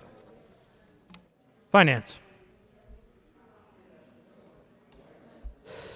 Senate Joint Resolution 21 by Senators Priola and Moreno and Representatives Mullica and Bachenfeld concerning the designation of a portion of Colorado Highway 44 as the Deputy Gum Memorial Highway. Mr. Majority Leader. Thank you, Mr. President. I move Senate Joint Resolution 021, lay over 1 day under the rules. You have heard the motion. All those in favor say aye. All those opposed, no. The ayes have it, and SJR 021 will lay over 1 day under the rules. Introduction of bills. Senate Bill 211 by Senators Winter and Gonzalez concerning limitations on certain debt collection actions. Finance. Senate Bill 212 by Senators Winter and Tate and Representatives Lonting and Soper concerning reimbursement for health care services provided through telehealth. State Veterans and Military Affairs. Announcements. Senator Zenzinger. Thank you, Mr. President. Members, we will be having a Senate Appropriations Committee meeting tomorrow morning at 7:30 a.m. This meeting will take place in the Old State Library. We will be considering the following bills: House Bill 1001, House Bill 1003, House Bill 1022, House Bill 1024, House Bill 1032.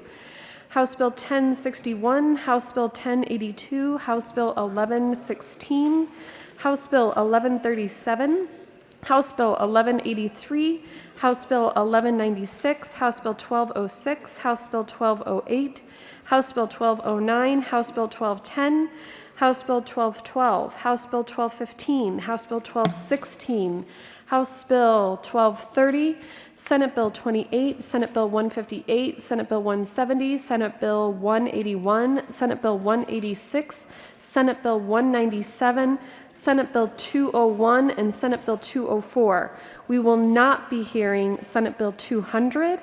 Also, for members of the Appropriation Committee, your canary packets should be in the President's office for you to pick up. So actually, it looks like they're being delivered right now. So you can pick up your canary packets in the Senate President's office, and we will see you bright and early in the morning. Thank you.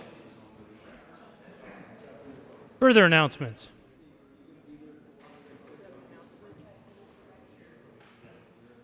Senator Story. Thank you, Mr. President. May I have a moment of personal privilege? Granted. Thank you. Ask everyone in the chamber to rise for a moment of silence in remembrance of the 1,181 Coloradans, 106,000 Americans, and 372,000 people worldwide who have lost their lives to the COVID-19 virus. Join with me to grieve with those who have lost their parents, grandparents, children, siblings, family members, and friends to this terrible disease. Far too many have suffered unimaginable loss, made even more difficult by the inability to say goodbye in person or properly memorialize those who have died. The fact that our nation has surpassed the grim milestone of 100,000 deaths from COVID-19 at the same time as nationwide protests occur against the murder of George Floyd by Minneapolis police officers serves as a necessary reminder that COVID-19, like police violence and so many other issues in this country, disproportionately affect communities of color. Nationally and statewide, African American and Latino deaths from COVID-19 are far greater than their shares of the population. The pain that was on display has been on display in so many cities across America, Denver included, shows us that the people have had enough. We must act now to root out the institutionalized racism that is built into all structures of American society, from police brutality to disproportionate rates of incarceration among Black and brown people, to racial disparities in access of and quality of medical care. 1,181 Coloradans. 106,000 Americans, 372,000 people. Each of these people had names and people who loved them. None were mere numbers. Please join me for a moment of silence to mourn the people who lost their lives, remember the lives they lived, and reflect on how we, as lawmakers, need to do better moving forward to address the well-being of all people across our state. The Senate will observe a moment of silence.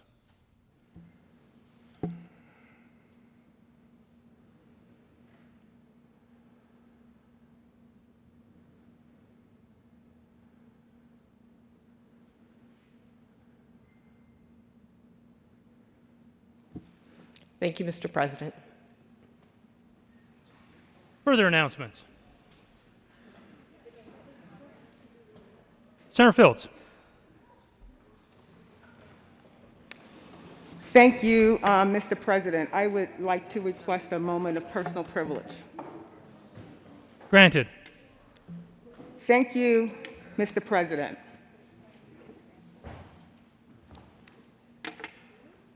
Members, I'm quite sure that you have watched nationally the events that have been taking place not only in our state, but across the nation. And I have three simple words. I can't breathe. Those were like the final words of George Floyd. I can't breathe. You know, I was raised in Baltimore, Maryland, and whenever I have my relatives come out here, that's the first thing they say to me.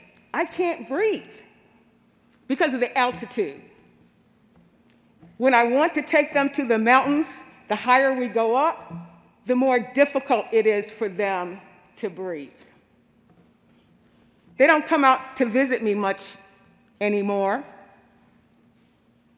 because they tell me they can't breathe. Have you ever tried to catch your breath? Maybe from walking up these steps here and you find yourself laboring just to breathe? I think that's the most difficult thing to watch, is when someone cannot catch their breath because they can't breathe.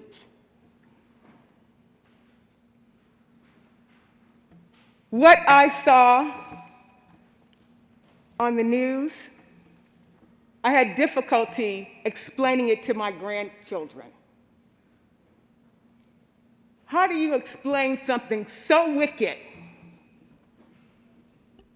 so heinous, as a law enforcement officer puts his full body weight on a man's neck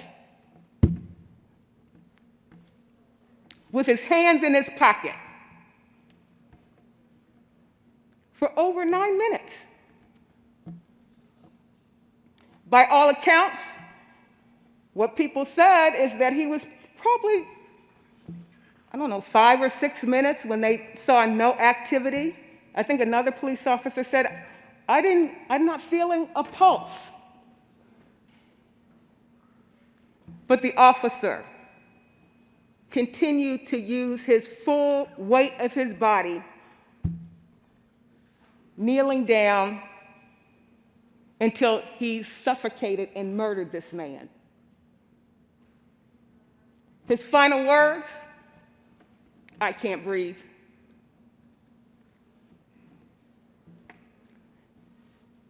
It was in front of a parking lot at a grocery store. It was captured on film. People watched as this man used his full body weight to suffocate this man to death. But you know what? It was a 17-year-old young girl who captured it on film. for the nation to see. Some people might say, well, you know, why didn't she do anything? She did do something. But because of that video, we all saw it. And right now, that officer has been charged with third-degree murder. I'm hoping that there'll be other charges for the other police officers that were there. When I saw the video, I saw a total of 4. And if you see it, I saw it once. I couldn't watch it again. It was just too violent. But I did see other officers there with their foot on George Floyd. I could not explain this to my grandchildren.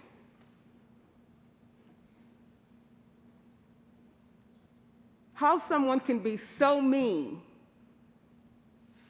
in broad daylight to commit murder. This is not the first time we've heard those words. I can't breathe. Remember, we heard it when it was Eric Gardner. He said, I couldn't breathe 11 times. I can't breathe. I can't breathe. I can't breathe. And once again, his pleas regarding not being able to breathe was ignored.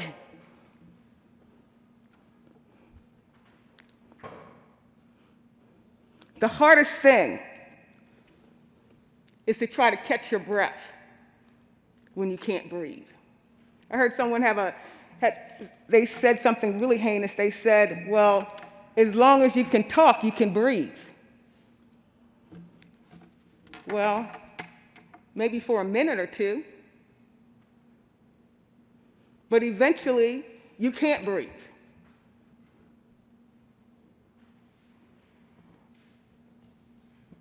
He died, it was 42 years old.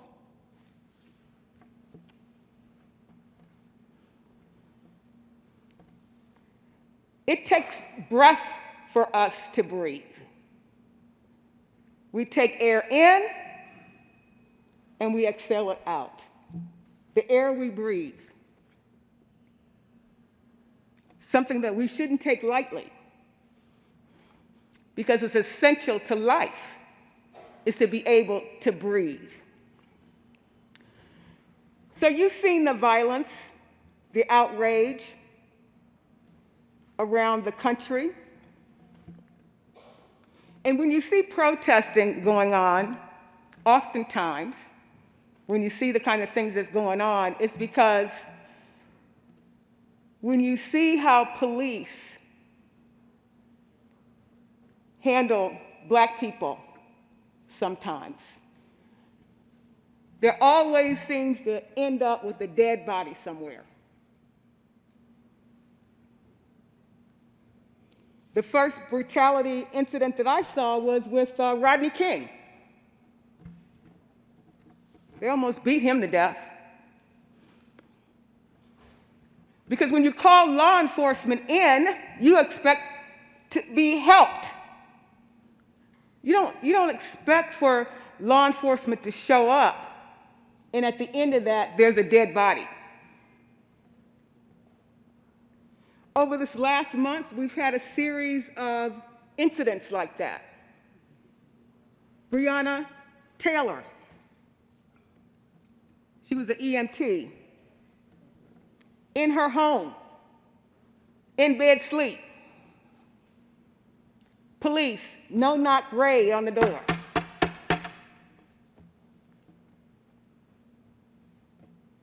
They went to the wrong house.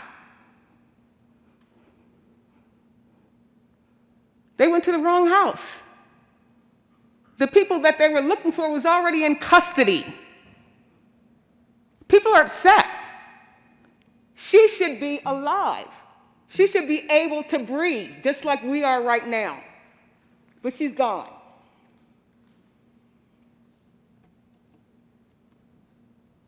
There's so many different names I can call out.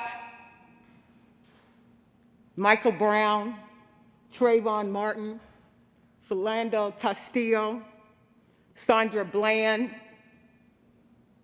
Freddie Gray.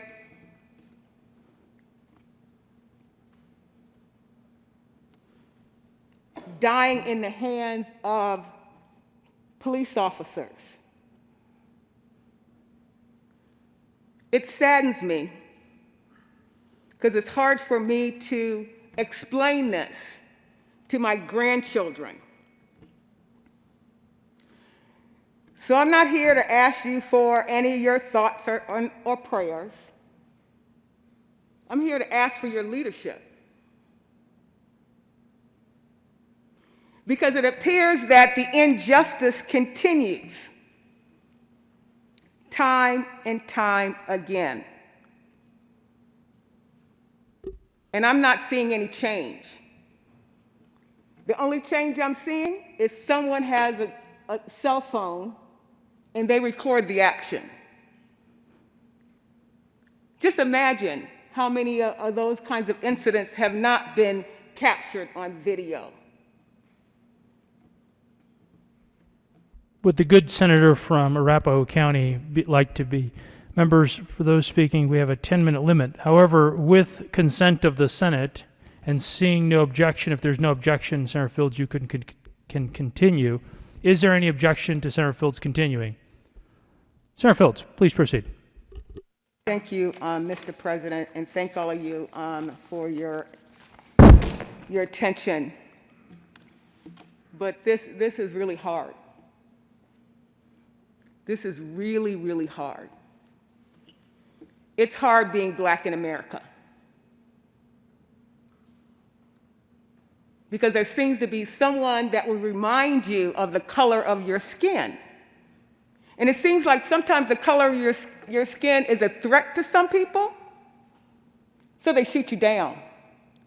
There was a jogger in Georgia,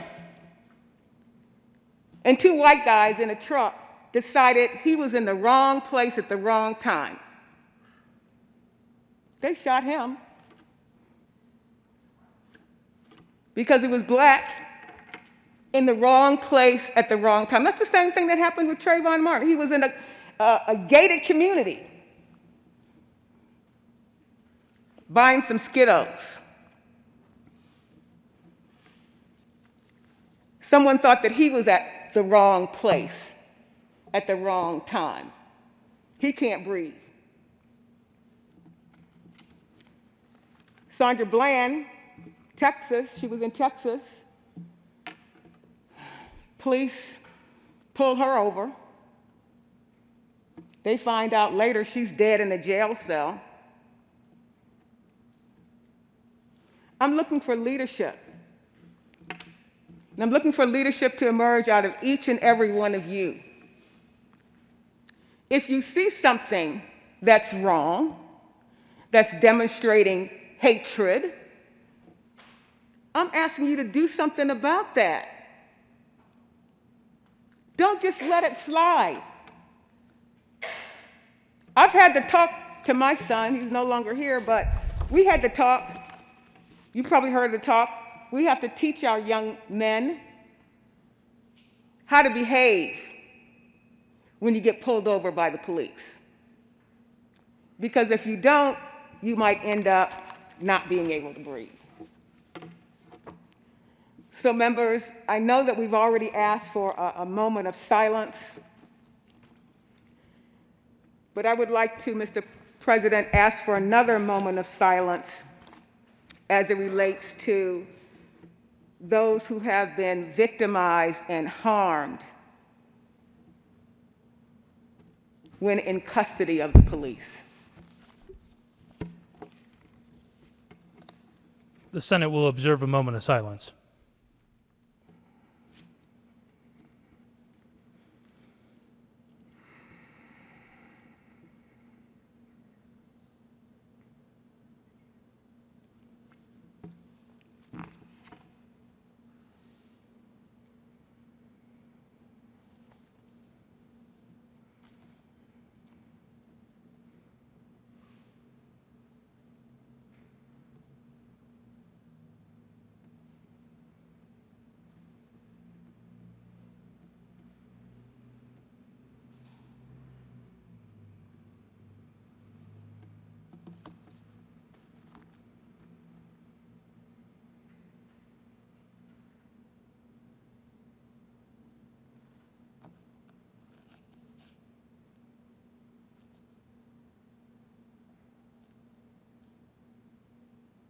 Further announcements? Senator Sonnenberg. Thank you, Mr. President. I ask for a moment of personal privilege. Granted. The good senator from Aurora has a right. What happened in Minnesota is deplorable, and quite frankly, third-degree murder is not harsh enough.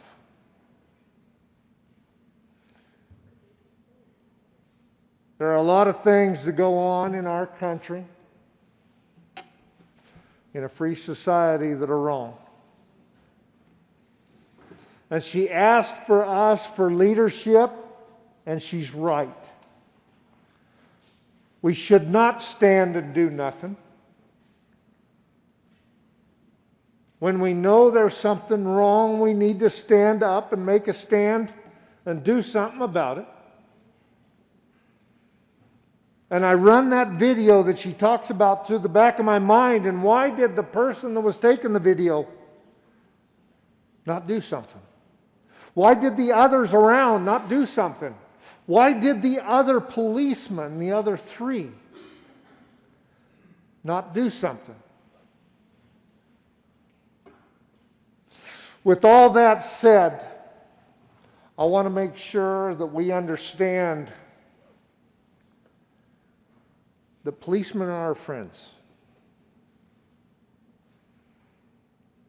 The other night, when the president of this chamber was escorted out of the chamber because his vehicle was being destroyed, it was done by a very solid and good state patrol that works hard to protect all of us. There are good men and women in blue. And we need to remember that. And the things that have happened over the last few days here, the nasty graffiti against our law enforcement, is taken away from what the good senator from Aurora is trying to express to us. That has now overridden the message that we needed to stay focused on. Before we leave today, I don't care what industry we're in, there's always an apple or two that's not helpful to our industry. Doesn't matter if it's EMS, it doesn't matter if it's in the funeral home business, it doesn't matter if it's in agriculture. But there are good people wearing the blue that protect us every day and help us every day. Your message, Senator, should never be forgotten, and we need to do more. But I want to make sure that we understand that those people in blue are here to help make us safe. And I want to thank them for the work that they do, especially over the last nights as they walk to protect the rest of the people in Colorado from the thugs, the looters, and the people that have taken this message in a direction that it should have never gone. Thank you to you men in blue. Thank you to the sergeants that help us here. Thank you to all of those people that help make us safe against those thugs and looters. Senator, whatever I can do to be helpful, to make sure that we change the way we do things in Colorado and across this country, I'm here for you. Thank you, Mr. President. Senator Bridges. Thank you, Mr. President. I've heard this line.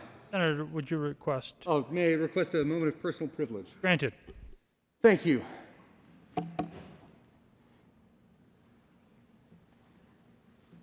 I have heard over and over that a few bad apples, just a few bad apples. Yeah.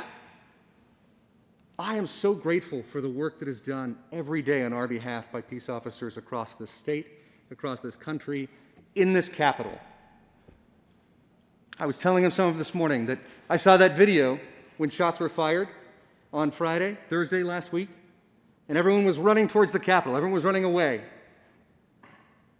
And you saw 3 of our officers running the other direction, running towards danger, putting themselves and their lives on the line to keep other people safe.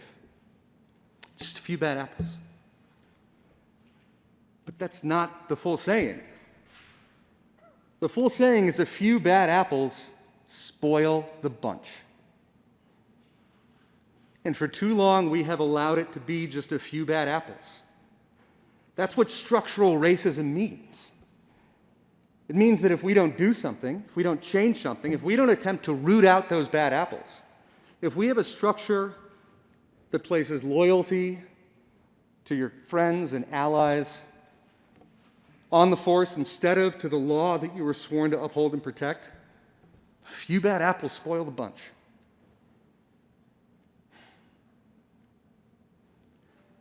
A lot of the officers that have been involved in the tragedies over these last few years have had multiple run-ins with excessive force. They've had a clear history, and you talk to officers and they will tell you they know who on their department those bad apples are. And they're still there. It is just a few bad apples. But we need structural, systemic change. We need policies in place, and we need people. We need the good apples to take a stand against the bad apples and not make excuses for the bad apples. It is on us to solve these problems. It is on everyone to overcome the racism that this country, frankly, was founded on. It is in our DNA and our Constitution. And we have heard on the streets repeatedly, no justice, no peace. Any peace that we have without justice is only a temporary peace, as that wound festers underneath a scab. Time does not heal all wounds if there is a systemic structural issue that is causing that wound to fester. We have to address the structural challenges in our society. We have to address structural racism. It is not just about individuals. It is about systems. It is about policies. It is about those few bad apples spoiling a bunch because we don't have a process in place, we don't have a system, we don't have an approach to root out those bad apples.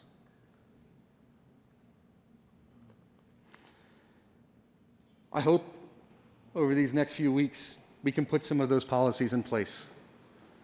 We've done a lot here in this state. In many ways, Colorado is ahead of a lot of other states in terms of bills that we have passed, some members in this chamber who have passed those bills.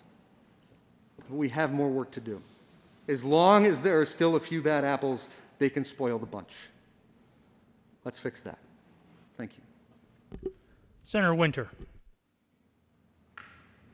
Thank you, Mr. President. I request a moment of personal privilege. Granted. Members, I want us to be careful about the language we use.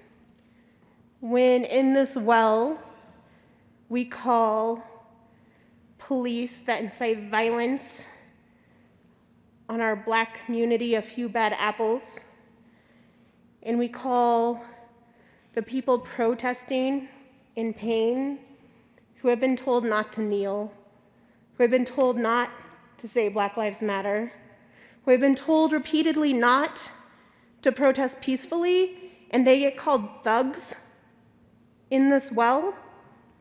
That is institutionalized racism.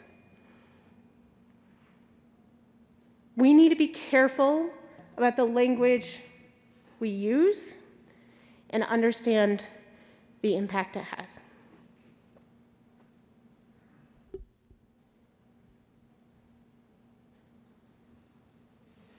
Mr. Majority Leader.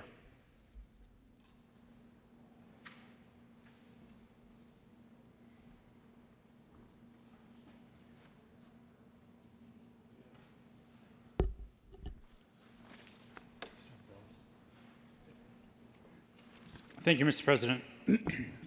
We do have some bills to read across.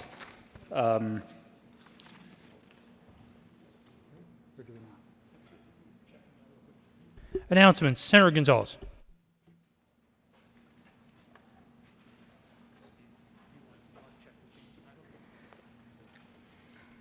Senator Gonzalez. Thank you, Mr. President. I just wanted to make an announcement that we will be laying over the Finance Committee until tomorrow, and so we're canceling today's scheduled Finance Committee meeting, and we'll take up the two bills that are listed on the calendar tomorrow. Thank you. Senator Zenzinger. Thank you, Mr. President. We had listed on our bill sheets Senate Bill 200. I said that we would not be taking that up tomorrow. It is very possible that we could be taking it up tomorrow, depending on the fiscal analysis and whether it gets completed in time. So I am noticing it was already listed, so I'm putting it back on the schedule. And if it is not, then we will lay it over at a later time. So just a heads up.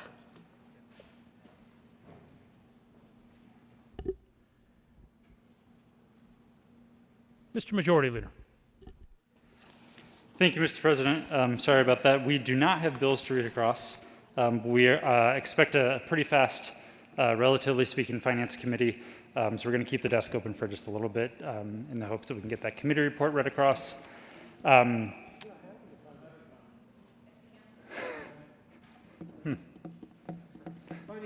what happens when you leave the chamber to ask about the Finance Committee and miss the announcement that the Finance Committee is canceled. Got it. So never mind. I guess we'll close the desk. Front desk. Staff look mildly happy about that. So, Mr. President, for now, I move the Senate adjourn until tomorrow, June 2nd at 9 a.m. You've heard the motion. All those in favor say aye. All those opposed, no. The ayes have it, and the Senate will stand in adjournment until 6/2/2020 at 0900 hours.